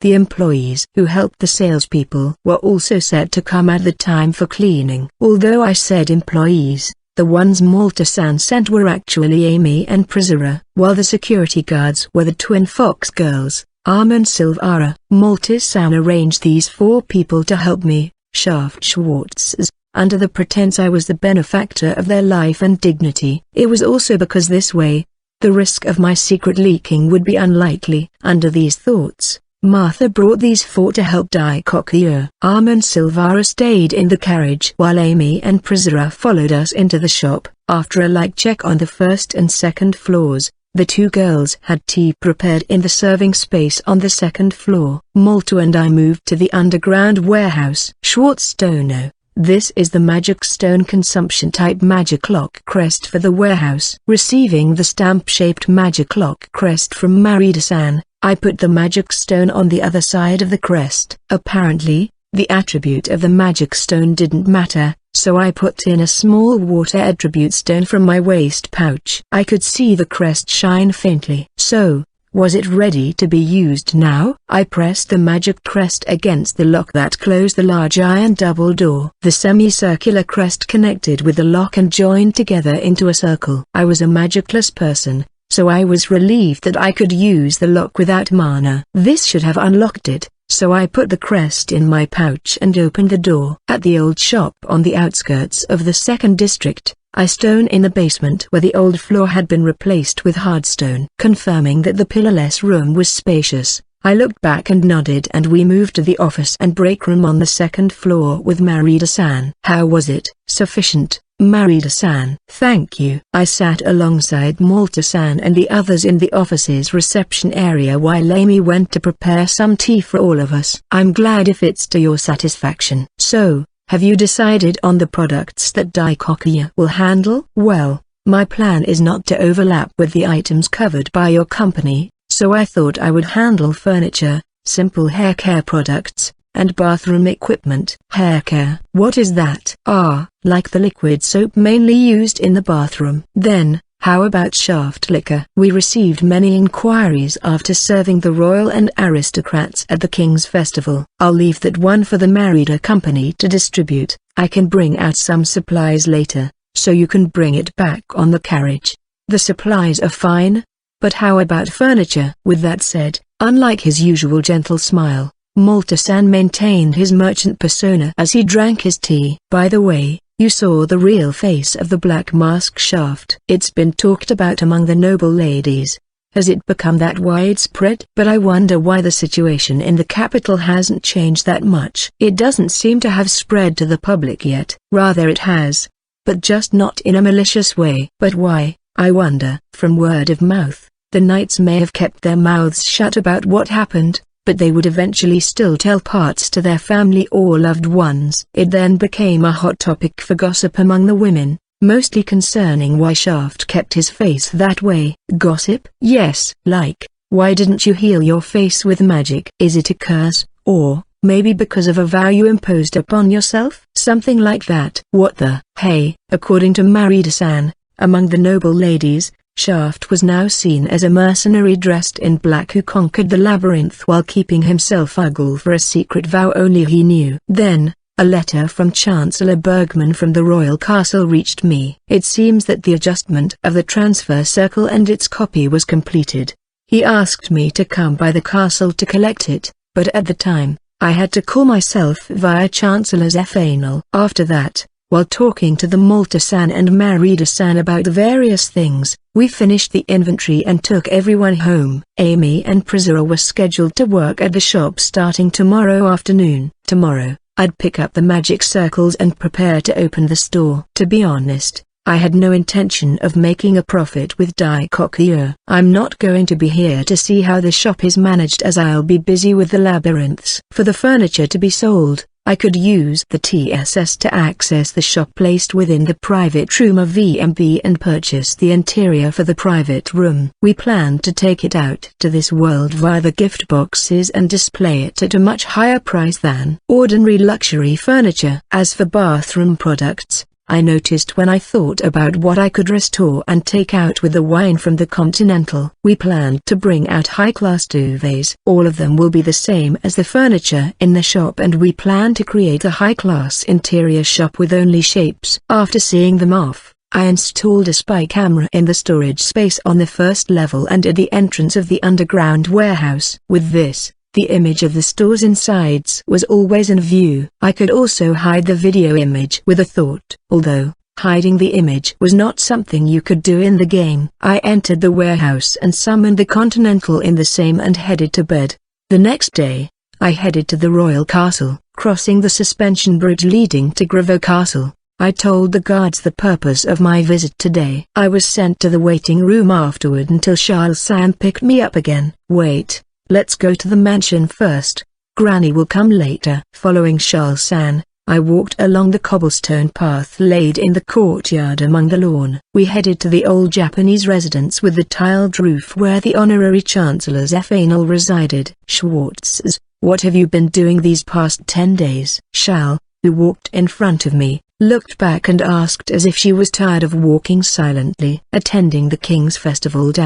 No, That's Shaft. Went to the Snakehead Labyrinth. I just came back yesterday. Labyrinth. I hate that dark narrow feeling. While magical bows are difficult to avoid and are effective, the number of monsters appearing in the labyrinth makes it tight on arrows. Sure, that may have been the case. On the other hand, what does Charles usually do? Me? Escorting my sister and the old predecessor. Spending every day guarding and training here. Sometimes, I want to go out of the castle, but my sister is always attached to the predecessor while the old granny barely leaves here. And what about Ashley? She's been receiving teachings from the predecessor in preparation to become the next head of the family. Certainly, the subjugation of the pirate fleet in the Southern Sea must have been like a test to become the head of the family.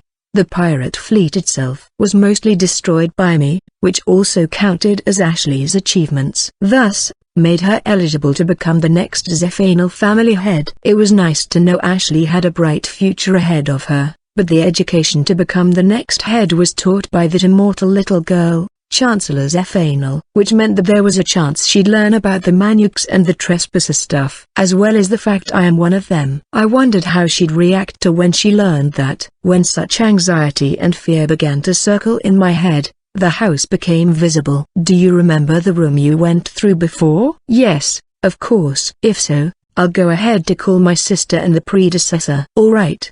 But can you just do that without my permission in the first place? I took off my shoes and went up to the front door, acting like I was visiting a friend's house. I didn't expect to take my shoes off last time I visited here, so I had changed my outfit in a hurry with the avatar customization menu. I had taken off the powered suit in advance this time and was able to go up to the door without an issue. Charles went away, heading to the back of the mansion. Meanwhile, I walked down the corridor overlooking the courtyard to the drawing room. I sat cross-legged inside a Japanese-style room while enjoying the fragrance of the tatami mats. I noticed the 3 dots that appeared on my radar as they approached the room. We are here. Before the wooden shoji curtain to the drawing room was opened, I stood up and sat on one of the chairs to welcome the 3. The first to enter was Charles-san, followed by Ashley, and lastly, the Honorary Chancellor Zephanal. Schwartztono, it has been 10 days. Yes,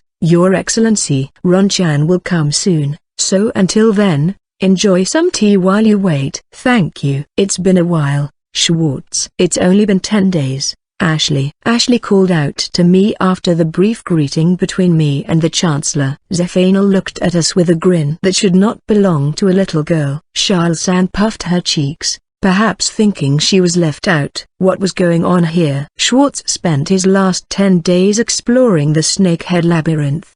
And, is it over already? No, I just went in to scout. The labyrinth has been explored down to the 50th level. There's no way I could go that far within such a short time. I suppose exploring the labyrinth was not the only thing you did during the past 10 days. Yes, I also heard that instead of an inn, you have been spending the nights at the Merida Trading Company ever since you returned to the royal capital. Yes, I haven't reserved any lodging in the capital, but that's mainly because I've bought an old shop from the company. I may not always be in the capital, though it will serve me as a permanent living quarters. What? Schwartz, you're also a member of the Commerce Guild? No, I wasn't, Charles-san. I only registered recently after buying the old shop. Then what are you going to do with that shop? Are you going to sell something there? About that, Your Excellency, I was planning to sell furniture and bathroom products. Oh, bathroom products, like bathtubs and the likes? Not bathtubs, maybe buckets or bath chairs. Other than that, liquid soap for washing skin and hair. Liquid soap? No way. Shampoo? Are you already familiar with it? Yes. Shampoo, conditioner, etc. I do not know about this conditioner, but I know what shampoo is. He used to say, I want to wash my hair with shampoo. That's also why I decided to sell bathroom products. Since I fell into this world, I've been to bathrooms with tubs and even public baths, but I could never find any shampoo or conditioner. There was only soap. Unlike the soap used in the previous world where soft and odorous soap was widely used, there were only the hard and non-odor soaps only seen in the aristocratic mansions and Malta's mansion. The manufacturing technology around here was still underdeveloped. I don't know how to make modern soaps and shampoos, but the Continental had a lot of products in the bathroom with spare stock. Many of them were written in unintelligible characters, just like the wine. When I used them, I was able to figure out which was shampoo and conditioner. There were some things I didn't understand, so I couldn't sell them. I have also discovered more like shaving agents and planned to sell them as well. Both Ashley and Shal, with the Chancellor, showed interest in the shampoo. When the conversation reached the topic of Daikokuya opening, I noticed that another dot had appeared on my radar. Why, it seems that all of you have become fast friends while I wasn't here. Ah, Ron-chan, did you bring it? I've been telling you not to call me with that nickname,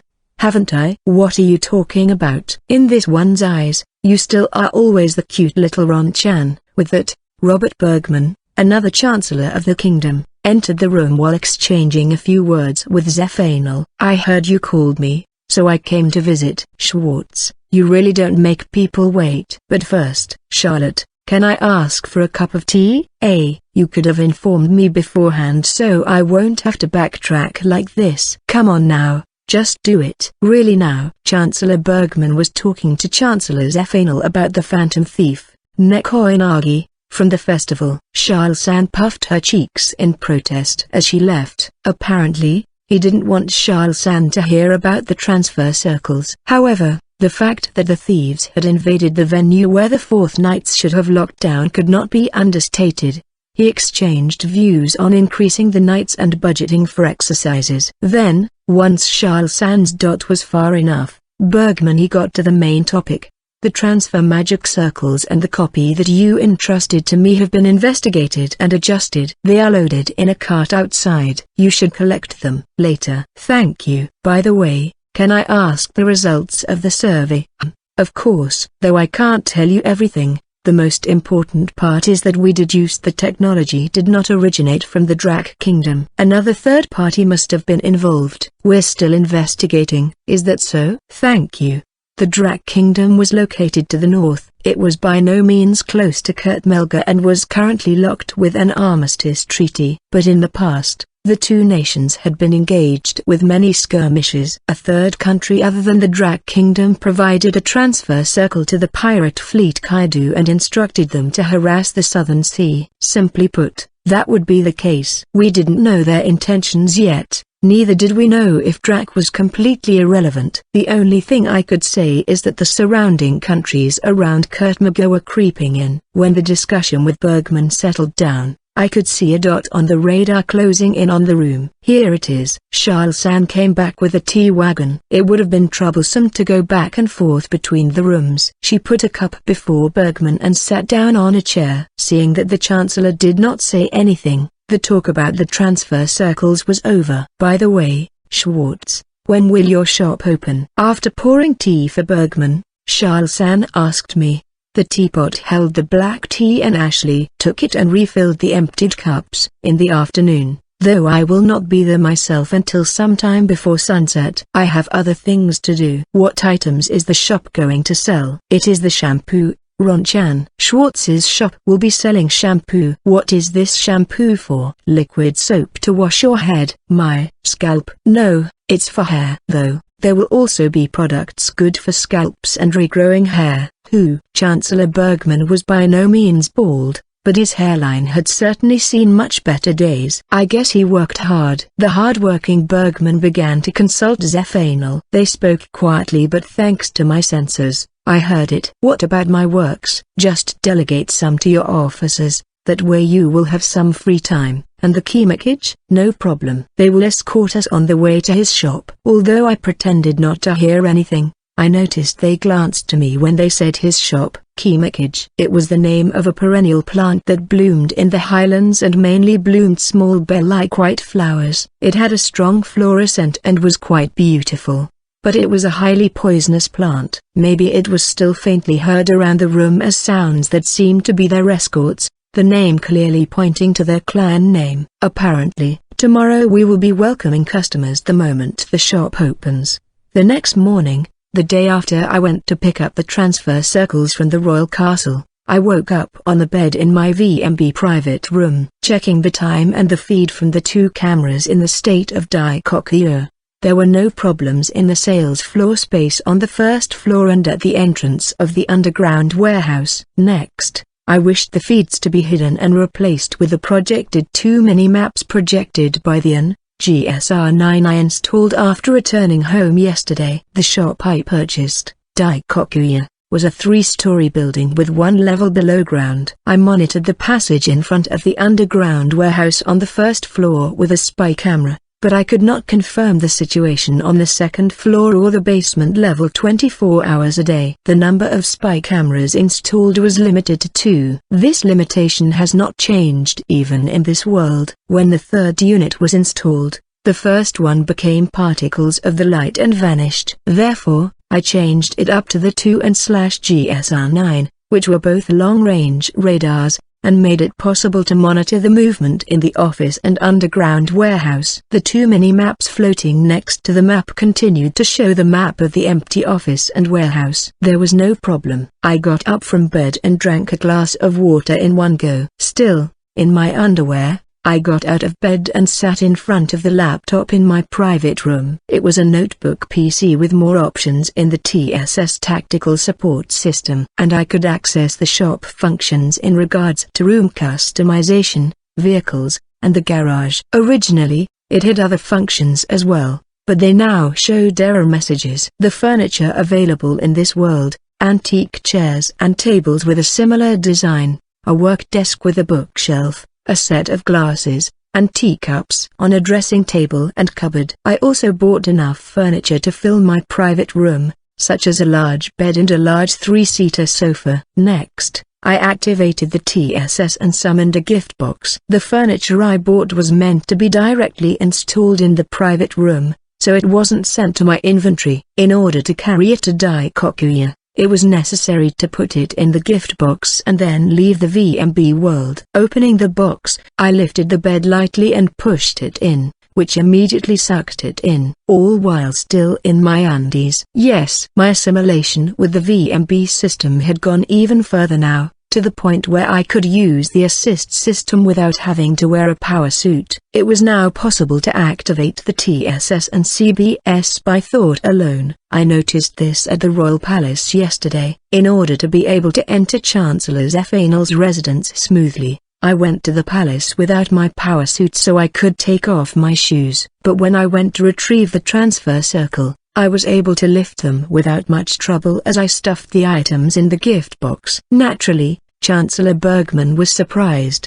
"Despite your look, you are actually really strong, aren't you? That stone board looks lighter than it actually is, yet you carry it around so easily. Guess people really are made different from where you came from." I responded with a wry smile back then. Once I returned home and set up the circles, I immediately headed to the gun range. There, I confirmed the changes in my body. I also felt a slight fear and anxiety about my body even though it was not the first time. I fell into this world with unnatural healing and regenerative power. Soon after, I was soon able to see my map without my goggles, and my hearing began to gain the ability of my collecting sensor. My vision could also switch between flare and NV modes with a thought. And this time, it was the power suit's strength, all of which had something to do with the labyrinth. So I had an idea. Either I was right, or it was something else. I couldn't talk about it to someone, however. No, there was only one person who could answer this question. But in order to ask it, it was necessary to have a suitable place and timing. I couldn't do it now,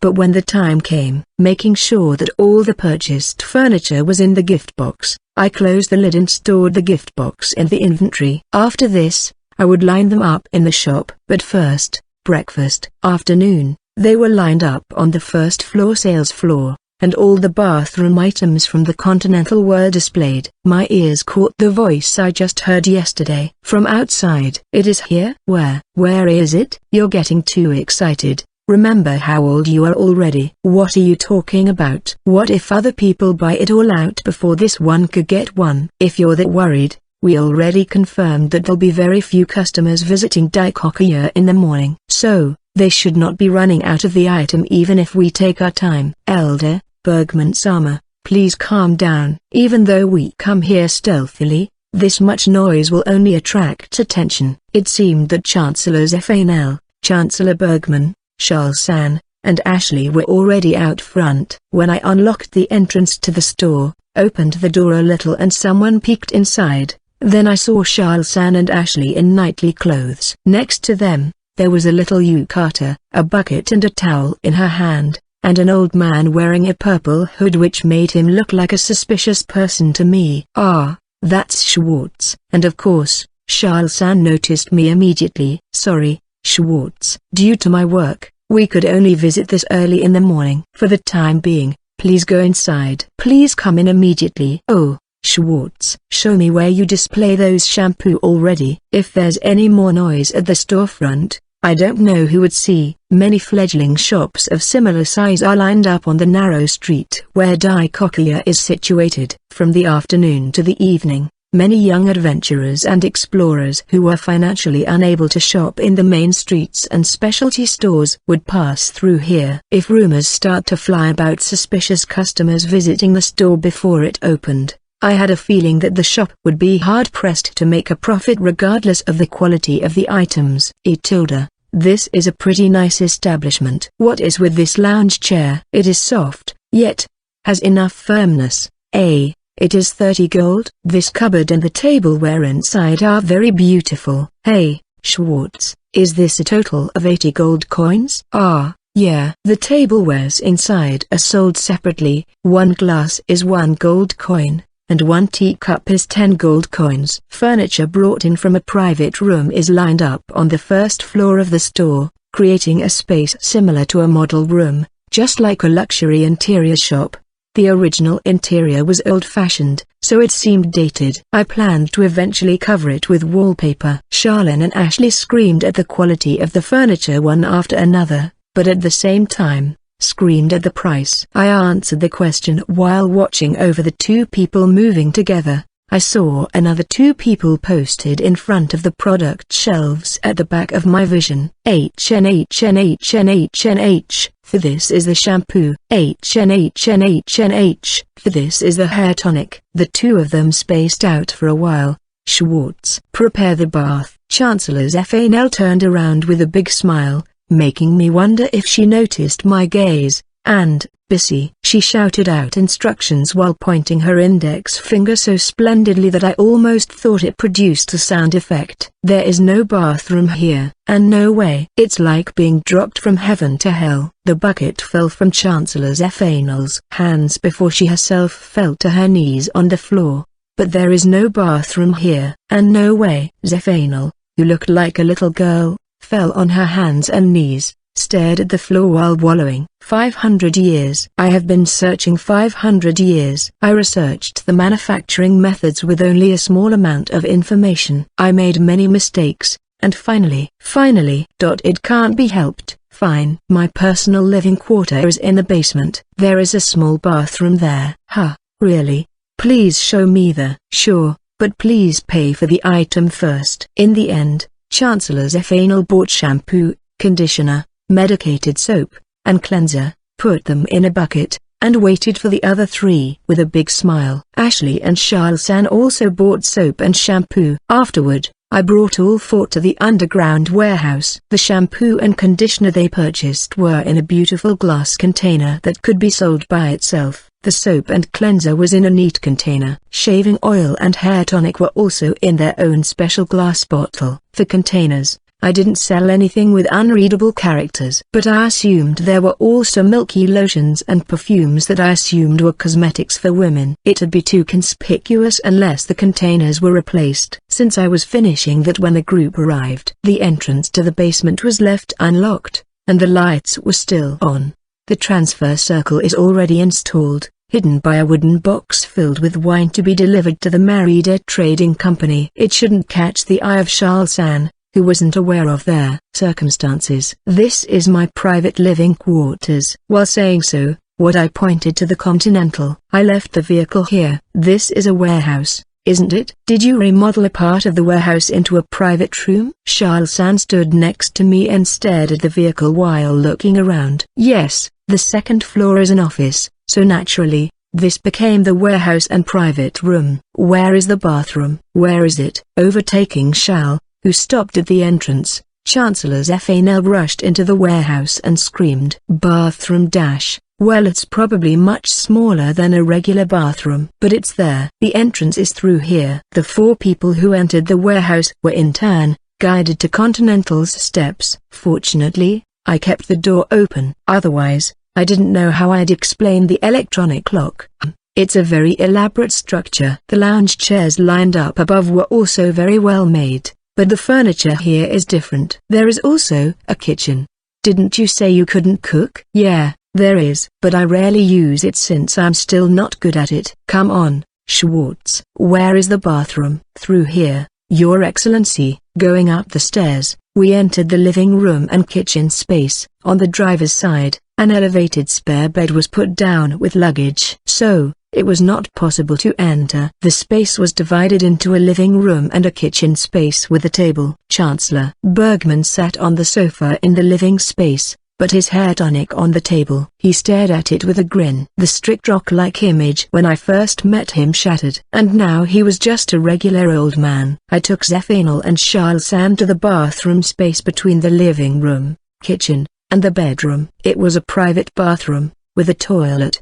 The interior of the Continental was unified with a modern interior design based on white. The bathroom reflected this as a space of fully white cleanliness. Tilda, the bathroom is cleaner than I imagined. Put your clothes off here. Close this door after you enter. The other side is a mirrored wall, so you can use it as a full-length mirror. I taught the Chancellor how to use the bathroom and bath towels, how to turn on the shower and use it, and how to pour hot water into the bathtub. It would take some time for the hot water to accumulate, and both the girls seemed amused and opened the storage door in the bathroom, cooing in admiration. Schwartz, could it be here? Ashley stood just outside the bathroom. So, you remember. Keep it a secret, okay? This is not the first time someone other than me had been on the Continental. I used it as shaft when I escorted Lapityrika, the third daughter of Duke Barga. Back then, when Ashley and Lapityrika were poisoned with magebane, I had summoned it as an emergency measure to rush to the capital to be treated. Ashley was sick then, but seemed to remember this interior. Of course, I won't tell anyone, but it was yours after all. How should I explain? Eventually, Ashley would know the truth of Manuks and trespassers as head of the Zephanel family. Then, she would naturally realize I came from a different world. Before that, should I tell her everything? What would she think of me if I never told her the truth? I returned a bitter smile to her words as my heart began to crawl. "Ah-chan, why are you still outside? Come in quickly." "Yes, predecessor, I will join you soon." Looking back after I heard the Chancellor behind me, I realized she had taken off her clothes and stood in a towel to hide her front. The beauty of her long silver hair and transparent white naked body couldn't be hidden with a small towel. But at the same time, I felt like she was some sort of doll. "Schwartz." Excuse me." Ashley's voice pulled me back to reality, giving me the chance to escape. I heard Ashley scolding the Chancellor behind me for her actions. Still a noisy clan after all these years. Chancellor Bergman was waiting into the living room where I escaped to. Perhaps he was content with the hair tonic so much that he sat on the sofa in a very relaxed manner. "Schwartz Stono, do you have anything to drink here?" "Pardon me for neglecting. How about some fruit wine?" I'd love that." I took out a bottle from the wine cellar in the kitchen, pulled out the cork, and returned to Chancellor Bergman with a wine glass. "What a nice scent dash. Could this be the fruit wine that was served at the King's Festival?" "Yes, the same one." "How did you know?" "It's been the talk of the palace.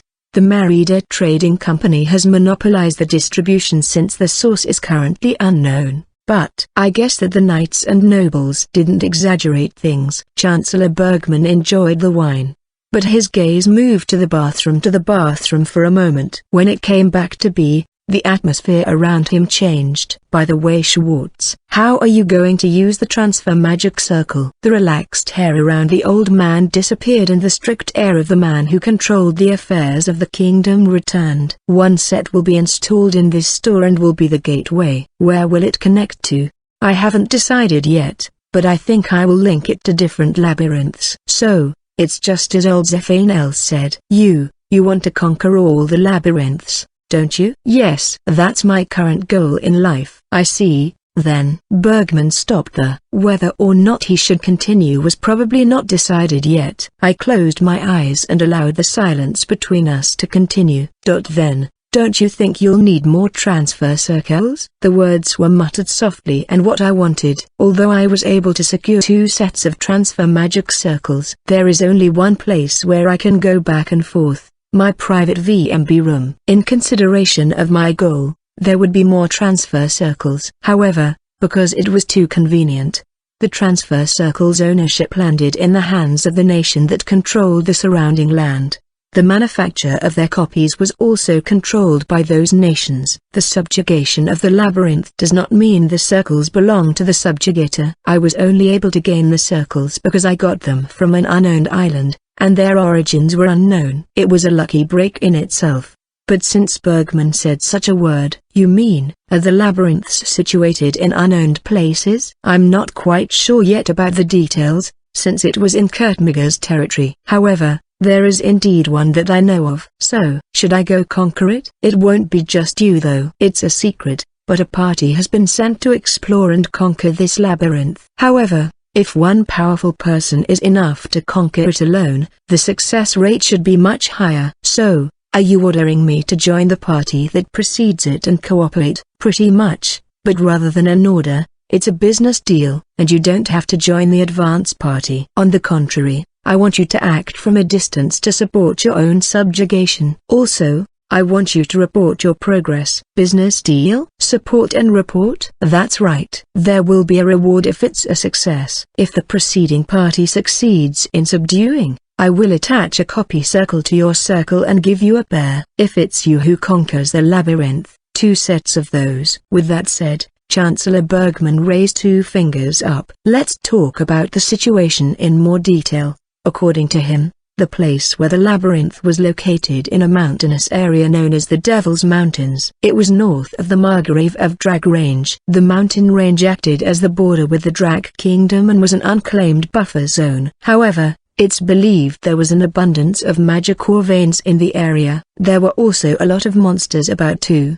The exact location was not known, but there was no due of its existence due to the higher frequency of monster appearances stemming from the mountains. But it was reckless to explore the mountain range on the scale of a single party, wasn't it? When asked, it seemed that the estimated location was guessed in a preliminary survey. Afterward, the labyrinth had to be conquered on the smallest scale so that the Drag Kingdom would not be alerted. It's because the Knights of the Margrave were prohibited from advancing on the mountains due to the treaty with the Drag Kingdom. Also, sending a large number of adventurers and explorers may also be regarded as a military action itself. We had to avoid unnecessary conflicts with the adjacent kingdom, including the control of the labyrinth after the subjugation. Well, I understand the gist of it. But why do I have to move in secret? Because you are a trespasser. It's only this country that allows trespassers to move freely. All the more because their blood and wisdom are sought after. When it becomes known that a magicless has appeared in the Margrave of Drag Range, they'll become very interested. In addition to that, if it becomes known that we have allowed individuals to own transfer circles, other aristocrats and clans will not remain silent. Even though there was no country claiming ownership, allowing personal possession is a special case among special cases. Certainly, the most valuable thing that can be obtained from the labyrinth is said to be the Great Mana Stone that was the dungeon core. There was no doubt that the transfer circle was the second most valuable thing. Aristocrats who governed each territory were entrusted to the transfer magic circle recovered from the labyrinth in their territory to the country, who collected and distributed them collectively. There was an exception called me. It seemed that it was necessary to keep it a secret that I owned transfer circles, and that I was a trespasser. There was a monitoring system in place for the warehouse. Should I also add a defensive system be established as well? Well, how about it? If the preceding party gives up on subduing it, this request will end there, and the reward will be paid in the form of money. Chancellor Bergman asked for a reply. Perhaps because he realized that I understood the general situation. Perhaps it was a case where there was not much time to spare. All right, I accept. So, you've decided? Then, the day after tomorrow, You should jump to the Margrave of Drag Range through the Transfer Management Office in the 1st District. Here is the special use permit." He had that prepared. I guess he didn't think that I would refuse it from the beginning. Of course, what reeled me in was mostly the reward. There was at least one set of transfer circles and copies. Another pair if I subdued it. The deadline has not been clearly expired, but if the party that was the gave up, that was it. I would only get money. I don't think a single party will continue to attack a labyrinth for months. It won't be a long job. However, there were some concerns. "May I ask you some questions?" "Yes, of course." "If the preceding part abandons the subjugation and leaves, what will happen to the subsequent labyrinth capture?" "In that case, we will share the information with the Drac Kingdom, and the Knights of the Margrave of Drag Range will be dispatched to conquer the labyrinth." "However, in that case, the Knights of Drag will also move to do the same." "In other words, it'll turn into a competition against the Drac Kingdom?" "I don't know what will happen inside the labyrinth, but one thing I could say was that there was almost no peaceful solution, such as a joint subjugation, between the two kingdoms. The treaty only applied to the suspension for an actual war. Of course. "And who are the members of the party that went there in advance?" 4 people from Sazanka, Ophelia Drag Range, and her escort knight. "Ophelia? Wasn't she in the midst of chasing after the phantom thief Nekoinagi?" The destination of the phantom thief was the Devil's Mountains. There were sightings in a town north of the capital and headed north immediately. But Nekoinagi returned to the royal capital and used the transfer circle to Drag Range. I only knows that they went to the Margrave and then to the Devil's Mountains. Is there a relationship between the escape destination of Nekoinagi and the labyrinth? This is not clear from the information from the merchants who operate between the Margrave and Drac Kingdom. But apparently, there was a group that was building a village inside the labyrinth in the Devil's Mountains. That should be Nekoinagi's home base if I had to wager on it. So, is the purpose of the preceding party to search for the home of Nekoinagi in addition to conquering the labyrinth? Yes, but you don't have to take any action on the ground in this matter. Focus on reporting the status of your search and conquering the labyrinth. Got it. From there, we discussed the more detailed stuff, especially on how to report, the amount of monetary reward, and such. Afterward, the secret talk was over. "Well, to be exact, Kaya." My body responded reflexively to the scream that sounded like she was in pain, and jumped into the bathroom area. "Are you okay?" When I opened the door that separated the toilet and washroom from the bathroom, what I saw was a little girl drowning in bubbles and 2 older girls around her. "Kaya." My eyes hurt. For the time being, I quickly grabbed the nozzle of the shower while trying to avert my eyes from them. I held Zephanel's head and poured warm water over. While I took charge of Zephanel, Ashley and Charles-san, covered in bubbles, jumped into the narrow bath at the same time. "Shh Schwartz. You're prohibited to look this way."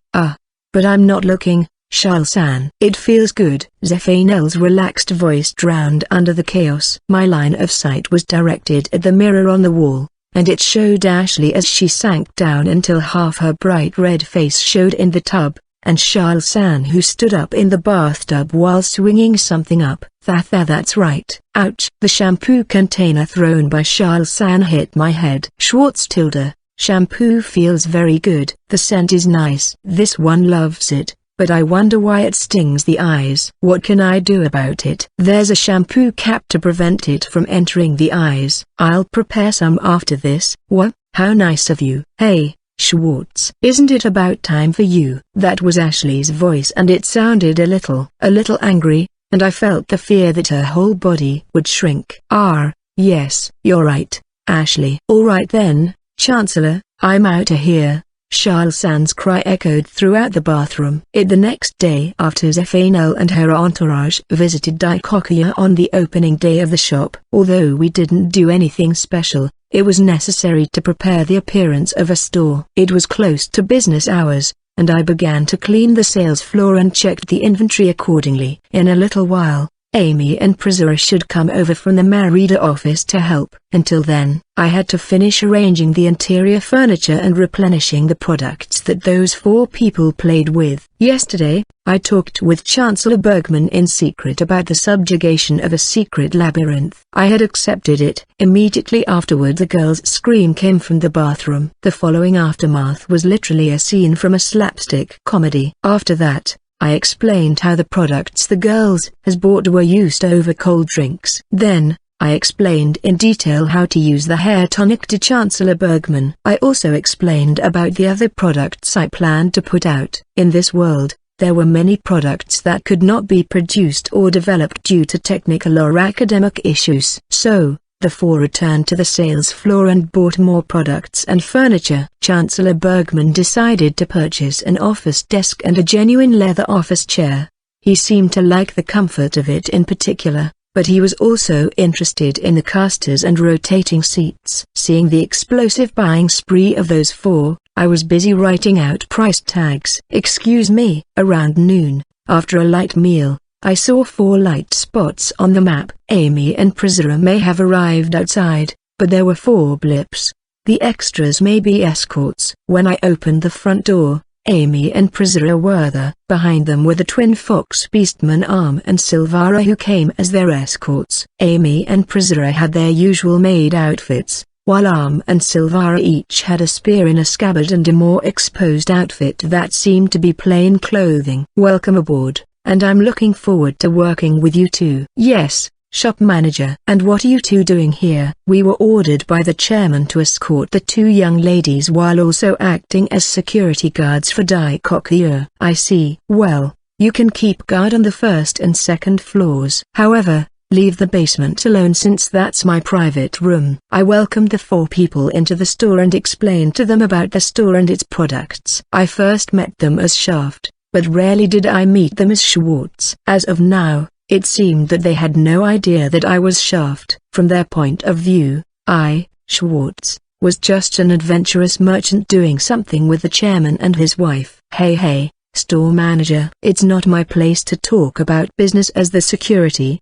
but why are the items here very expensive? This chair looks amazing. Why is it so expensive? Amy and Priscilla were preparing for the opening, but Alm and Silvara, who had free time, looked around the furniture section that was arranged like a model room. Manager, what is the difference between this shampoo and the best soap on the market? As I thought, the 2 girls were more interested in the bath products. However, considering what happened yesterday, compared to the soap on the market and public baths, the foam and scent are different. The degree of dirt removed is also different. And if you use the conditioner or tonic here, it will have better results. The commoners in this world also washed their scalps and hair with soap, so this was to be expected. If this was a noble or wealthy merchant, they would apply an oil that protected the hair's quality.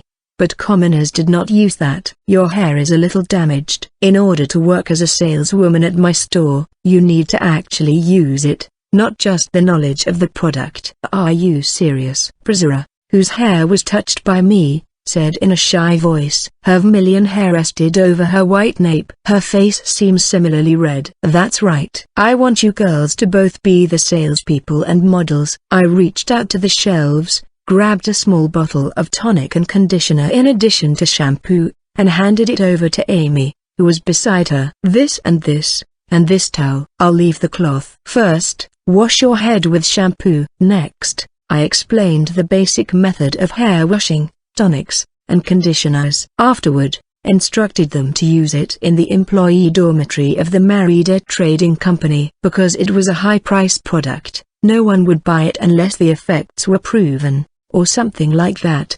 Having gone acted as such, I noticed. Why did I make such an effort to sell in a business I didn't intend to profit from? Looking at the 4 people yesterday, and the 4 today, I remembered the time when I sold peripheral parts for PCs as a salesman in the previous world. It was a worthwhile job to select and recommend the most suitable parts and peripherals to meet the needs of various users. I remembered my feelings at the time just a little, and opening time was finally here. On the narrow street on the outskirts of the 2nd District, people who finished their day's work, adventure, and exploration gathered one by one. This street, where the Marida Trading Company's old store was situated, was a famous place for fledgling merchants who joined the kingdom's commerce guild to begin. In the past, Malta-san also used this area as a foothold to do business before eventually growing into one of the largest trading companies in the country. A store set up on this street attracted the attention of many adventurers. It was even more so since the store, which belonged to the Marida Trading Company and had been closed,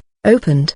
The newly opened Daikokuya seemed to have already attracted attention before even the opening day. As I turned the sign on the door from closed to open, lots of people walked off the street and into the store, then exited without buying anything. Store manager Tilda, at this rate, we won't sell anything. Most of the customers entered the store, checked the price tags on the products, and immediately walked out due to the high prices. Some of them were surprised by the quality of the furniture and asked on the discounted price. We repeatedly responded with, if you're not satisfied with the price, please leave. Since nobody came to the counter to check out, Amy put her elbows on the counter to support her chin and watched the customers as they came and went. Hey, store manager, it's not my place to talk business.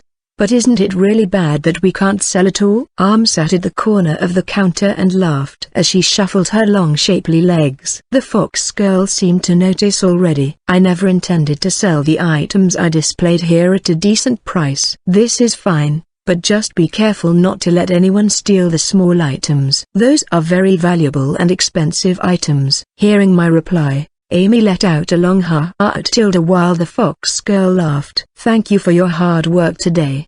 The next business day will be in 3 days, so thank you. We'll be back in 3 days. We got some days off, sis. Right. Though, I feel like working here is no different from having a day off. Silvara, watch over them. Of course. That's our original task. To begin with, Daikokuya wrapped up its first official day. After seeing off the 4 employees, I started on my preparations for tomorrow's departure. By that way, we sold 0 items today. Yes, not a single item was sold. While I would be away from the store, the spy cameras and the TUGS would alert me of any intruders. In addition, as an additional defensive measure, I used VMB's support weapon system to deploy a stationary remote-controlled heavy machine gun, the Sentry gun. The weapon system was a VMB original support weapon similar to those installed on armored military vehicles and ships such as the General RWS remote weapon system. The 12.7mm heavy machine gun was installed on a rotating pedestal, but in the name of game balance, held only 400 rounds. It also could not be replenished and had a range of 200 meters. The lack of range made the gun hard to use in open combat but was sufficient for indoor battles. It was often used as a support weapon in-game. However, it was a weapon with many restrictions. It had a high CP cost for a single-use item like this, and once installed, it was impossible to move. I set it up at the back of the warehouse, overlooking the entrance. Afterward, my screen monitor on my HUD became the controller, thus making it possible to attack intruders remotely now. Well, it's not like thieves would likely come to rob a newly opened shop. After testing the system in this world, I put it on standby. Now I was ready to go. I locked up the store and began my trip to Margrave of Dragrange, which lay in the northern part of the kingdom. I headed to the transfer building that was situated between the 1st and 2nd districts. Destination is Margrave of Dragrange. At the transfer control station, the special license I'd gotten from Chancellor Bergman made it possible to jump smoothly without any other hoops to jump through. I then landed in the forest city of Dragrange, which was the center of the Margrave. In front of me, after leaving the transfer station, was a tree with a thick canopy that blocked out the sky. There was also a big lake that served as the city's water source. At the base and middle of the tree, which was thick, many wooden dwellings had been built. The first city of Dragrange was a city built in the large forest of Dragrange, where fairy elves lived at the center. The city was built in the midst of forests, with no clear barriers. Instead, the city of Dragrange itself was situated inside several large-scale magic circles that prevented monster attacks. It stretched out to the edge of the Devil Mountains on the edge of the southern forest. However, This large-scale barrier magic alone could not stop the southward movement of monsters. There were still many that managed to avoid the barrier and invade. In order to eliminate it and deal with the labyrinth on the border, the Margrave of Dragrange was recruiting as many adventurers as possible, even the strongest. Now then, the instructions were to head to the former Marquis who lived in the central administrative building at Krug. We couldn't converse in detail because there were Ashley and the others back in Dikokia due to the girls. So, here I was to look for Adrasan, the former Marquis of Dragrange, to gather more information on the region and the advance party that consisted of Sazanka and Ophelia. The transfer station was built near the central administrative building, and from there, I headed toward the area where the aristocrats lived. Oh, a lot of young men have been sent. Adra's house was located immediately after asking for directions a few times. There was no gatekeeper at the mansion as it stood quietly surrounded by overgrown trees. A ring on an elephant-shaped statue of a fairy was attached to the wooden door. I used it to knock several times. Right then, I could hear a voice from behind the door before it swung open. I came from the capital. My name is... No need to say your name. I have not come here, and I have not met you. Good? While saying so, the woman turned around and walked to the back of the mansion. Did this mean I could enter? The beautiful woman who appeared, brown skin, small long ears, and glossy black hair that was tied and swayed along the back of her dark blue tight long dress. She was an elf? I didn't know if the race was called that in this world, but with the knowledge of my world, she would have been a bewitching and dangerous woman. She was a dark elf. She took me to the drawing room and told me to sit and wait before leaving. The moment I stepped into the building, I'd mapped the first floor completely. There was only one light spot on the first floor, however. The second floor could be mapped, and I also didn't hear anyone else moving at all. Did she live here? I had heard from Chancellor Bergman that Marquis Adra died without anyone to pass on his title. It became null and void while his family remained here as former nobles. But how unlikely was it to have no servants at all? It was a big mansion to maintain alone. Moreover, she answered the door almost immediately, as if she knew that I'd come here in advance. Are you fine with just tea? Looks like she's back. She carried a tray with a tea set on it. As she entered, I stood and took over the tray and set everything up on the table to help. Ah, how kind. That is rare coming from someone who reports directly to Roberto. Roberto? You mean Chancellor Bergman? I'm not working directly under him. Mrs. Adra. Just Altamira is fine. Right, you are part of Kimokage, are you not? Altamira Adra-san replied to me as she received the tea I poured for her. Nah, I'm just an adventurer. Foo-foo. Roberto sent an adventurer because he cannot move indirectly. Altamira-san held the cup close to her chest as she sank into the sofa and crossed her legs in front of me. Turned out that long dress had a slit on it, and a rather deep one at that. Looking away from there, I dropped my eyes on the tea and took a sip. The strong scent of flowers whiffed from the cup, and the deep clear red. Was this rose tea? Sweet maybe rose jam was added, but this was delicious. This has a nice scent. What flower was used here? It is rosy. I did not know that Roberto had a man who is interested in tea. It's my personal interest. So, I've heard from Chancellor Bergman that I can get information from here. Altamira-san. That would be this. She placed an envelope on the tea tray and slid it towards me. I received it and found it had a seal belonging to Chancellor Bergman on the back. Thank you very much. I shall excuse myself now, and thank you for the hospitality. Oi leaving already? I have jobs to do. What a shame. I do not have many people coming to enjoy tea with me. Will you come again at a later date, or do you prefer to enjoy some liquor with me at night? I'll stop by again to enjoy some tea with you. Foo-foo, I'm going to look forward to that. I slightly bowed to Altamira-san, who rearranged her legs while she took a sip of her tea. Then I exited the mansion after leaving the drawing room. Before I could catch up to the advance party, I had to be close enough to grasp their movement. The tea was very good, but now that I had information, I headed for the Devil Mountains. After leaving the Adra's mansion, I left the city and opened the envelope I received from Altamira-san to check its contents. So, it's them again. Those 4 Sasankwa clan members are participating. I already knew these 4 clan members, along with Ophelia Dragrange and her escort knights, participating in this mission. Sasanqua was an all-female adventurer clan based in the royal capital. I worked together with them to map out the Emerald Demon Labyrinth once before. The names of the 4 participating members, Frau, Mish, Melinda, and Drew, were written on Chancellor Bergman's letter, and Ophelia's escort knight, Virginia Parenberg. It's that emotionless female knight, isn't it? In addition to the information about the preceding party, the letter provided some places where the labyrinth was likely to exist. They had similar information, so if I went around there I'd most likely find them. At the end of the letter, it was written that the information should not be seen by others, and it was to be disposed of as soon as I confirmed the content. I felt like I became a secret operative. Well, what I'm going to do wasn't much different from that.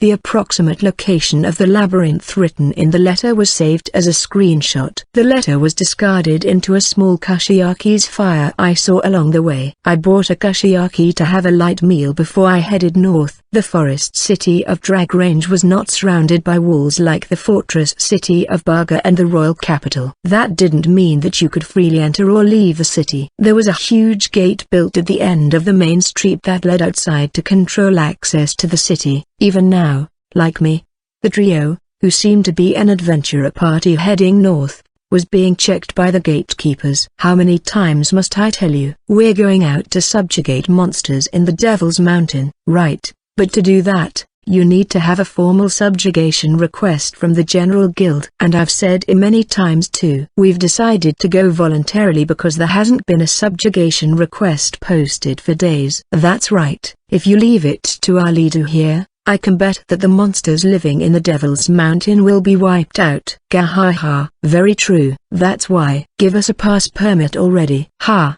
No matter what you say, we can't issue a pass permit here. Let me tell you this in advance, if you go north without a permit, you'll be treated as leaving the Kurtmaga Kingdom. During re-entry, all of you will be subjected to strict examination. Of course, if it turns out that you escaped to the north without permission, the various guild cards created in the General Guild will be void. You will not be reissued or issued new ones in Dragrange. If you're found that you do not have it, you will be arrested as a smuggler. Apparently, getting out from the North Great Gate was a bit tricky. No record of my entry was made in the city. As Mrs. Adra said, I'm someone who isn't actually here. Therefore, I couldn't make a record of leaving the city. Thus, there was no way I could have a pass permit. Maybe I should avoid the gates altogether. I entered an alley off the main street to avoid the public eye. I watched the movement on my radar and disappeared into the forest when no one was looking at me. I was now in the forest full of coniferous trees, crossed over the hills, and entered the mountain area north of Dragrange. No longer did I look like Schwartz or Shaft. I now wore a conical Viking helm with chainmail, furbacks and insteps, and a fur cloak. A very old-world-looking avatar. This was a VMB's avatar costume set, the Scandinavian Pirate Pack. The helm had googles built in and back of the gauntlet had the TSS, so the VMB functions could be used without issue, similar to other costumes. I was also using Ghost Captain Jonah's appearance again. The skeleton-faced avatar I used during my trip to the Southern Sea, where I also used this costume. This time, the powered suit was changed to a skeleton suit, so I resembled an undead completely. From top to bottom, I was fortunate to be able to take off the powered suit. The assimilation of my body with the VMB system had progressed and allowed me to reproduce the same athletic performance without the assistance of the suit. And I used this appearance for the same reason as last time. Neither Schwartz nor Shaft could be here in such a short time without a transfer circle. Besides, I'm supposed to open Daikokuya in parallel with this work. This was not the purpose of operating the store, but to use Daikokuya as a place to connect with Chancellor Bergman's liaison. It would be unnatural for me to exist in Dragrange and the royal capital at the same time. If the sightings of two places were found without documentation of the circle being used, the answer of transportation would eventually come to light. The fact I had my own personal transfer circle as a special case among special cases was not a good thing to reveal. I can't use Shaft since he was too famous as of late, and if Shaft appeared here, and was seen entering and leaving the Devil's Mountains, Someone would predict that there was a labyrinth here. Besides, there were adventurers coming and going into the mountains not only from Drag Range but also from the Drak Kingdom. Bergman told me to avoid contact as much as possible, but in case of an emergency, I decided to use the appearance of a monster as not to make the Kurtmigger look suspicious. While the pale flames floated in the fundus interior of the eye, swayed as I checked the map floating in my field of view along with the terrain spread out before me. I stared at the spots that moved around me. I could hear footsteps, the pace of movement on all fours, similar to that of a grass wolf. Was it the same kind of monster? There were 5 of them. I reached out to my back and grabbed the riot shield, a small circular shield that hung between the fur cloak and the chain mail. The riot shield was inferior in durability to the ballistic shield. However, it was a circular shield with a diameter of 50 centimeters, made of polycarbonate in the setting, except for the handle. It was also transparent and offered good visibility. I then pulled a single axe that hung from my waist. It was a one-handed hatchet with a total length of about 40 centimeters, but it was different from Shaft's signature tomahawk. Unlike the throwing axe with a wooden handle, the handle of the axe was a metal cylinder with elaborate metalwork. I shouldered the top of the blade to my shoulder as if I was shouldering a rifle. I also took up a shooting stance. I held the handle in my left hand and metalwork similar to a hammer was triggered upon taking up the stance. At the same time, in my field of view, a circle with a 2 meters diameter spread out to a parabola and its destination, a reticle different from other firearms, emerged. The distance is about 100 meters. Then, the blips on the map appeared to be drawn in the circle. Grass wolf? No, the fur color is different. Those are 2 forest wolves. Their body was covered in white fur, the opposite of the black fur of the grass wolves. One was behind me, another one on the left and right to surround me for a total of 5. The moment the 2 to the front filled in the circle, I pulled the trigger on the axe handle, along with a light vibration. A stupid sound similar to air and a puff of white smoke came from the handle, and the next moment, the end of the parabola exploded. This axe I prepared was a grenade axe that was an original weapon from VMB. It was a firearm that looked like a combination of a flintlock grenade launcher and a one-handed axe. It had an explosion range of around 1 meter. The 2 forest wolf bombed by the grenade axe had their limbs blown off and could be seen on the ground dying. Releasing the shooting posture, I headed for the one that appeared on the left, slid jump from the dash, kicked up the ground, and flew into the sky before I kicked off a coniferous tree and swung the grenade axe over the wolf's head. They should have surrounded me, but the 2 remaining wolves were surprised that more than half of their force was instantly crushed. They retreated into the shadows of the trees. So, they escaped. The wolves were on the move, clearly recognizing me as an enemy. As the ghost Captain Jonah, I may look undead, but the monsters should know I was a normal human. While I kept an eye on my surroundings, the column part of the grenade axe was slid clockwise to empty the pods. Then, I took out the 40 by 46 grenade from the belt attached to the back of the fur cloak and loaded it. The grenade axe was designed to imitate the flintlock but didn't actually adopt the ignition method. The design imitated the shape of the flintlock, though the hammer was just a safety device to prevent accidental fire. I left the dead wolf there and headed to the dying ones. Jonah's armament was planned to be operated with the combination of grenade axe and riot shield, with the addition of the M24A2 and GEM 134 minigun, simulated bullets, I used in the battle with the pirate fleet. And finally, I prepared a PSS special muffling pistol as an easy-to-use secondary weapon. The PSS was a pistol developed in the Soviet Union during the US-Soviet Cold War and was a small secret mission pistol that muffled its sound without a silencer. Due to its characteristics, the ammunition used was 7.62 mm X43. It held 7 rounds and had an effective range of 50 meters. Making it a close-quarter firearm. The PSS was pulled out from the back holster of the waist. With an exhale that seemingly could cut off at any moment, I shot the forest wolf who glared at me with its bright red eyes. I wondered how much damage the PSS special ammunition could cause, but looking at the hole in the head, it seemed that there was no problem if you shot it in its critical point. If this were a normal human,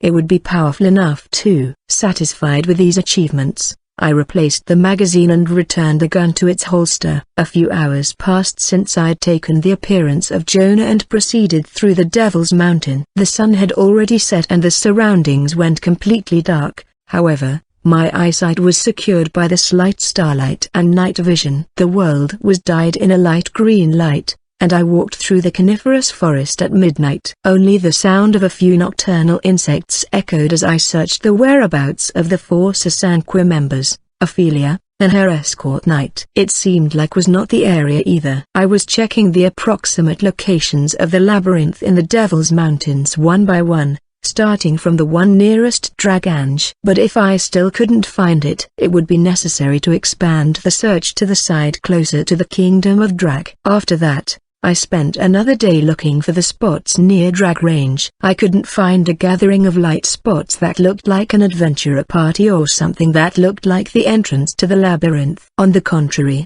when I observed the movement of the monsters I encountered, I got the impression that they moved slowly toward a certain direction south, which was the same direction as Drag Range. And that direction coincided with the approximated location that was closest to the kingdom of Drag. Naturally, I confirmed that direction was the last spot on my list, so it may be the correct answer. On the map in my HUD, I saw 6 light spots lumped up. They were further away, around the coniferous forest. For these 2 days, except for getting sleep, I made the best use of my resilient body and stayed on the move. The preceding girls were different. In the letter, all 4 of the Sasanqua were listed as A rank. When I've previously met them, Mission Frau were still B ranks. They may have been promoted after the conquering of the Emerald Demon Labyrinth, but no matter how high their ranks went, they couldn't continue after the sun went down. There was a limit to the time when they could act naturally, making the distance between them and me, who was not impeded by that same limitation, was shrinking. According to the terrain reflected on the map, after passing through the coniferous trees, I should see a mountain lake. The 6 light dots stay on the banks of the lake. Maybe it was a campsite. The height and thickness of coniferous trees were much larger than in the previous world. I leaned back and looked into the mountain lake in a leaning position. People, not humanoid, body covered in hair, large with a long tail that swayed side to side, and its head was that of a dog's head. Kobolds, a childlike physique similar to a goblin, smaller than a werewolf, but with a wide sword-like weapon stuck on their hands. 6 kobolds faced each other in a circle, bent over and eating something. Activating TSS, I opened the monster files from the screenshot collection, and checked the kobold section. It is a monster with fast-breeding species almost on par with goblins, and a very aggressive personality. Each individual was born with a sword growing in their hand, kind of like a biological armor, and if it was damaged, the vitality of the monster would weaken and eventually die. As a species, it was a male-only race, and it preyed on animals in the wild to give birth to their offspring. Also, it had a very strong appetite and its favorite foods were human and beastmen. Therefore, when I looked at the center of the group where a lump of meat, reddish-black, that pulled beneath it, looking closely, I realized they were chewing on.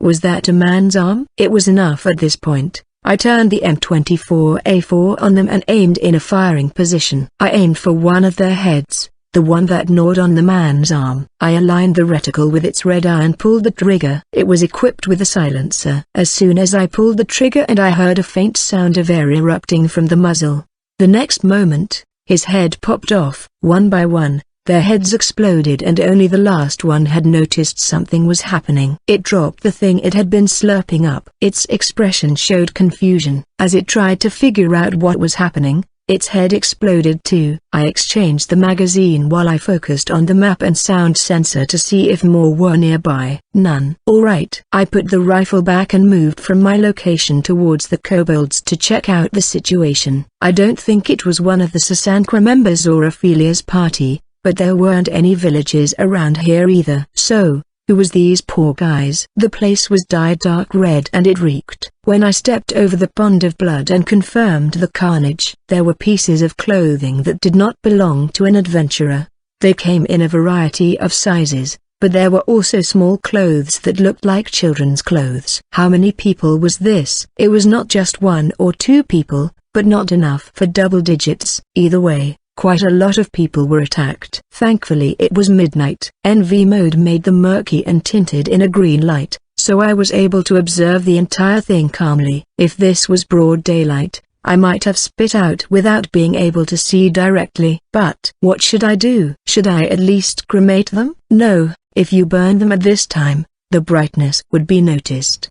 But it would take too long to bury them all. I felt guilty about leaving a dead person, but I could only ask for their forgiveness. I decided to leave the place and prepared to return to the royal capital for Daikokuya's business day. I could return to the royal capital using the transfer circle that I personally owned. Therefore, I headed to the area I was checking out and summoned an LVTP-5, landing vehicle tracked, personnel model 5. From the garage. The LVTP-5 was an amphibious armored personnel carrier that I also used during the Wolf-Fang Labyrinth subjugation. In preparation for jumping to and from the Margrave of Drag range, the transfer circle, as well as its copy, was installed on the vehicle. Furthermore, using the function of the garage, the camouflage pattern was applied to the vehicle. I moved it to the cliff where the stratum was exposed. I then covered it in branches and leaves cut from the surrounding foliage to complete the camouflage. Someone could discover the vehicle, the Sasankwa, or someone else, so I had installed the circle in the tank rather than on the Type 74 as a countermeasure. Even if someone discovered the LVTP-45, unlike the truck, they could not get into the steel-armored LVTP. I also installed a TUGS underneath so I could know when someone approached it. By installing this third one, the one that monitored the inside of Daikokuya disappeared. This also changed the configuration of the minimap display. Now, I was ready to move. I looked to the mountain lake once more before I teleported back to the capital. After teleporting away from the Devil's Mountains to Daikokuya, I changed from Jonah to Schwartz and went up to the office as I yawned. Since I could not summon more than 2 vehicles at a time, the motorhome couldn't be summoned with the LVTP-5 set up in the Devil's Mountains. Once in the office, I laid down on the sofa and wrapped myself up in a blanket. I was able to get some sleep in the Devil's Mountains, but it was only for a short time each time. I ended up oversleeping and it was already noon. While I ate a bento box and tea, I heard a voice from outside the store. Good day, I think the store manager is not at home. Is the shop closed? Didn't we have a spare key? Ah, indeed. It's in the tool bag somewhere. Here it is. Apparently, Amy and Priscilla, as well as Arm and Silvara, arrived from the Marida Trading Company. I cleaned up and went down to the first floor to unlock the door to let them in. The shop would not be open while I was not here, but the building and products still needed to be cleaned regularly. Come in. Thanks for coming to work. Ah, manager. Good to see you. Good to see you all too. Amy and Priscilla gave a beautiful bow in front of the door and stared at me. It made me wonder if they were waiting for something. Don't you have anything to ask? Didn't you instruct us to try out the products? Arm spoke up. We were allowed to use it. Such a good item. Too bad it's very expensive. Next came her sister, Silvara. But what did you say again? Oh, then I noticed their fur. Previously, it was kinda difficult to say that their fur was beautiful, even as a compliment. Don't mistake me. They were good women nonetheless. But as adventurers, and escorts, their fur was far from glossy. You could even use unkempt. It was different today. Both Arm's blonde hair and Silvara's silver hair gave off a brilliant luster as their hair stretched down to their shoulders. Their big foxtails were also smooth. The difference was like heaven and earth. Looking back at Amy and Priscilla's hair, it also gave off a beautiful luster. Unintentionally, I reached out to the long-haired Priscilla and touched it. Previously, it was stiff. Now it was smooth and comfortable to feel. How come they changed so much after only a few days? I mean, the changes shouldn't have been this fast normally. I didn't know what they normally used, but it seemed that I wasn't the only one who was empowered in this world. Shampoos and conditioners also had a better performance here than in my previous world. Perhaps, the very nature of keeping clean and healthy may be embodied in this world. Excuse me, manager, You are disturbing Priscilla now. Aren't we supposed to work now? Only after hearing Arm's voice did I notice the reddened face in front of me. I was so absorbed in checking her hair and thinking about the changes that I hadn't noticed I'd done it for a few minutes. Whoops, my bad. Both of you are quite beautiful. Beautiful.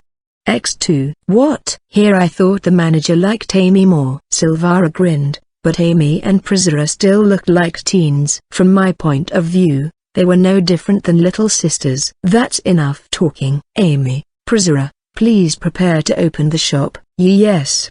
X3. Returning to Silvara with a bitter smile, Amy and Priscilla immediately set about cleaning the store so they could open. Although I was free on the first day of business, I think I actually liked the job of selling something. However, the sight of them move with such alacrity reminded me of the people who were devoured by those kobolds I encountered. Among the carcasses were small arms and legs, most likely children. Of course, most of the remains were adults. Are you worried about those kids? You're still young, but do you think you're doing enough? Arm said this as she stood next to me. Hey, Arm, what kind of country is this country from the perspective of ordinary people other than aristocrats and adventurers? That's a first. I think it's a good country. There are some people who aren't living well, but it's basically a comfortable country to live in. My sisters were born in the north, but there were only a few stories from other countries. Arm lowered her voice. You know I was a slave before,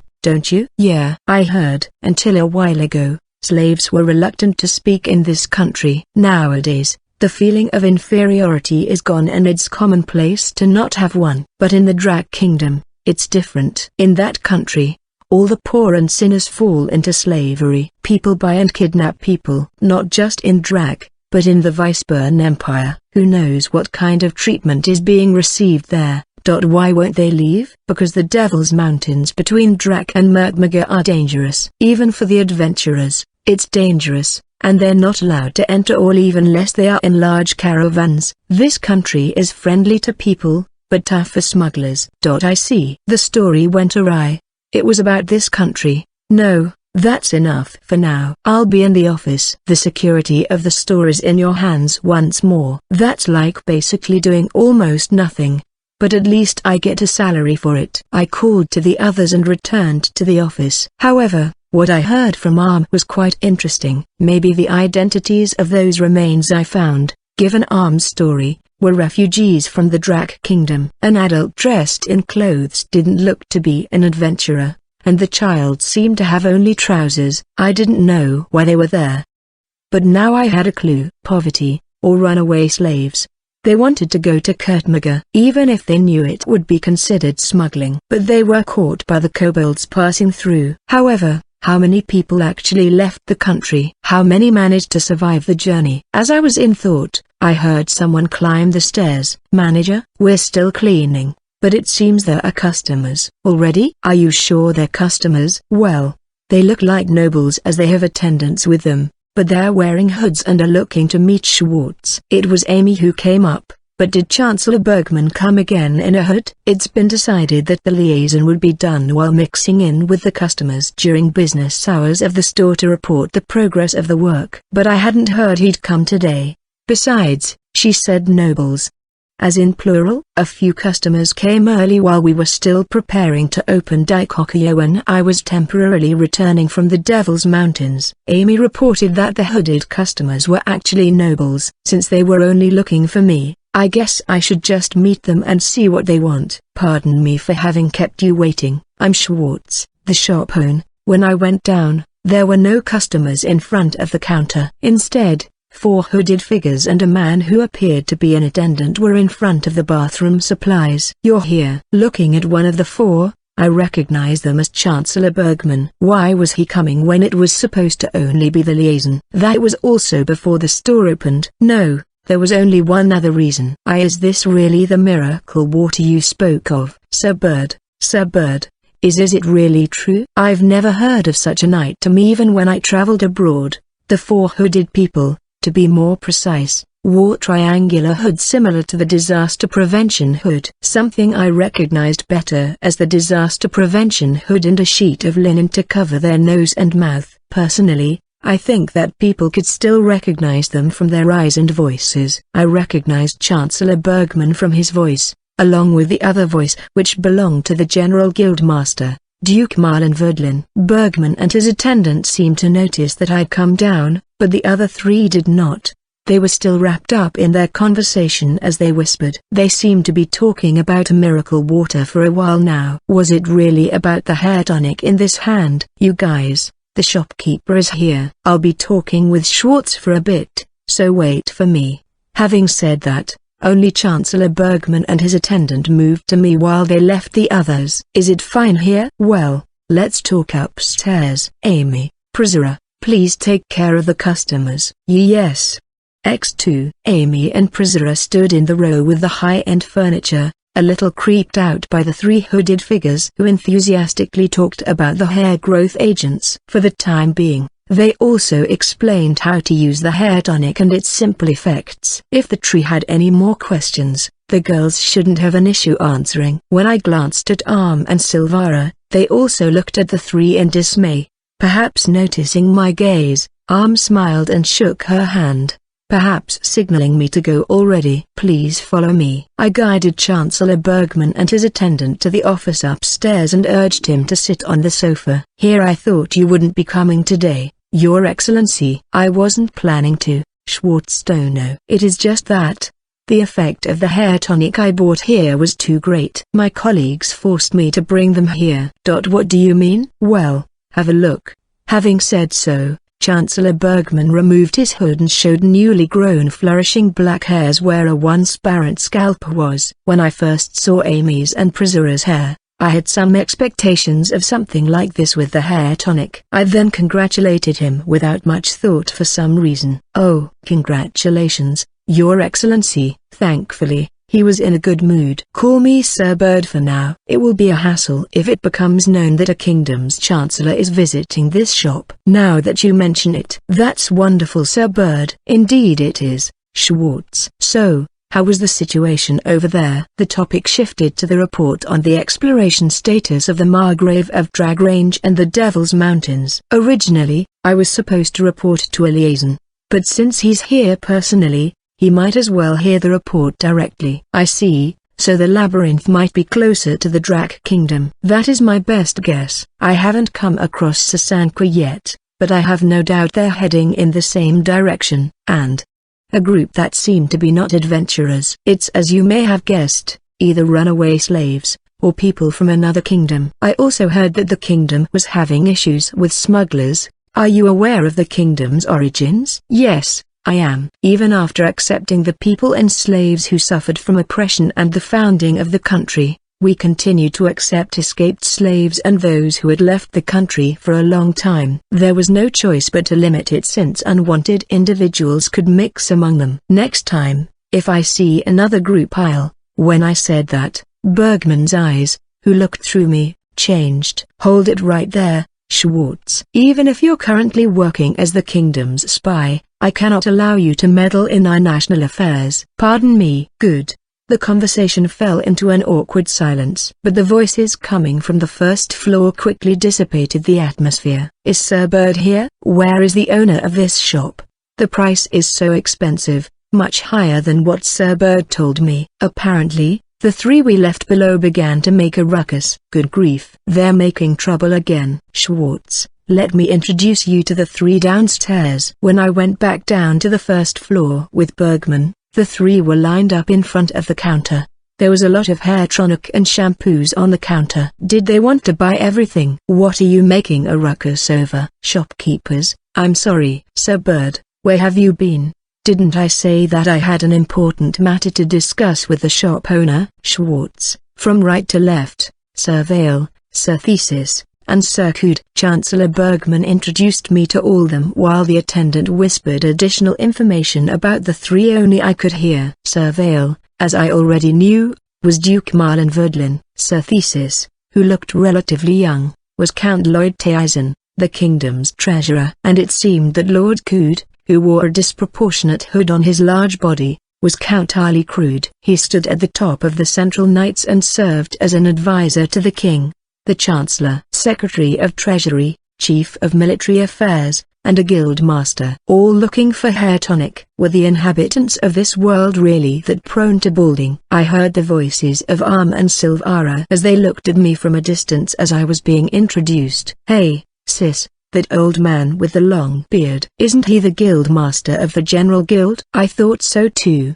But why would the guild master come to an unknown shop that just opened recently? Of course, both of them must have gone up to B rank, therefore they must have seen his face somewhere before. That characteristic long beard that reached down to his chest could really give his identity away. Anyway, taking that aside, the atmosphere had turned into where any of the three men could take off their hoods and use their tonic at any moment now. Sir, Bird, and the three sirs. Let's talk more about all the products you want to buy upstairs. At my invitation, all three went upstairs with a smile that could be seen even under the cover of their hoods. In the office reception space, Chancellor Bergman, advisor of Knights Ali Crude, and Guildmaster Marlon Verdlin sat side by side on the couch. I sat across from them while I explained how the shampoo, hair tonic, and conditioner was used correctly.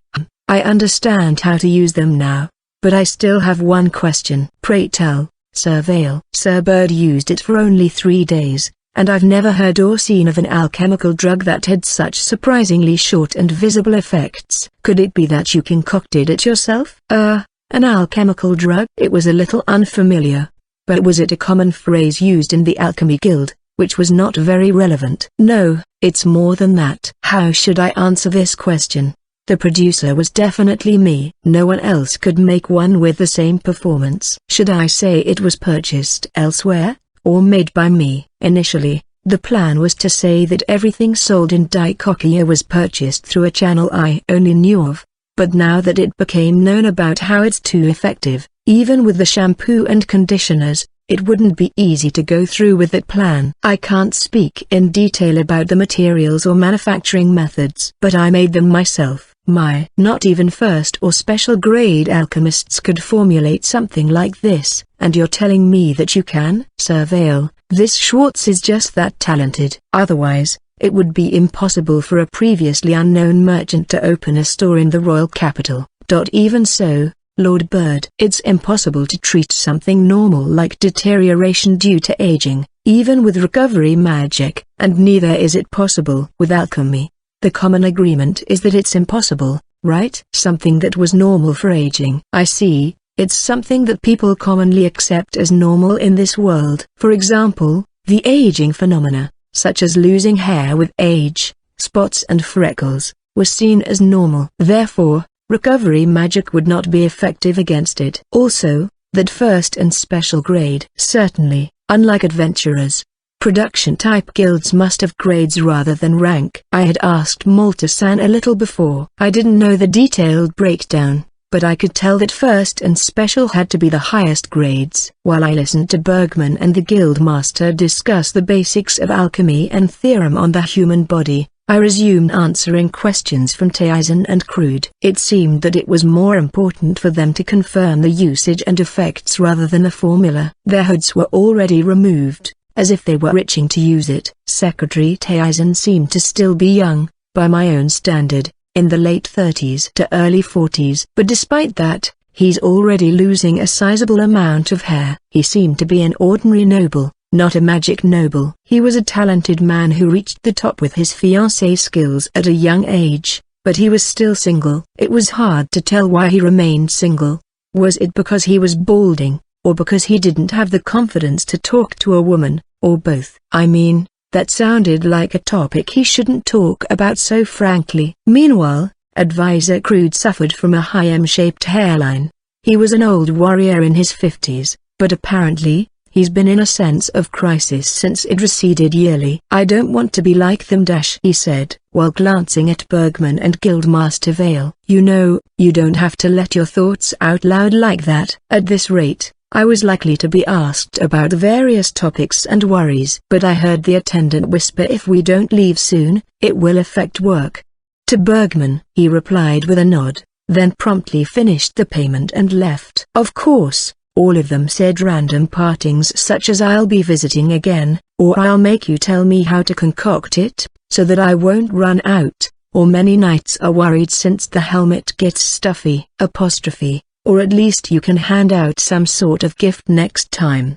Before leaving, manager, those people are Amy, Priscilla, and both of you listen to me. Next time a hooded person, or someone that looks like they'd work as a servant for a noble is visiting the shop, I will personally be in charge of them. Yes, understood, all. Well, as long as they don't act suspicious, we won't do anything. Amy and Priscilla were relieved that they didn't have to deal with customers who were obviously high-ranking nobles, while and Silvara replied with a bitter smile. But if it was me tending to them personally, it would be less suspicious. And it wouldn't be strange if I invited them upstairs for a secret talk. Today we welcomed customers before business hours, but the official opening was just around the corner. I had to hurry to resupply the hair tonics and bathroom supplies that the group had bought. Then, the opening hour came. Today's business was also full of window shoppers and no purchases. However, there was a different flow compared to the first day, which was the line of sight of the customers who came to the store. Silver-haired Silvara stood at the entrance, with her shiny and smooth hair, which was thanks to the shampoo and conditioner. On top of that, she had a good sense of fashion and it showed how she dressed. Silvara was eye-catching even when she worked as an escort member of the Merida Trading Company. She was more eye-catching now. And it's the same with who patrolled around the inside of the store. After customers were drawn by her and entered the store, the next person they say was and her beauty. At first, it was only male adventurers, but these girls were not easy to talk to. Attracted by the many adventurers, more curious shoppers also stopped in. These people quickly surrounded Amy and Priscilla, as the two were similarly sporting beautiful hair as the other two were far less sociable. Will this really make my hair look just like you girls? Yes. The effect comes out immediately after using it once. The scent is also good. So expensive. A gold for this bottle. Oh, the store manager says that the listed price is only the current market price. It seems that the price may change on the next business day. What does that mean? The listed price is only valid for today. The price may change during our next business hour, or something like that. What in there? It's not like it's armor forged by a first-class blacksmith. Amy and Priscilla answered questions while being surrounded by female adventurers and middle-aged aunts. While I watched this, I waited at the checkout. Of course, ordinary customers would not buy today. The main reason was that the price was too high. Since there was a limit to the amount that could be taken from the Continental at one time, I'd be in trouble if too much was sold. To Amy and the others who were disappointed nothing was sold despite a large number of customers, I said it will sell soon. And soon on. But my thoughts were different, as not selling anything was my real aim in the first place. The next business day would be in 3 days.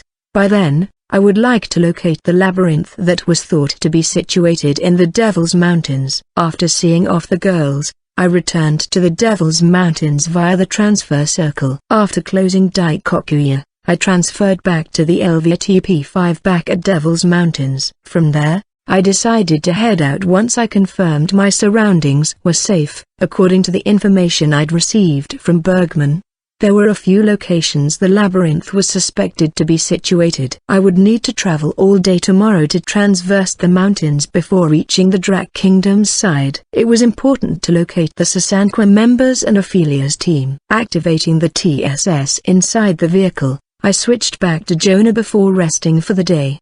The next day, as the sky was still dyed red by the sunrise, I left for the Drac Kingdom. While I focused on the sound sensor, I also watched the movement of a blip on the radar as it floated on the edge of my sight. I was determining whether it was a human or a monster as I rushed through the forest. On the Kurtmagas side of the mountains, there was a large coniferous forest that was in a different league in terms of height and thickness compared to my original world. But once on the ridge, the forest was cut off, replaced by rocks, grasslands, and shrubs. This scenery is way too good. The scenery below was illuminated by dawn light, and it was anything but gloomy or evil. It was beautiful to the point I wondered why it was called the Devil's Mountains. Although I was fascinated by the sight, I checked my surroundings. I checked the way I came, and down each side of the rigger line, and somehow, I felt it was familiar. Where did I see it? In my original world? No, it was not. I activated TSS and rummaged through my saved screenshot folder. And then I found it. It was almost the same as the scene before me. The path was different, but the visible rig line was similar. This place. Was this where I got transferred from the pirate base? I got my transfer circles while I helped Ashley subjugate the pirate fleet in the southern sea. However, the destination the circle led to was a mountain I didn't recognize. Now, it was similar to what I saw now. I used the TSS to display an enlarged map of the area and searched for the small patch of the area I'd recorded when I first came here. I know it. It was on the mountain northwest of here. Over there. It was just beyond an expansive meadow, most likely within the Drac Kingdom's territory. Back at the pirate base, I was able to rescue some captured civilians, but a number of them had already been taken to this unknown land, which was the Drac Kingdom. It's been a long time since then, and I wouldn't be able to track them in the kingdom. Besides, there was a possibility they were taken to another country instead. It was useless to think about it now, I guess. Moreover, there's supposedly a labyrinth nearby, which means a magic ore deposit. Monsters would be attracted and would lay havoc on their surroundings. Anyways, I needed to focus on what was in front of me, and as if to prove my point, I could see a flock of monsters coming toward me. Monster-riding kobolds? I was again fascinated, this time by this strange sight. Traveling across the beautiful meadow was a giant boar, an element boar. Its body was large enough that I could still see it clearly from a distance, perhaps 4 or 5 meters long. Looking at the 4 protruding fangs from its fur-covered mouth and its ferocious-looking eyes that burned bright red that were obviously looking at me. 3 kobolds rode on top. One sat at the forefront with a whip-like weapon. The other 2 had bows and arrows. The element boar rushed toward me along with the 3 kobolds on its back. In addition to the intimidating feeling of the rushing element boar, the kobolds barked excitedly, as I expected. My undead Jonah could not fool them. They immediately recognized me as their enemy. But how did they detect me as one of their enemies in the first place? While I calmly watched the approaching violence, I pulled out the grenade axe from my waist and pointed the muzzle at the rushing boar, adjusting the parabolic line in my fourth. I set the other end to land right on top of the approaching monsters and pulled the trigger. The grenade was fired, flying through the air with its distinct pop. It landed right on top of the element boar's head and detonated. Jayu. However, that was not enough to stop the monster.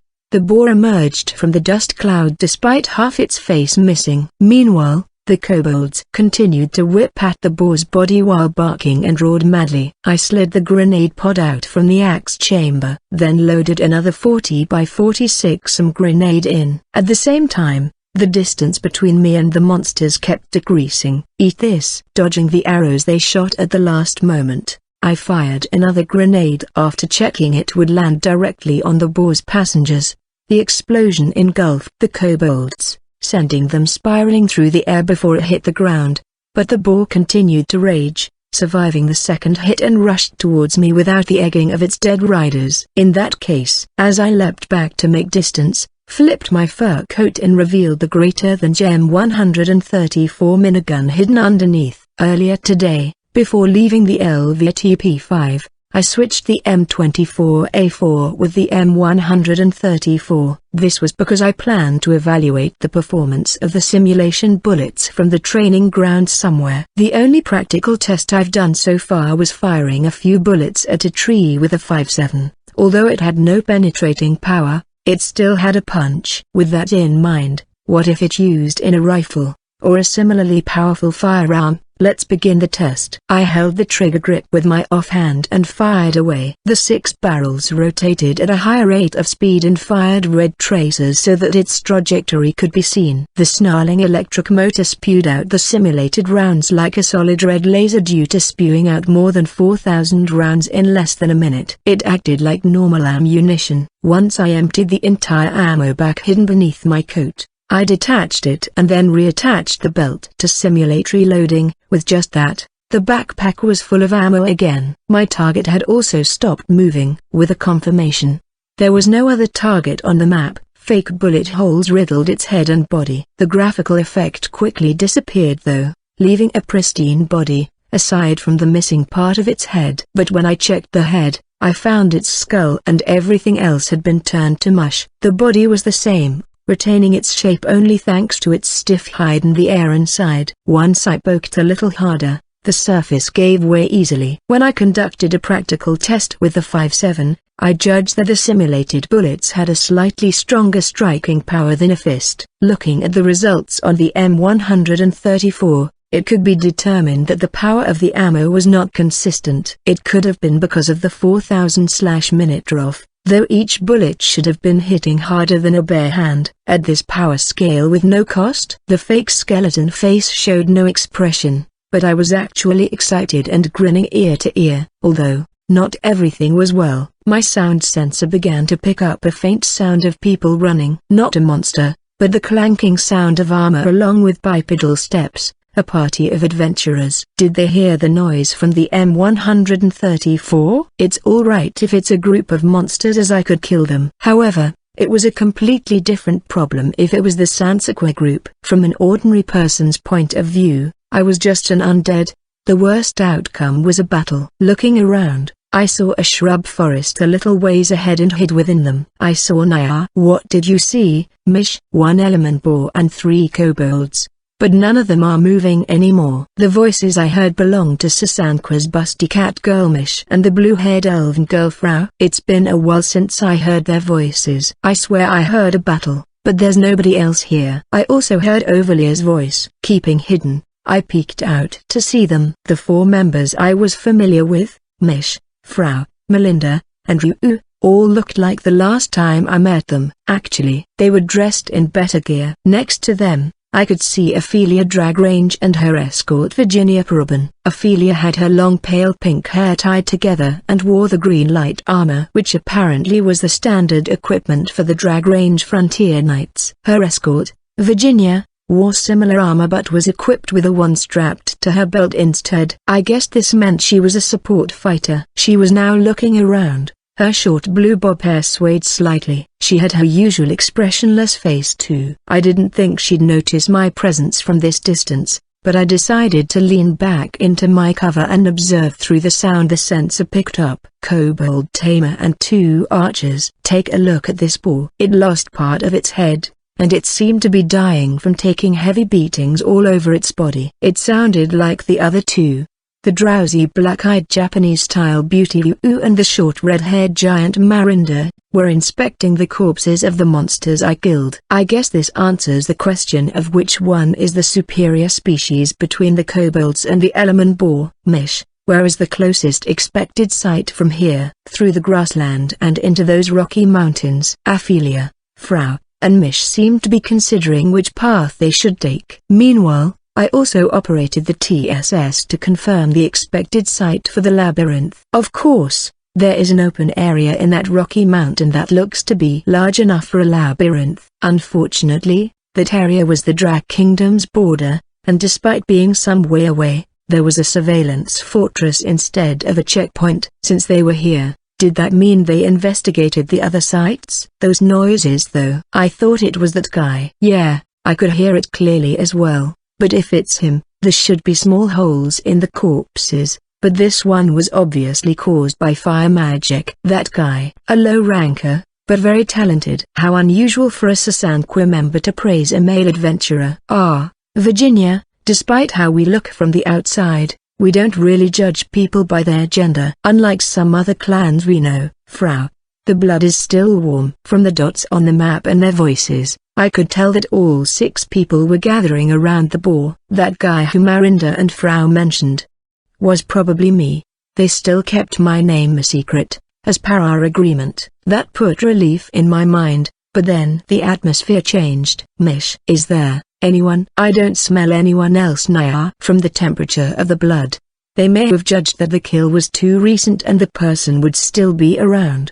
Let's move out. Okay, roger that. Got it Naya, let's do so. Yes. Measuring the distance to the girls as they moved, I slept some distance as I followed, about 400 to 500 meters, which was about the maximum distance that the sensor could still pick up their voices. As the sun fell over the rocky mountain, The dots signifying the 6 people in front suddenly stopped. It didn't look like they were in battle. Up to this point, they encountered a one monster. So, I was able to observe their current fighting strength. The 4 Sasanqua members were as strong as ever, but the one that caught my attention was Ophelia. She fought with a silver rapier that glowed with magic. Her sword handling itself was splendid and accurate, so much that I could see how amazing it was from a distance. She pierced the critical points accurately, evading as if she was dancing through the opponent's attacks, and countered with consecutive slashes instantly. The part that stabbed and slashed froze over. Did this mean that her sword's function was to suppress the enemy's movement? Combining her own swordsmanship and the effect of the magic weapon, any enemy before her would end up frozen before being carved one by one. Her participation was most likely Bergman's idea for a small ground to conquer a labyrinth. Ophelia was clearly the strongest, as well as the prettiest of the group. The 6 stopped behind the rocky mountain before disappearing as if they were swallowed by the mountain. They were gone. No. They entered the labyrinth. I went to the approximate spot where they disappeared from the map. There, I found a large hole seemingly carved out of the mountain. It looked like a cave, but humans certainly had a hand in it. Wooden planks installed on the walls to prevent it from collapsing, and the light of white grass extended far and rather than a cave, it was a tunnel instead. However, if it's just a tunnel, the dots shouldn't have disappeared from the map. In other words, the entrance to the labyrinth was up ahead. What should I do? It must have been a while since they left Drag Range. There was a possibility that they'd choose to return once the location was confirmed. If I followed them in, I was afraid we'd cross paths inside. As I was busy weighing this, the dots reappeared on the map. Apparently, they turned back after confirming the existence of the labyrinth. I was just about to enter the tunnel, so I immediately turned and hid behind some rocks. Mish, have you mapped the path to this place? Already done, Naya. Then let's go back to Drang Range. Rest, replenish our supplies, and contact the capital and the Lord's Palace. That last one will be up to you, Ophelia. Alright. I shall report our findings to my father. Finally, we'll be sleeping in an actual bed again, and eat delicious food. If we don't start moving soon, we may have to camp in a dangerous spot. True. Let's make a camp a little away from the labyrinth. We'll head back down the mountain come sunrise. The sun had already set. They were preparing to return to the forest city of Drang Range,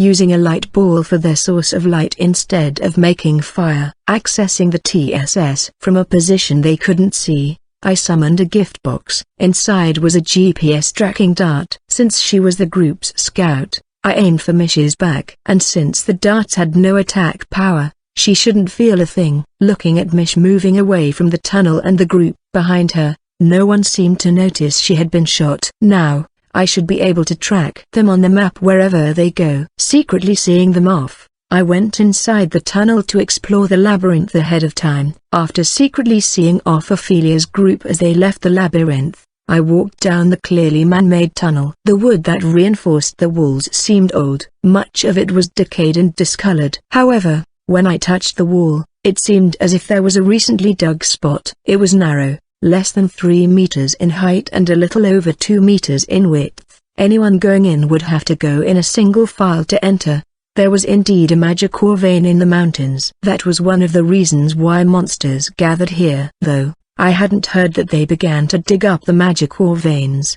But seeing the tunnel, it may have formerly been a mine. Though if it was an old mine, why was there a new tunnel? As I went through the tunnel, I arrived in a dim area where the only light was the white light grass. Not a slight smudge of light could be seen before me. It was the entrance to the labyrinth. The mine had become a labyrinth, which was confirmed by the system mapping what had once been nothing here. This includes the surrounding area. As I recognized what this was and looked again, the small space looked like it had become a little wider. Looking back on my experience so far, there should have been a transfer circle in this area. There it was. There was only one transfer circle here. Someone had gone in already, as I suspected with the tunnel. According to the General Guild, the transfer circle to the lower levels only appears once the first gatekeeper is killed. So, Someone had already defeated the gatekeeper on the 10th level. The request from Bergman was to secretly support the party in their conquest of this labyrinth and report on it. Similarly,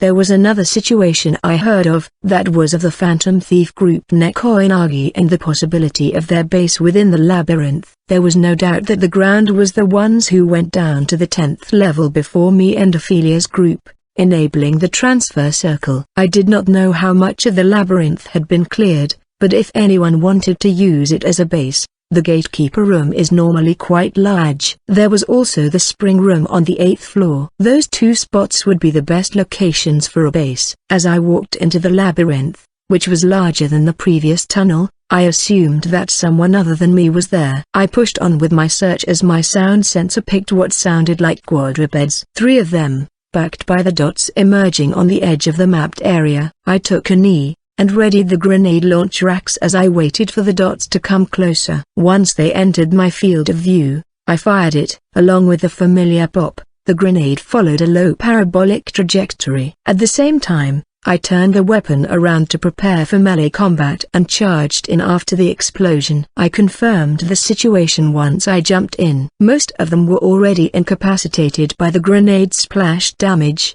with the closest one being the most hurt. Switching the axe to my left hand, I pulled out the PSS from its holster in my waist and fired a 5-round burst. The enemy was quickly dispatched with a headshot. Not stopping, I slid-jumped toward the last forest wolf and slit its throat with my axe. Phew! I let out a relieved sigh, turned around, and headed to the one closest to the point of detonation. I fired twice as a coup de grace. While I reloaded, I stared at the wolf as it sank into the floor, wrapped in black mist. I felt that the engagement distance was extreme given the current loadout. At this range, I needed either a combat rifle or an SMG.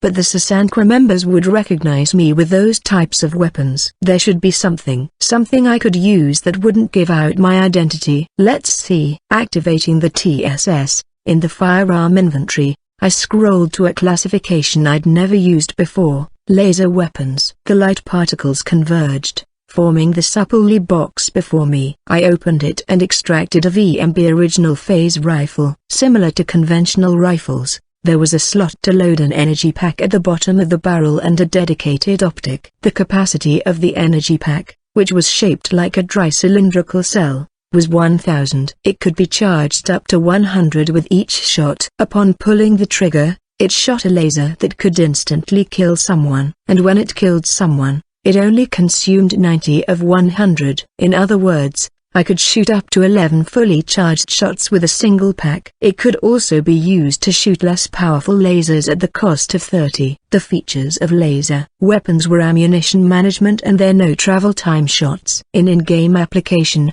pulling the trigger, the reticle would shrink to the minimum size. This judged that the shot hit its target. That should make for an overpowered sniping weapon, right? Well, to balance it out, VMB systems allowed players to hear an alarm whenever they were targeted by this weapon. A warning message would appear in their FOF. This would allow them to deploy the CBS or another physical shield. Since we were not in-game, the power of the phase rifle was still unknown, but if I locked onto an enemy, they shouldn't receive a message. Besides, even if a member of Sasanqua saw me use it, it used a unique sound and shot a red beam. It could easily be mistaken for a regular magic attack rather than be familiar to Schwartz's skill, arms, that they were familiar with. The number one factor for why I had refrained from using it so far was their steep CP cost in regards to their ammo.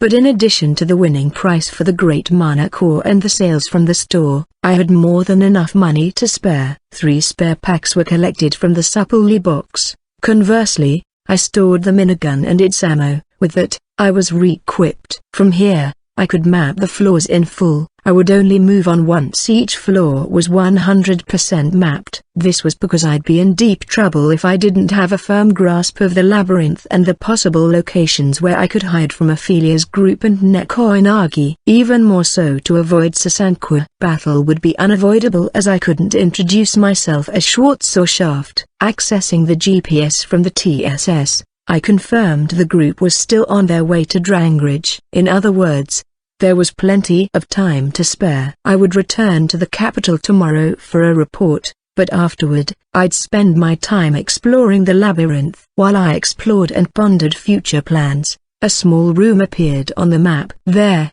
4 dots were inside. Kobold. Judging from the footsteps, I can finally test the phase rifle. There were a lot more things to check. The power of a fully charged shot, whether it's the no travel time projectile was applied here, the power of a minimally charged shot, etc. 4 targets wouldn't be enough to test all that though. I readied the rifle and headed into the room, prepared to attack at any moment. I killed the 4 inside and reviewed my experience using the phase rifle. First of all, the charged shot was more damaging than I thought. While its size was comparable to ARF category, its damage was comparable to the sniper rifle category. The laser had no travel time, like in the game. The moment the trigger was pulled, a red light flashed, and when my vision returned, there was a clean circular hole in the target's body. In addition to that, the laser pierced anything in its path. The firing was only a slight vibration. The light effect was the same. Even the minimum charge was similar to a 7.62 by 51 NATO bullet. I also checked the charge's time required for a full shot. In my calculation, the intervals were still good enough for a multiple combatant fire. I continued my exploration through the night until morning. By then, I'd mapped down to the 4th floor. Summoning the LVTP in a small room I secured after calculating the spawn timer, I ate a bento and returned to the royal capital. There, I found myself in the basement of Daikokuya, my secret base in the capital's 2nd district. I looked around for a bit, noting that there was no particular change. There still was some time until the opening of the store. I needed to do something first before Amy and Prizero arrived. While I changed avatar sets to Schwartz, I moved to the office. What I was about to do was draw the map for the labyrinth. Let's call it the mine dungeon for convenience's sake from what I've mapped so far. Even if the labyrinth conquest was proceeding smoothly, it would not be possible to hold a harvest festival in the Devil's Mountains, as it was the buffer zone between the 2 kingdoms. Besides, it was also close to the Drak Kingdom's border. If a lot of adventurers and workers approached the border to bring out the labyrinth's resources, it may end up provoking a response. A small unit with the smallest number of people possible being dispatched was much easier. However, labyrinths were unpredictable and there was the Nekoinagi. With an accurate map of the labyrinth, sending reinforcement would be easier. And I could plan out an escape route in the event I encountered Ophelia's group. The map didn't take long to draw. When I checked the time, it was almost time for those 2 to show up. I thought I should move. I heard the sound of the front door being opened. "Hello there, store manager." "We're here." I could hear the energetic voices of Amy and Prizero at the front door. There were 4 people in total, so the others must be Arm and Silvara. I immediately went down to the 1st floor and greeted them on the 1st floor. "Welcome. The products are all prepared, so can you 2 please clean the store?" "Yes." X2. Amy and Prizero moved to the side immediately. Arm and Silvara came close to me. They always stood guard at their own position. "But what is it?" "We were given an order slip from the master of the Commerce Guild. He said to deliver it immediately once the items were available." Order slip. Reading the paper that Arm brought to me, it turned out to be a large order of shaft wine to be served at the upcoming celebration of the 3rd Prince Ark's birthday and coming of age. So it's time already. Prince Ark was supposed to spend some time after his coming of age to find a girl who is excellent at magic. In this event though, the candidate has already been chosen. The 3rd daughter of Duke Barga, Lapitilica. She participated in the Emerald Demon Labyrinth conquest as a member of Sasanqua. I was there as well as a mapmaker on request. Afterward, I spent some time with her again as Shaft. I acted as her bodyguard until the time when the candidate for Prince Ark's bridge had been solidified. Along with the celebration, she would be officially recognized as the top candidate for the prince's bride. And my wine was chosen for that occasion. It just gave a sense of superiority. "Alright, I have some stock in the basement. Let me bring it here in a bit." "No need. The boxes downstairs are unmarked and all in similar-sized boxes. It'll be a problem if you take the wrong one." "I see, although I don't really mind helping." While saying so, Silvara's light of sight turned to the basement stairs. I've kept everyone away from it, telling them that it was the shop's warehouse as well as my workspace. But it seemed to have made it out as some sort of secret room, which made it even more interesting. It was impossible today, but perhaps I'd let them into the basement after I removed the transfer circle. Hopefully, that'd nip their curiosity. Before opening the store, I took out a large amount of wine that had been moved from the gift box and repacked it into a wooden crate as I went back and forth from the basement and sales floor. Arm helped stow the wooden crates onto a carriage waiting on the street, and Silvara delivered it to the Merida Trading Company. However, the amount is not enough to fulfill the order, so I guess I'll just prepare it once the stuff with the mine labyrinth has settled. The third day of Daikokiya's opening was different from the previous 2 days. A little after opening, the number of customers visiting to purchase had clearly increased. The products were mainly shampoos, conditioners, and other bathroom products. The customer base varied from adventurers, merchants, and craftsmen, though they were mostly female. On the second day, many females had noticed Amy and Priscilla's hair, kindling their interest in the supplies. What stopped them was the steep price.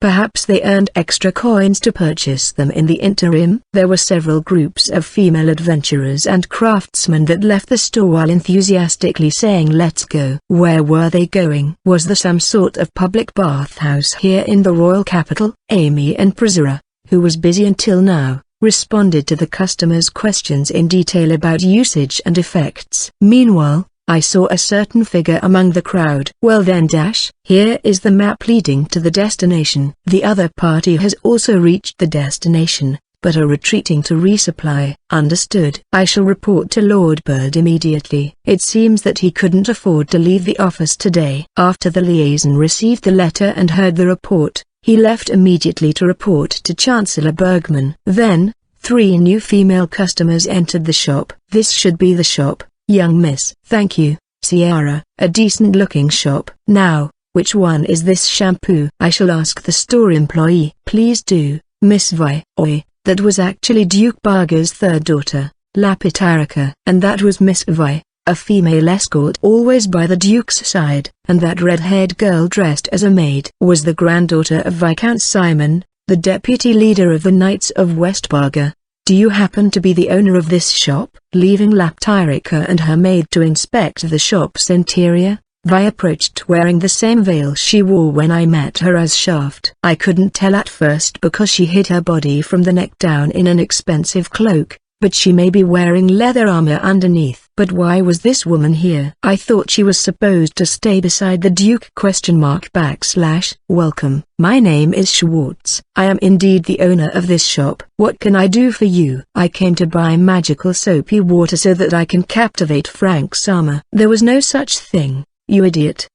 Hopefully I didn't say that out loud. Pardon me, but we do not sell something like that. Ha! What did you say? All the women in the store turned around to us after Vi raised her voice despite my reply. Schwartz-san, it's been a while. Is this store really yours? It's been a while, Lapitilica-sama. She approached with her maid. This is the store I just opened the other day in cooperation with the Merida Trading Company. Maybe Lapitilica-sama came here after hearing about me? Sierra wore the same white outfit she wore at the Barga residence, but Lapitilica wore a knightly style coat of the Barga Knights, a short skirt, and a light blue beret. I came to the royal capital for the upcoming banquet, but when I met an acquaintance who lived here, I noticed her hair was very beautiful. So when I inquired about it, I was introduced to this shop. Lapitarica's acquaintance who lived here and knew about Daikokiya must be Ashley. Perhaps she visited Ashley and learned about it there. The upcoming banquet should be Prince Ark's birthday party. Could she still doubt herself, despite being the first candidate to become his bride? I guess she wanted to get ahead of the other candidates. There were a few nobles who were using the shampoo and conditioner. Of those few were the girls of the Zephanal family. But are you looking for shampoo and conditioner? Yes, indeed. It seems to be a popular item. Do you have one? Lapitilica asked anxiously while looking around. It was hard to say it was popular, but today a lot of people did buy them. Seen from the side, it looked like a popular product with a flood of buyers. Of course, We have some in stock. However, is it really needed? You are aware? I cannot be too optimistic. There are still many unconquered labyrinths in this kingdom. There is still a possibility that someone else may rival my achievement.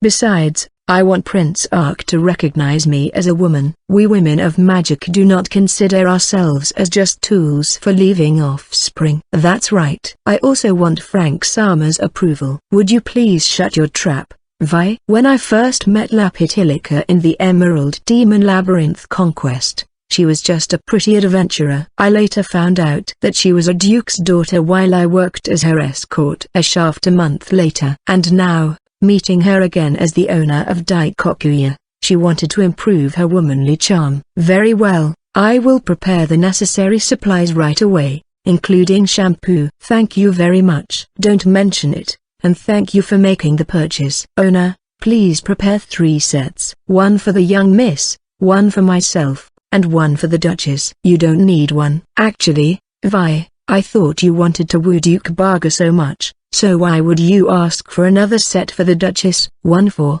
the Duchess? Yes. The sight of Frank Sama loving his wife was what captivated my heart. Oh, okay. Lapitilica smiled without any disgust.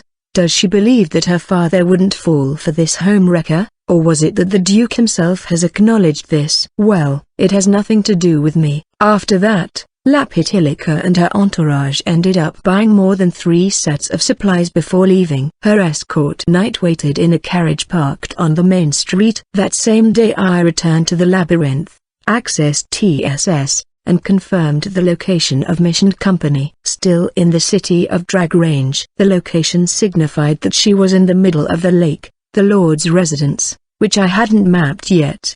The GPS transmitter was attached to her light armor. Was it possible she took it off and changed into a different piece of equipment? As long as the dot was up, it meant that it hadn't been discovered and removed. Even if they noticed it, they wouldn't be able to answer what it was, its effect, and how it got there. Zero knowledge of my world's technology. There was no way they'd know, let alone figure it out themselves. There was a 5-day grace period until the shop's next opening. In these 5 days, my plan was to aim for the gatekeeper on the 10th floor. But it was already dead, so that must be the base for Nekoinagi. Other than that, I couldn't think of a place where they could hide in the labyrinth. Although the clean spring was safe from monsters, it was too narrow to be a home base. That left the gatekeeper's room. As long as the gatekeeper was defeated, nothing else would respawn there, and one could easily come and go via the circle. If they closely managed the gate leading to the gatekeeper's room, it would be possible to drive monsters and other people off. My current location was a small room on the 4th floor, and I had already mapped it. I changed my avatar to Jonah along with my loadout. With that, I continued my exploration. After passing through to the 6th floor, the scenery didn't change, but the atmosphere clearly did. Compared to the tunnel outside the labyrinth, the width and height doubled. But when I dug into the wall with a skeleton finger, I could actually dig an open field floor. It was the kind of floor that mimicked the outside world and used it as a sort of obstacle. As I proceeded, I noticed that the inner wall was filled with a substance that looked like ore. Although it varied in size, I could see swaying lights such as red and blue in a shiny dark color similar to obsidian. Of course, there should be a vein of magic ore in this mountain range and I had never actually seen it before, but this mysterious ore was probably it. Since it appeared inside the labyrinth, a former mine, did that mean it was possible to mine on this level? The ore was crystallized magic and it attracted monsters. As long as it continuously pulled in a certain area, it had produced more ore. With proper management, it was possible to mine it for long periods of time. The same was true for this labyrinth. Its power solidified, and produced this. If someone managed the labyrinth and the veins after subjugation, it would certainly be a massive profit. But considering this place was close to the Drak Kingdom, it'd be difficult. A few days passed since then and I mapped up to the 7th floor. Moving on to the 8th floor, there was a clean spring on this level and the monsters were the higher-ranked versions. However, they were still kobolds, so they weren't that strong individually. They did not have a magical means of attack and instead, relied on their biological weapons. At this level, It shouldn't be too difficult to reach the 10th floor if there were a few explorers with some combat experience. It would be easier with a larger number. There.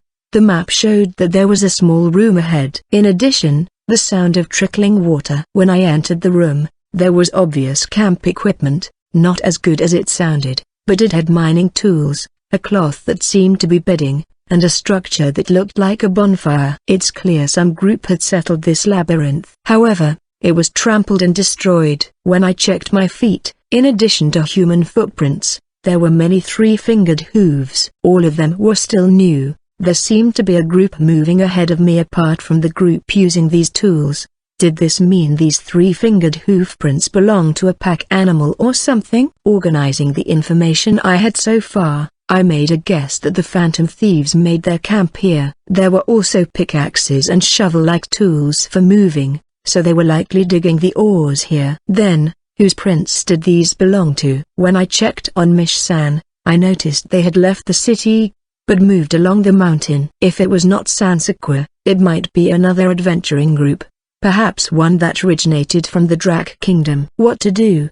The purpose of this request was to subdue the labyrinth without alerting the Drak Kingdom and to prevent the monsters from moving south. The other was to catch up to Sasankwa and Ophelia to support their subjugation. There was also the search for Nekoinagi, and to report it all to Chancellor Bergman.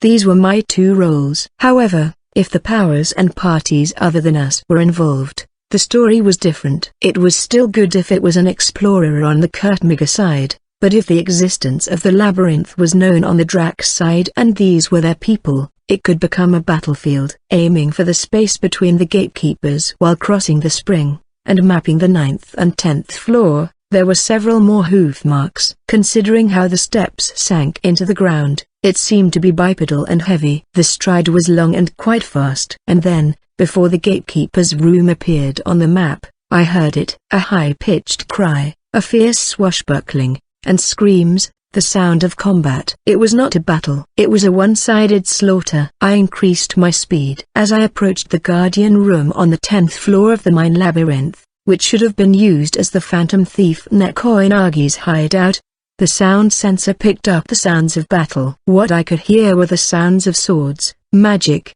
screams, and heavy footsteps. My map began to cover the gatekeeper's room. The gates that resembled something out of hell were opened, and my radar showed dots inside. It couldn't be anything good. Who were they? I moved quickly and hid behind the pearly white gate. By the time I got there and peeked inside, the situation was almost over. There was no pillar inside the room. It was a spacious room with many spacious tents and tables similar to a refugee camp, but most of it was broken and burned. A number of corpses were strewn around. The sizes were not limited to adults, but smaller ones. They all looked worn, and, among all this, there were many armed dead that looked to be explorers. It seemed that those who served were arrested.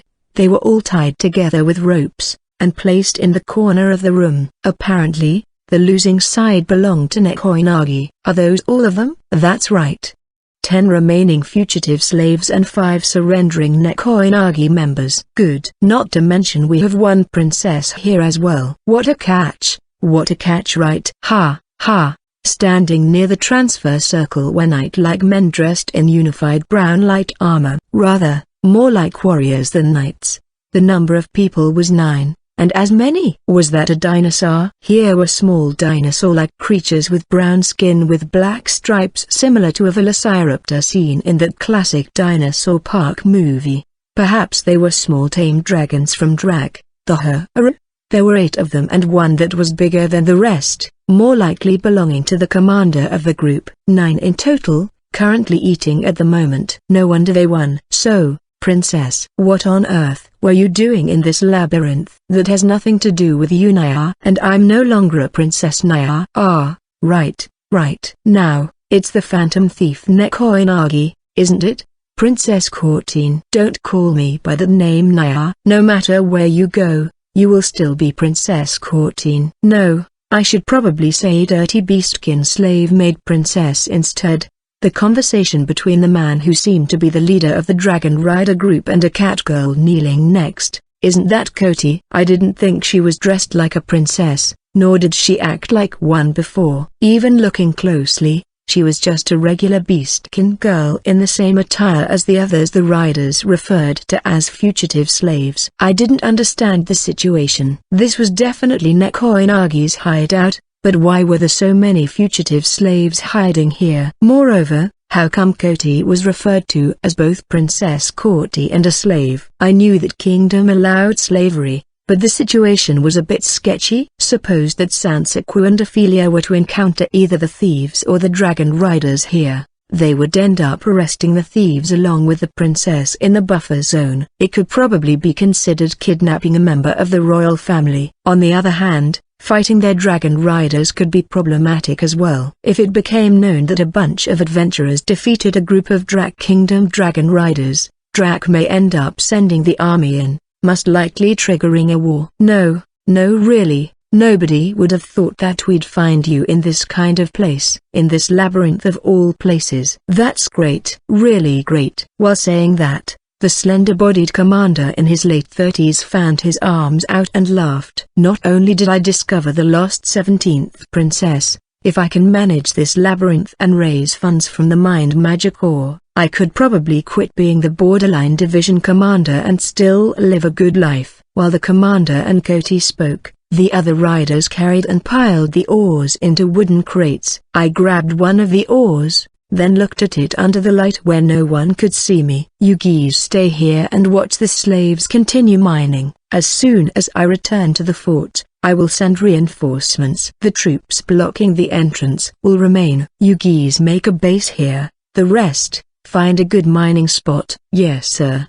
The commander turned his eyes to the captives who knelt in the corner. Then, of the 9, the commander, his adjutant, Koti, who was still tied up, and 3 Hertrius transferred together. I suppose there were 3 fewer people than now, but judging from what I heard, there were probably more outside the labyrinth. What do I do now?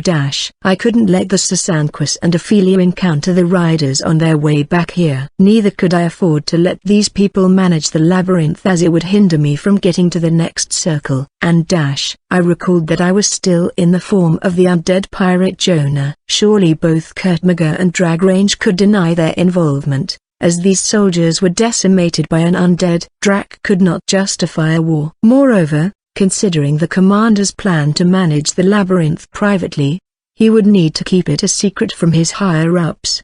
But eventually, more people would know of this labyrinth. Before that could happen, I checked the situation inside once more. 6 Hertrius were resting in one corner. 2 dragon riders stood guard beside them. 2 more stood by the circle while another 2 watched over their captives.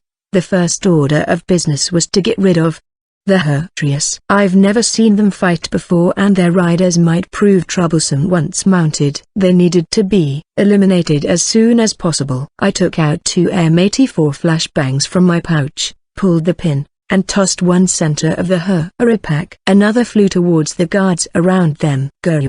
What is that? The beasts and riders looked at the grenades with curiosity. A dazzling flash and bang engulfed them momentarily. Jaya! The targets were stunned. Convinced of such, I immediately stormed in.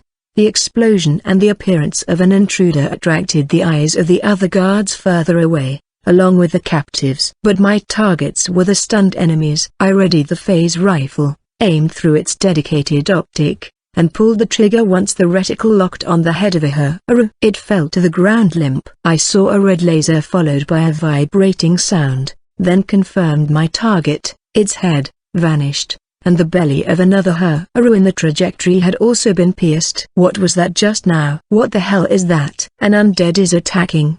The other riders began to shout after seeing what happened, though I ignored them momentarily. Not waiting for it to charge up, I shouldered the rifle and took out the grenade axe. I brought it up into a firing position. Prepare for battle. We will prepare the system while the undead is distracted by Al. Miller and Al, put up a magic barrier. It might not be a dark night. Be careful of that red magic. Oi, it's doing something again. The moment the grenade was launched, I let go of the grenade axe and switched back to the rifle. This time, for a fully charged shot. The 2 stunned riders were blown apart in the explosion while 2 more Hertrius fell from the phase rifle. Fuck, Our precious Hertrius, Lloyd, go rescue the Hertrius. The remaining warriors began to move. The difference in their roles could not be distinguished from their armor, but the two standing beside the captives muttered something and the air around them distorted. Did they just conjure up a magic barrier? But that meant little against VMP firearms. The other two dragon riders took out some sort of whistle made out of bone and blew it. I couldn't hear it despite seeing they were blowing with all their might. Could it have been some sort of magic whistle? In response to the inaudible sound, the remaining Hertrius, who was just recovering, jumped back up and took some distance from their fallen comrades. They were faster than I expected. I kept the rifle trained on them but didn't fire yet to observe. It was impossible to take them all out just from the first strike. So, I was not gauging their physical capabilities. The two Hertrius darted across the room to the riders, letting them mount. At this point, I'd seen enough. I fired on one monster's head that was mounted by the man called Lloyd. The red beam evaporated the target as well as punching through the rider's belly. Oi! What happened to the barrier? It's already been deployed, but it didn't work. The two dragon riders standing guard by the circle were shocked by the fact their comrade had been hit. The same went for the other rider who was conjuring the barrier next to my latest victim. Impossible. Just what the hell are you? Their expressions changed. The one given command after their leader left turned to me and pointed a trembling sword. Following the cry, everyone's eyes gathered on me. Monster demi-human undead, call me what you like. Just know my name is Jonah. An undead who can talk?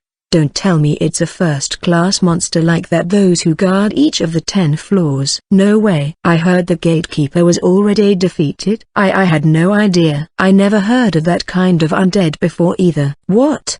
Could it be? Could it be the master of this labyrinth? What a terrible misunderstanding. But at least all of you are aware of where you are now. The dragon riders and the slaves were stupefied by the appearance of an undead who could speak and understand. Even back on the Southern Sea, Noah was also referred to as a first-class monster. Perhaps only first-class monsters are capable of communication. Just maybe they had something to do with the trespasser. Perhaps they were just monsters with hire. If you're neither the master nor the gatekeeper, what the hell are you? Where are you from? We're inside the labyrinth. You lot should have watched the gate more closely, for an existence like mine could barge in at any moment. The remaining 3 dragon riders, one of whom was already mounted, seemed to be aware that they were totally outmatched at the moment. Their eyes alternated between me and the transfer circle. Perhaps my existence was too mysterious to them to continue fighting. What do we do? Miller, you go and join the others outside to report this. I'll do something to hold that thing here, but can you really do it? Well, obviously not, but I'll try to buy enough time until the troops outside can march here. Given the strength of the creature, perhaps it's impossible to escape here. The riders whispered to each other. Unfortunately for them, I could still hear them thanks to the sound sensor. If Jonah's existence became known to the outside, the existence of the labyrinth would also leak. It was much better to leave that greedy commander clueless. With both sides' strategies decided, we started to move at the same time. Go! Following the shout from the only mounted dragon rider, Miller rushed to the circle. One last spell chant came. Since I couldn't let any of them escape, I aimed at Miller and fired a charged shot. I watched as he dropped with a large hole in his abdomen before I aimed at Al. The rifle began to charge. Once I pulled the trigger, I released it once it exceeded 30. His head shook as the round interrupted his chant, no different than a fully charged round. Since I didn't know how many shots were needed to kill a human, I shot at his chest with another 30 charges. The headshot took a good chunk of his head, but he was still standing for a second until the second shot. He fell and no longer moved. Jonah, the last rider, charged on his mount with a scream. Perhaps furious I killed his comrades before he had the chance to act. His mount was agile as it moved side to side in order to avoid being hit. The rifle was not suited for close range anyway. Holding it in my left, I reached under my coat with my right. I pulled out the PSS rifle. I directed it at the Hera while I slid jump to keep my distance and fired several shots. The 7.62 x 32 rounds bounced off its scales like it was just scratches. It was just a deterrent and distraction. The moment the rider and mount reached my last position, it lost its head from a fully charged shot. It lost its balance and collapsed. Unable to control his mount any further, it fell on one of his legs, pinning it beneath its body. But he wasn't out of the fight yet. I rushed in and kicked him straight to the noggin. It wasn't enough to kill, but enough to knock him out. I had some things to ask him, that's why I didn't kill him. With this, all the hostiles were taken care of. The rest were the captives, 10 fugitives and 5 Nekoinagi members, all of which looked at me anxiously. I ignored it as I retrieved the grenade axe. I then reloaded all 3 weapons. Now then, I activated the TSS and took out 2 empty gift boxes. The captives remained silent as they turned to the pink box that appeared. From their point of view, they probably couldn't understand why they hadn't been killed or what I planned to do. It would be impossible to know anyway. With the grenade axe in one hand, I approached the bound captives. They trembled with wide teary eyes. 5 beastskin men and 3 women. The remaining 2 were little girls. Did he think I would kill him from behind? A man who had closed his eyes slowly reopened them to check if he was still alive. Can you understand me? Yes. Go untie the other men. Before the labyrinth takes the bodies, help me stash the soldiers' bodies in this box. Can their mounts be eaten? Yes, parts of it at least. Then it should be processed before being stored. Be careful with that knife, will you? He didn't catch my intentions but slowly understood as I released another person. But no question, do what I said quickly. If you try to run or misuse that knife I lent you, you understand what will happen, right? With that last part, work proceeded. The gatekeeper room, originally the home of Nekoinagi, was ransacked. The released captives worked quickly to clean it up. The rider I incapacitated was tied up in one corner. Before I interrogated him, I wanted to address the captives first. With all the things known now, straightening out the situation was at the top of the list. The remaining members of Nekoinagi only stared dumbfounded as the corpses of the people who attacked their home were packed one by one into the boxes. Besides the beastkin slaves, the members of Nekoinagi included dwarf and elf. 2 of the members I was already familiar with, Flick, the little elven boy, and the dwarf cook from the pavilion. So tell me, little elf, what are you all doing here? I stood in front of Flick so as to hinder him from looking at the slaves. I bent forward so we were eye level, letting him stare into my pale flames that served as eyes. Hiding from the Drak Kingdom. Why do you have to hide? Flick looked straight back into my eyes but was otherwise unsure whether to answer. After some silence, the dwarf beside him spoke up. Because we were fugitive slaves. Then that girl who left via the circle was also a slave? She's different from the rest of us. I thought the dwarf would be the one to answer my question, but Flick butted in. I turned to him once more. He did not seem scared of my appearance, more so that he was indignant to how I spoke of Koti. Then, what is she? The princess of Drak Kingdom. She rescued us slaves and hid us here temporarily for our safety. Temporarily. Then where are you going? Kurtmaga Kingdom. We earn money from what we mined here, for the fee to enter the country. But why would an undead want to know about that? Moreover, why didn't you kill us? You killed those dragon riders, as well as their mounts. Are you going to eat us? Ignoring the prattling of Flick and the dwarf, I processed the information I got. Apparently, Koti and her troop were against Drak Kingdom's slavery. They could earn money through stealing and mining ores, which was used to smuggle slaves to their connections in Kurtmaga. The magic ores alone should normally sell for quite a sum, but considering their reasons and goals, they must have been forced to sell the ores cheaply. However, this didn't justify their crimes regardless of their intent. I am, as a matter of fact. So, why was that girl taken away? Thithis undead. The dwarves also forgot they were in captivity and began to bark with bright red faces. Of the 5 remnants, it was clear the elven boy was the leader. The other 2 and Gerard, who I saw with Koti, remained silent. Princess Koti was accused of treason against the kingdom. Anyone who brings her back would get a fair bounty. Then who is the man who took her? The man who took her away. He is captain of the cesium division of the Drum Fortress. He is a greedy man who has been chasing us for a long time. Was Drum the same fortress situated on the border? In order to conceal the existence of this labyrinth, I may have to do something about that. Oi, don't make us afraid, Skeleton Man. Just tell us if you're going to release us or not already. The old dwarf's question didn't only concern himself. They all were waiting on the outcome. Consider me being lenient. I'm going to release you all, but I will be claiming this place for myself. This place? Don't tell me you're going to replace the Labyrinth Master. I'm not going to be tied up with it. I seek to conquer it. At my statement, everyone went wide-eyed. It was only natural. An undead told them it would conquer the labyrinth after all. WHWH, what the hell are you talking about? An undead is going to conquer a labyrinth? The old dwarf leaned closer to me as he shouted. This old man, he's too noisy. And what are you going to do after conquering the labyrinth? Why do you even release us? I still need you all to mine the ores for me. Shouldn't you feel happy that I let you live? Well, we are happy. And it's not like we could live anywhere else but here. But what about Kotisama? That has nothing to do with me. What use are the ores to an undead anyway? Exclamation mark. Are you going to eat it like those pig dudes? Pig dudes. Now that he mentioned it, I did see the orcs eating magic ores when I encountered them before. I suppose the act of eating ores was a common habit of theirs. Oi, are you listening to me, Skeleton Man? If that's what you want, you can dig them yourself. The man's face was dyed bright red and he was spitting saliva as he shouted. But I'll ignore it for now. While he was being noisy, I focused on Flick.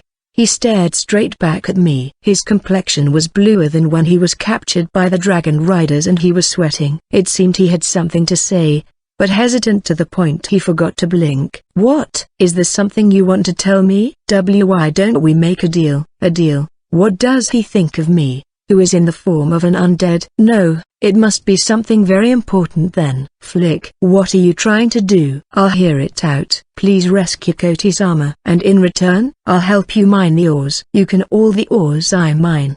If it can save Kotisama, I'll do the same too. Why yeah, me too. Following the offer, the others followed suit. Wait. Hold your horses there. I did say I wanted to claim this place for myself. But all I want is the actual transfer circle. Mining the ores would be a good source of funding, but I would have to deal with someone to convert it to gold. It's unlikely that I can trust the person they've been dealing with. If it's another merchant, perhaps Malta-san? Maybe. Considering the situation, Flick, what are you doing? That guy is an undead. You can't just strike a deal with an undead like that. But Glim, if he's just another undead, we wouldn't be talking to him right now. Of course, I know that we can communicate with this guy. But to strike a deal with him, just what kind of response are you?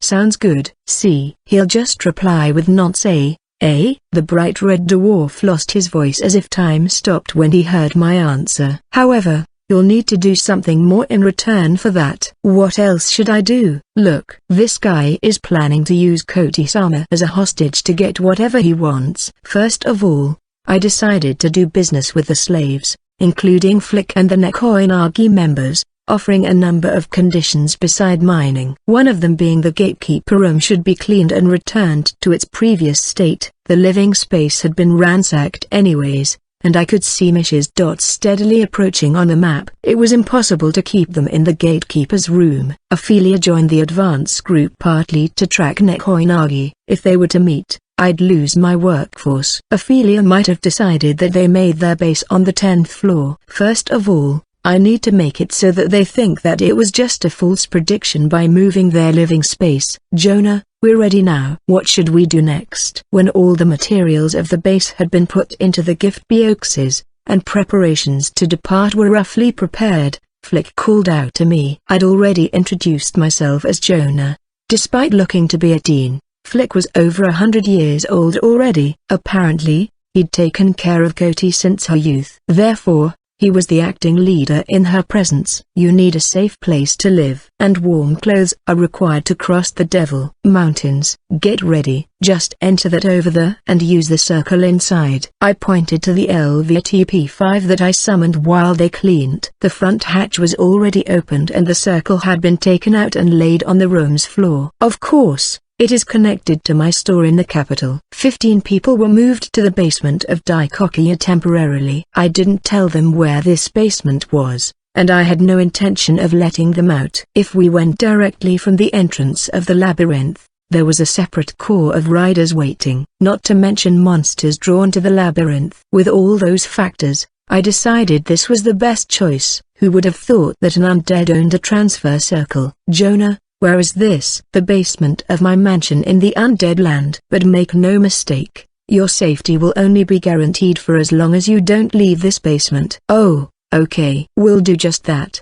The fugitive slaves looked over the room, which was not enough space for 15 to live in. I took out the meat of the Hertrius previously stored and tools necessary for accommodation, like furniture that could not be showcased on the first floor. Soon enough, the basement was turned into a decent living quarter. I also prepared Marida Trading Company bentos. However, there wasn't a kitchen or toilet. If so, I had to prepare for it as well. Considering the future, it may be needed. Accessing the TSS, I summoned the motorhome right in front of the basement door to prevent entry and exit. I'm convinced of your reluctance in rescuing Koti-sama despite our offer, but this is precaution. I don't believe you enough to keep your curiosity in check and keep that door shut, especially while knowing that door will lead you outside this room. Dwarf Gillen, who had a long beard with grey braided hair, watched the motorhome and stroked it, closing the door. And the same was true for the others.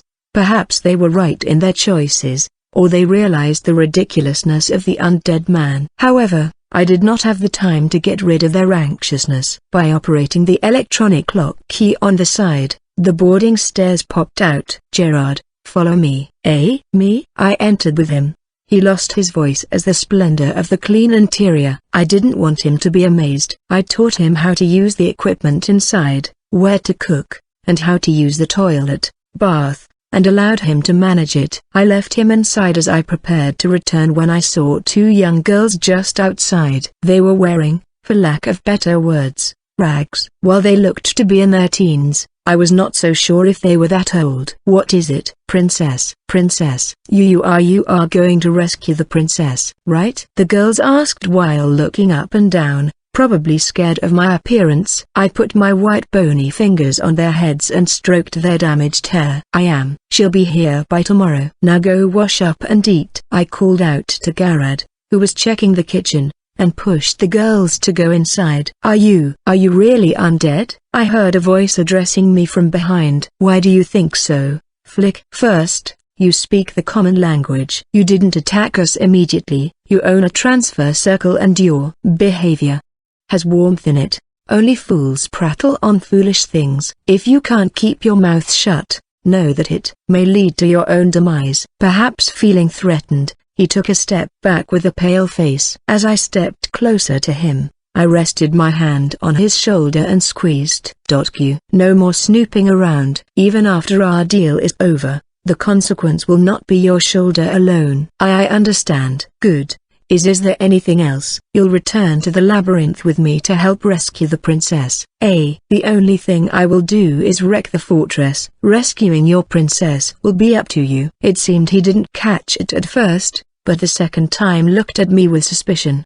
With my preparations completed, I left them in the basement of Daikokia and returned to the mine labyrinth with Flick. It was about midnight and time to head for the Drum Fortress for the rescue operation. But I had a few things to do. First of all, I checked Mish's location. They were still in the Devil's Mountains. Considering the time, they may have set up camp. From their position, it should be impossible for them to reach the 10th floor before I finished. I summoned a gift box and set up the transfer circle I'd taken out of the LVTP. Now I could transfer between this place and the store freely. To prevent people from the other side transferring here, I took the copy out and stashed it in the gift box. In the end, Having only 2 pairs of circles and a copy was a bit inconvenient. I needed another pair or 2 if possible. I should get a few once I conquer this labyrinth. Jonah, the dragon rider. It seems that he's awake. Hearing Flick's voice, I turned to the corner of the room where the gagged and blindfolded rider was. He'd been buried in dirt so he couldn't move. I left one alive here.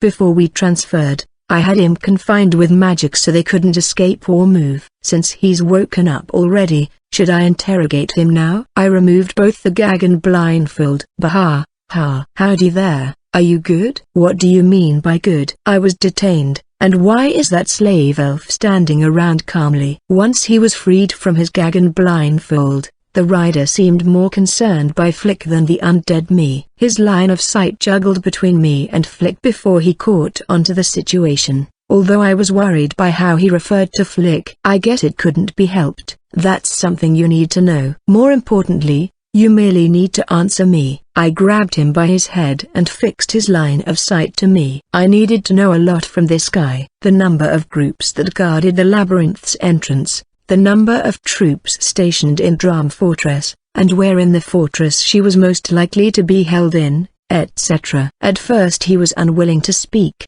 but once Flick used magic to strain his mind, he spoke rather easily. Flick was an active member of Nekoinagi and was good at mind magic. As long as he dealt with one person, he could use his magic to control their mind. Naturally, it wouldn't work on a Manyuk such as myself, but I imagined that it was a useful magic to have in their line of work. We managed to wring out information revolving around the fortress, as well as the structure of it. There were also a lot of interesting stories about Drak Kingdom. This might become useful in the future.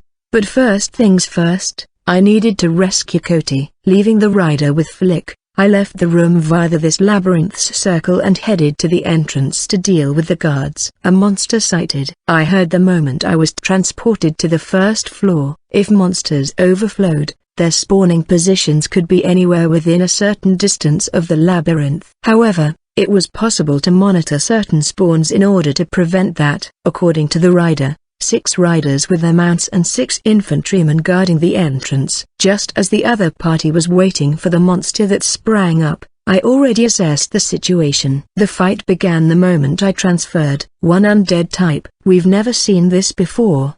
Be careful. Wake the dragon riders up. Be wary of the surroundings. There might be more. So, the infantry was the night guard's dash. While I listened to them, I watched as the map filled in and I got a grasp of my location. At the front of the forest, slightly off from the tunnel, I spotted 18 dots on the map. Not an ideal situation for me, but if I used the cover of night, I could probably manage their number. Before I got surrounded, I immediately jumped into the woods where their riders and infantry couldn't see me. It's in the woods. Get some light ball less up. It's too dark here. The troops guarding the entrance had turned the surrounding area into a campsite, so the number of bonfires were low. Even if it was a guard at midnight, it would be unpleasant to make people think that there was something around because it was too bright. Going through the woods while keeping myself hidden, using the game maneuvering called Take Cover Dash, I observed the enemy's deployment of troops while preparing new weapons. H&K UMP-45. A submachine gun developed by the H&K Company in Germany at the request of the U.S. Special Operations Command, SOCOM. The main goal was to increase the caliber of the MP5 series, which was a widely weapon at the time, in order to increase its power. As a result, .45 ACP was used at the cost of a slightly reduced bullet count at 25. The gun also came with an integrated suppressor. Firstly, I activated NV mode to have a better view as I leaned from behind a tree. I looked for the men chanting. I could spot 4 from my position. 2 of them seemed to be chanting magic spells. I aimed, shot 2 volleys of burst fire. The muzzle rose higher than the MP5 due to its larger caliber. The VMB system did not allow recoil to be reduced to 0 by default. There was a limit no matter how good the player's recoil control was. Meanwhile, I turned the muzzle to the remaining 2 soldiers. The UMP's recoil made it unsuited for precision shooting. Even so, if a player placed their crosshair on the target's chest area, the muzzle would rise,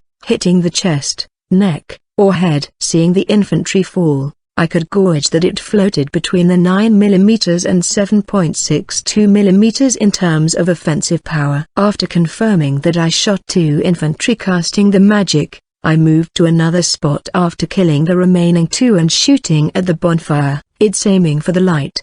Be careful. Try to track it with the Harris. Night's Eye. You there? Go. As the bonfire blew off, the lights in front of the tunnel died down, making the surrounding become darker. However, it seemed that the Harris had a skill called Night's Eye that allowed them to see in the dark. However, since I hid myself in the woods, it'd still be hard for them to find me even with a skill. But despite the silencer, the muzzle flash would give me away eventually. There was an attachment for that, but it could not be used in tandem with the silencer. The darker the surroundings, the more noticeable the flash would be. The rider should be able to locate me with it. The infantry doing to the back was shot and killed first. I also shot at the riders in my line of sight before I left 2 C4 explosive charges that I brought for the fortress behind the tree I was behind. It's hiding behind those trees. Chase after it.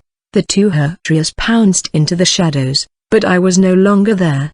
The Harriers may or may not have seen me leave my position. Unfortunately they couldn't speak the human language and tell their riders. I pulled the lever, blowing away the riders and their mounts. The battle lasted less than 10 minutes. No one else moved into the area. Meanwhile, I checked the weapon's effectiveness against the Harriers. Their outer skin was pretty tough. 9mm could not pierce it with a few shots. In comparison, the .45 AK punched through with enough power to wreck their insides. It was not the level of the phase rifle, that pierced right through and more. At least it could kill one. I decided to use the gun for when I assault the fortress and headed back to the 10th floor to meet up with Flick. So, Jonah, you told me that rescuing Koti-sama would be up to me.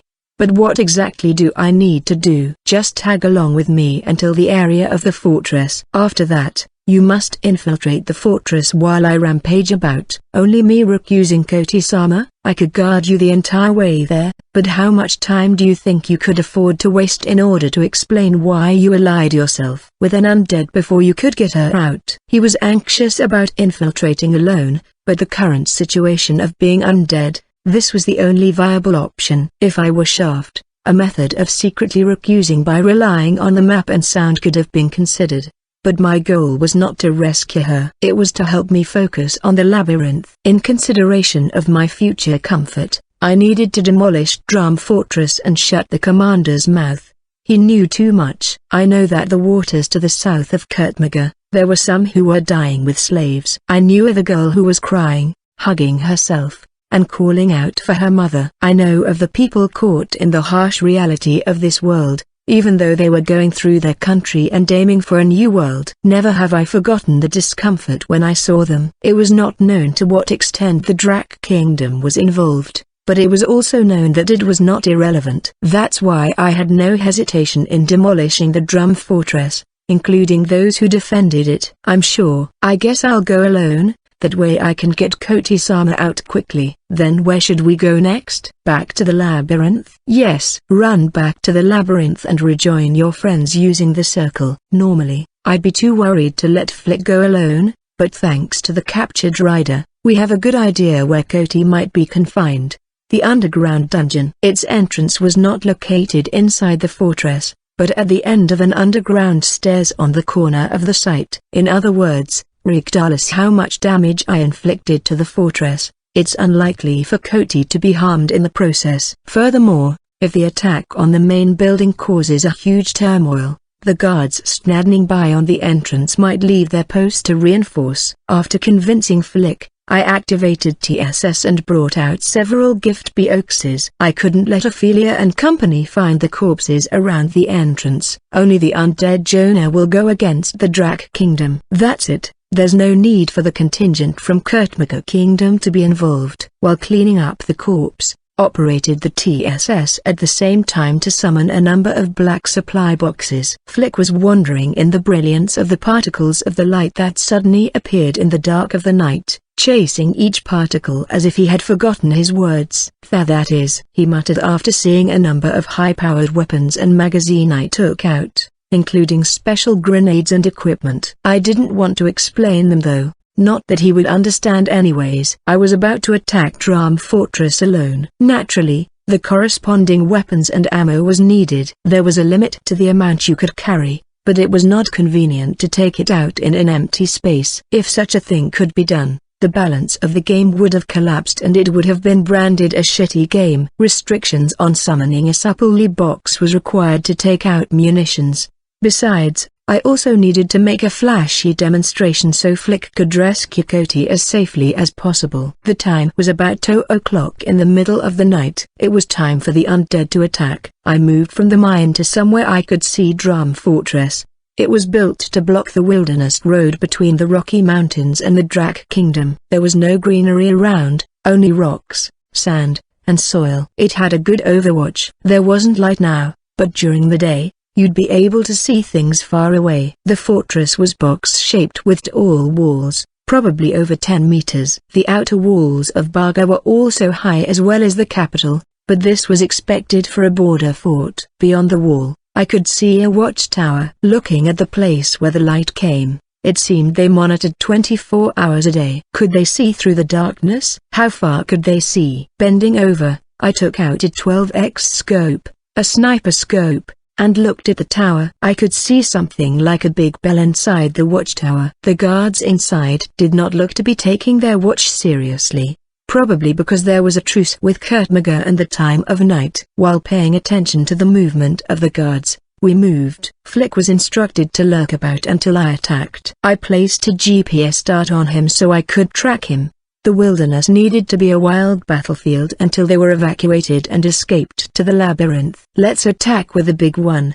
The distance between the tower was 750 meters, not close, but it was a large target. I pulled out a large rectangular box, removed 2 covers on both ends, and a charging level was pulled. It extended from 70 centimeters to 90 centimeters. The trigger and sighting device deployed and I set it on my shoulder in a launching posture. It was an M202A1 launcher, developed in the USA, circa 1960. It had a payload of 466 meters incendiary rockets loaded into 4 individual tubes. It was capable of firing them one after another, and the AoE at the point of impact burned at 1200 C. I looked down the sight while I took a knee and pulled the trigger. Once the crosshairs lined up, a raw and dazzling flash of light sparked in the dark wilds before it jumped forward at the tower. A tail of line followed and then an explosion. Sparks erupted like fireworks and the tower collapsed inwards. The power was enough. 3 remaining shots were fired, aimed for the wall in succession. In real life, it could be used any number of times by reloading the tubes, but VMB did not allow such. I dropped the device and moved on while preparing another volley from another prepared. The discarded launcher dissolved into light particles once it hit the ground.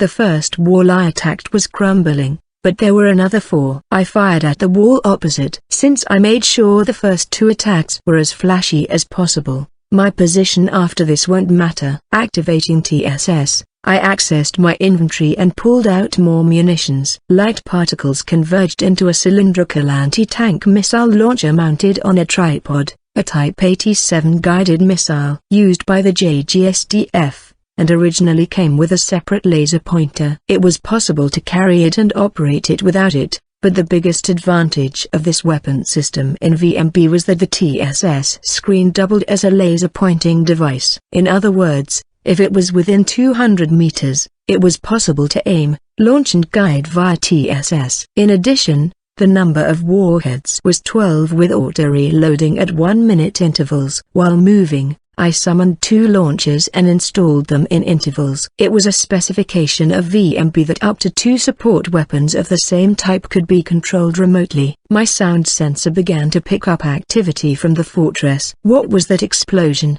The watchtower is collapsing? Is it an attack from Kurtmaga, or is it a monster attack? They had no grasp on the situation yet. Alrighty then, let's make you even more confused. While I advanced on the fortress, I switched the TSS monitor to aim more and operated it like a tablet to control the launchers. A missile 1 meter in length from the first unit installed at the rear flew in my FOF. Then, I switched to the second one. Fired. A roar and white smoke came from the fortress. It was the first time for me to actually use the remote-controlled weapon in this world, and I was relieved it worked. When the third shot landed, light balls rose from the fortress, illuminating the wilderness in bright light. The front gate that was left unattached slowly opened and dragon riders on their mounts rushed out. Enemy sighted. One undead type. Was all this his work?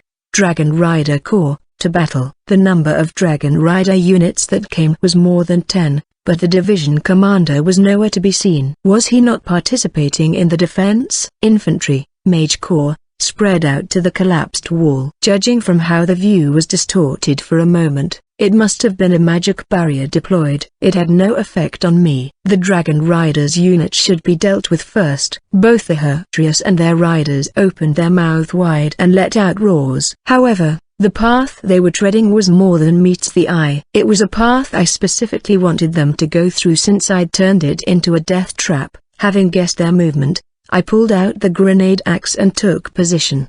The parabolic line was displayed and I lined it up with the riders before I pulled the trigger. It's releasing something. Raise the magic barrier. Push through. The forefront rider shouted. The space around them distorted for a moment, signifying a barrier was erected. But the grenade I launched wasn't the usual 40x46 grenade, as instead of exploding, it released a lot of white smoke. It was a smoke grenade. At the same time, the riders ran through as the traps I set began to trigger. A cylinder jumped from the ground, a S-mine, exploded with a slight jet sound indicating the trap. It shot more than 300 iron balls around waist height. The S-mine, Bouncing Betty, was one of the anti-personnel landmines used by the German army in WW2. Unlike ordinary landmines that exploded underground, the S-mine was a jumping mine aimed at damaging the surroundings. It was activated by an ignition tactile branch attached to the upper part of a cylinder with a 10 cm diameter and a height of 13 cm. It jumped up about 1.5 meters from the ground and scattered iron balls outward beyond 10 meters. Due to the specifications of VMB,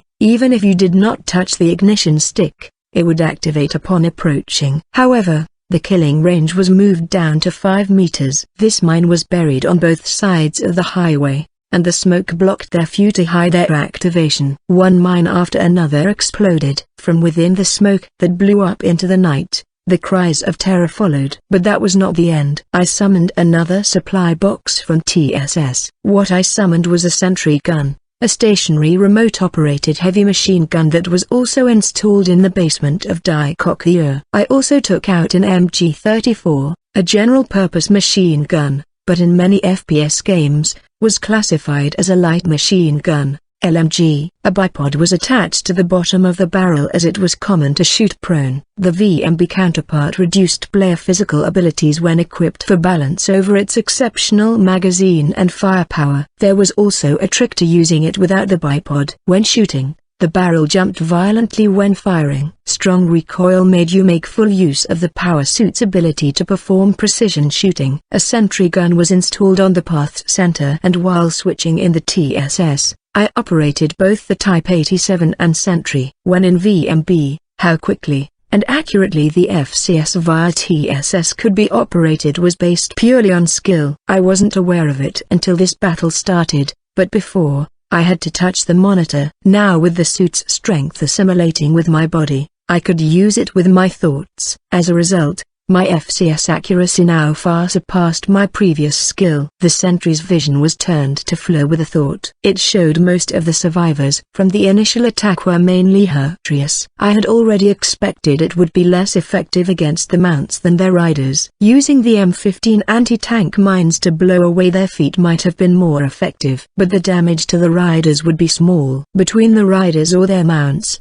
the riders were more important to take out. That's why I chose the S-mine rather than the M15S. Operating the sentry, Red tracers raced down the dark road. It perforated the smoke and the sound of thunder rang out. I placed the screen into the corner of my FOF with a thought. Although I felt uncomfortable and anxious about the change, I put the MG stock aside, and grasped the barrel. I aimed with only my reticle rather than the gun sight and opened fire as I concentrated on recoil control. I aimed for the mage core. They deployed a barrier in front in order to prevent more damage to the fortress, but this would not stop VMB armaments. As I fired, I used my thoughts to fire the Type 87, with perfect grasp on its reload time. The magicians forgot about the riders being attacked and looked back to the fortress as missiles broke through. They could only stare helplessly, following my crosshairs. I swept it over the magician's front left to right. While exchanging the MG34's drum mag, I switched the TSS screen to the map and checked on Flick's position. While I couldn't see the details inside the fortress, it showed him descending into the basement and stopping, then returning back up. It seemed he got her and now they were leaving the area. I should probably buy them some more time. The screen floated away and changed as I selected new weapons and ammo from the inventory to summon. It was still a few hours to dawn. I wanted to finish my work. While the supply box spawned, I checked my surroundings. It was a few hours from dawn and I wanted to finish my work and return before it grew bright. The Dragon Rider unit had already been annihilated by the S-mine and sentry gun. The mage core had been mowed down by the MG. The roar from the fort had stopped and tranquility returned to the night. The road had been dyed red with the few survivors moaning, except beyond the front gate. Quickly extinguish the fire, Captain. The food store is collapsing. Evacuate the injured and the emergency team. I don't have them anymore. We're done for. It was a mixture of anger, sadness, and despair at the fact that the fortress was crumbling around them. What the fuck are you fools doing? This kind of damage. Not even capturing that slave princess can make up for this. Division Commander Kazian, the undead type is approaching. Split the infantry's equipment in two. Respond with heavy equipment and magical barrier equipment. Identify its mean of attack, and bring me my Argyrus. The remaining targets' voices were heard over the sound sensor. Drum Fortress was collapsing from the assault. Perhaps the VMB system no longer judged it as a building, so it mapped the upon approach. Following the movement of the dots on the map, it seemed that most of the non-combatants and soldiers began to escape towards their kingdom. I had no intention of slaughtering non-combatants. Besides, the fortress collapsed by the hand of an unknown undead. If this fact was not properly communicated to Drac, it may turn the ire towards Kurtmaga. The supply box opened, and I picked out a grenade launcher with a revolver-like rotary cylinder called Milka MGL. Made by Milka of South Africa, it had a large selection of ammunition such as anti-personnel, anti-tank, tear gas, and smoke bombs. It could be used for a wide variety of purposes. So, how did I want to finish it? While I looked into the small sight attached to the top of the gun, I pulled the trigger. Smoke grenades fired with a pop, which was noticeably different from firearms. The smoke screen hid the wall facing the dungeon, masking Cody and Flick's escape. I also used it as a smoke screen to invade the fortress. Division Commander, Princess Courtine cannot be found inside the dungeon. What the fuck are you saying, you stupid shit? Go find her. She should still be around the fortress perimeter. Yes sir. This is bad. This is really bad. Losing Drum Fortress. This kind of blunder cannot be compensated just by capturing the slave princess. Oi. What's with the white smoke? The fortress was now wrapped in smoke, as if all the plots of the commander were painted on blank paper. My targets were the commander and his lieutenant. I couldn't let any of them escape. I launched a night attack against the Drum Fortress, which monitored the Drac Kingdom's border. As of now, it had collapsed and there were a great many casualties on their side. I finished with a smoke grenade, dyeing the fortress white. Oi. What's with this white smoke? ? It was the frustrated voice of the division commander from beyond the smoke. His frustration could be felt. The fortress he was entrusted with collapsed. The majority of his men were dead, and Cody had fled. I was sure that the Drac Kingdom would not let this go unpunished. However, the same went with me. Falling into this world, into the land of Kurtmaga, I met many people. Ashley, the General Guild staff, Molto and his family, and others. There was not much I could do right now aside from using this power to dispel the danger that fell upon the kingdom. I didn't have time to carefully return the items to my inventory. I dropped the MGL and MG34 to the ground and pulled the grenade axe from my waist. Even if I left a weapon here, it had turned to light particles the moment someone else tried to hold it. They also dispelled after a certain distance from me. Returning to my inventory, the smoke would disperse in a few seconds, but before that, it was I who spread the smoke. Who is it? I walked through the smoke with thermal and sound to find my way. I approached my target from behind. The commander turned around upon hearing me, and found that one of his 2 lieutenants had already been decapitated. Meanwhile, a lone undead stood before him as the white smoke began to disperse into light particles. An undead that speaks human? This fortress is done for. Calcium gave his lieutenant one last look before he jumped away. I thought he was just a desk type who could only talk big, but apparently, he was definitely the warrior type. At a distance, he immediately pulled out his longsword from his waist and went for a stab. I'm still here. It was a miscalculation that caused me to lose the fortress and Cortine, a high-ranking undead who could speak human tongue. If I bring you back, all these mistakes will definitely be pardoned. Even livestock would go home on their own initiative once they're done grazing. However, I suppose there will always be 1 or 2 who continue eating without knowing the limit of their belly. Are you implying that I'm lower than livestock? Damn undead. I could clearly see that the tip of Casium's longsword trembled with anger. Well, I did just taunt him. He actually got it and taunted me back. I suppose he's not stupid, but still an idiot for sure. Argyrus, Casium angrily shouted. At the same time, the map and sound sensor captured heavy movement from behind. I didn't need to turn my head. I simply distanced myself with a slide jump to the side to avoid it. As I jumped, something heavy landed where I was. I turned my eyes to check midair. A huge Perhaps this huge one was Argyrus. It was the same mount he used when I saw him leaving the labyrinth. Many footsteps could be heard afterward. The sounds of metal rubbing against metal and clothes. Looking for the source, beyond the burning fortress, infantry in heavy armor and infantry in vestment-like robes, all of which were coming towards us. Their total number was 20. 1/2 carried a large shield and halberd while the robed ones with one stayed behind them. Argyrus stopped next to Casium, who promptly climbed onto its back. With this, I was pinched between the 2. However, the expressions on the infantry were dark. In front of them was an undead who'd smashed their fortress and killed many of their comrades. Their formation was filled with fear and anxiety. Don't kill it right away. It's a high-ranking undead and it can also speak human. Incapacitate and capture it. Capture this guy so we can get information on the monster world. Otherwise, all of you will be held as accountable for losing the fortress as I am. Their expression changed. Honestly, I don't think they'd be held responsible for the fortress,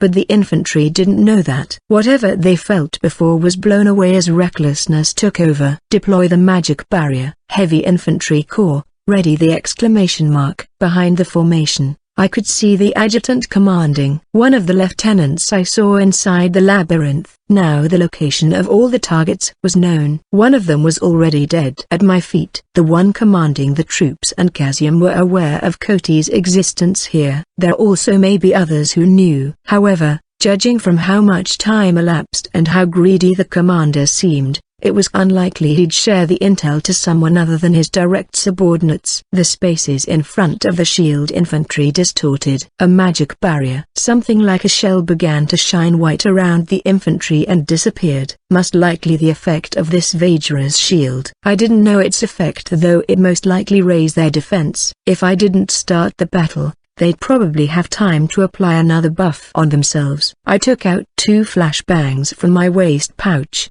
tossed one at Casium and another at the troops behind me. It threw something. Careful. 2 consecutive explosions rang out along with bright flashes that overpowered the light of the fires. Yahoo! Gwa! I saw one of the dots on the map move a lot just before the bang. It was Casium's mount. While the infantry braced themselves, the lone rider chose to stay away. Lucky bastard.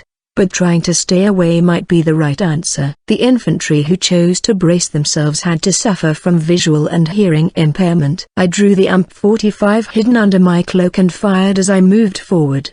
The front-liners were unable to maintain their defensive posture, collapsing to their knees. In addition to their plates, the skill must have been good, but they still had an exposed section. Their faces, some of them vomited. I aligned my crosshairs on their exposed faces and fired. The moment the round connected, a white shell-like effect was seen.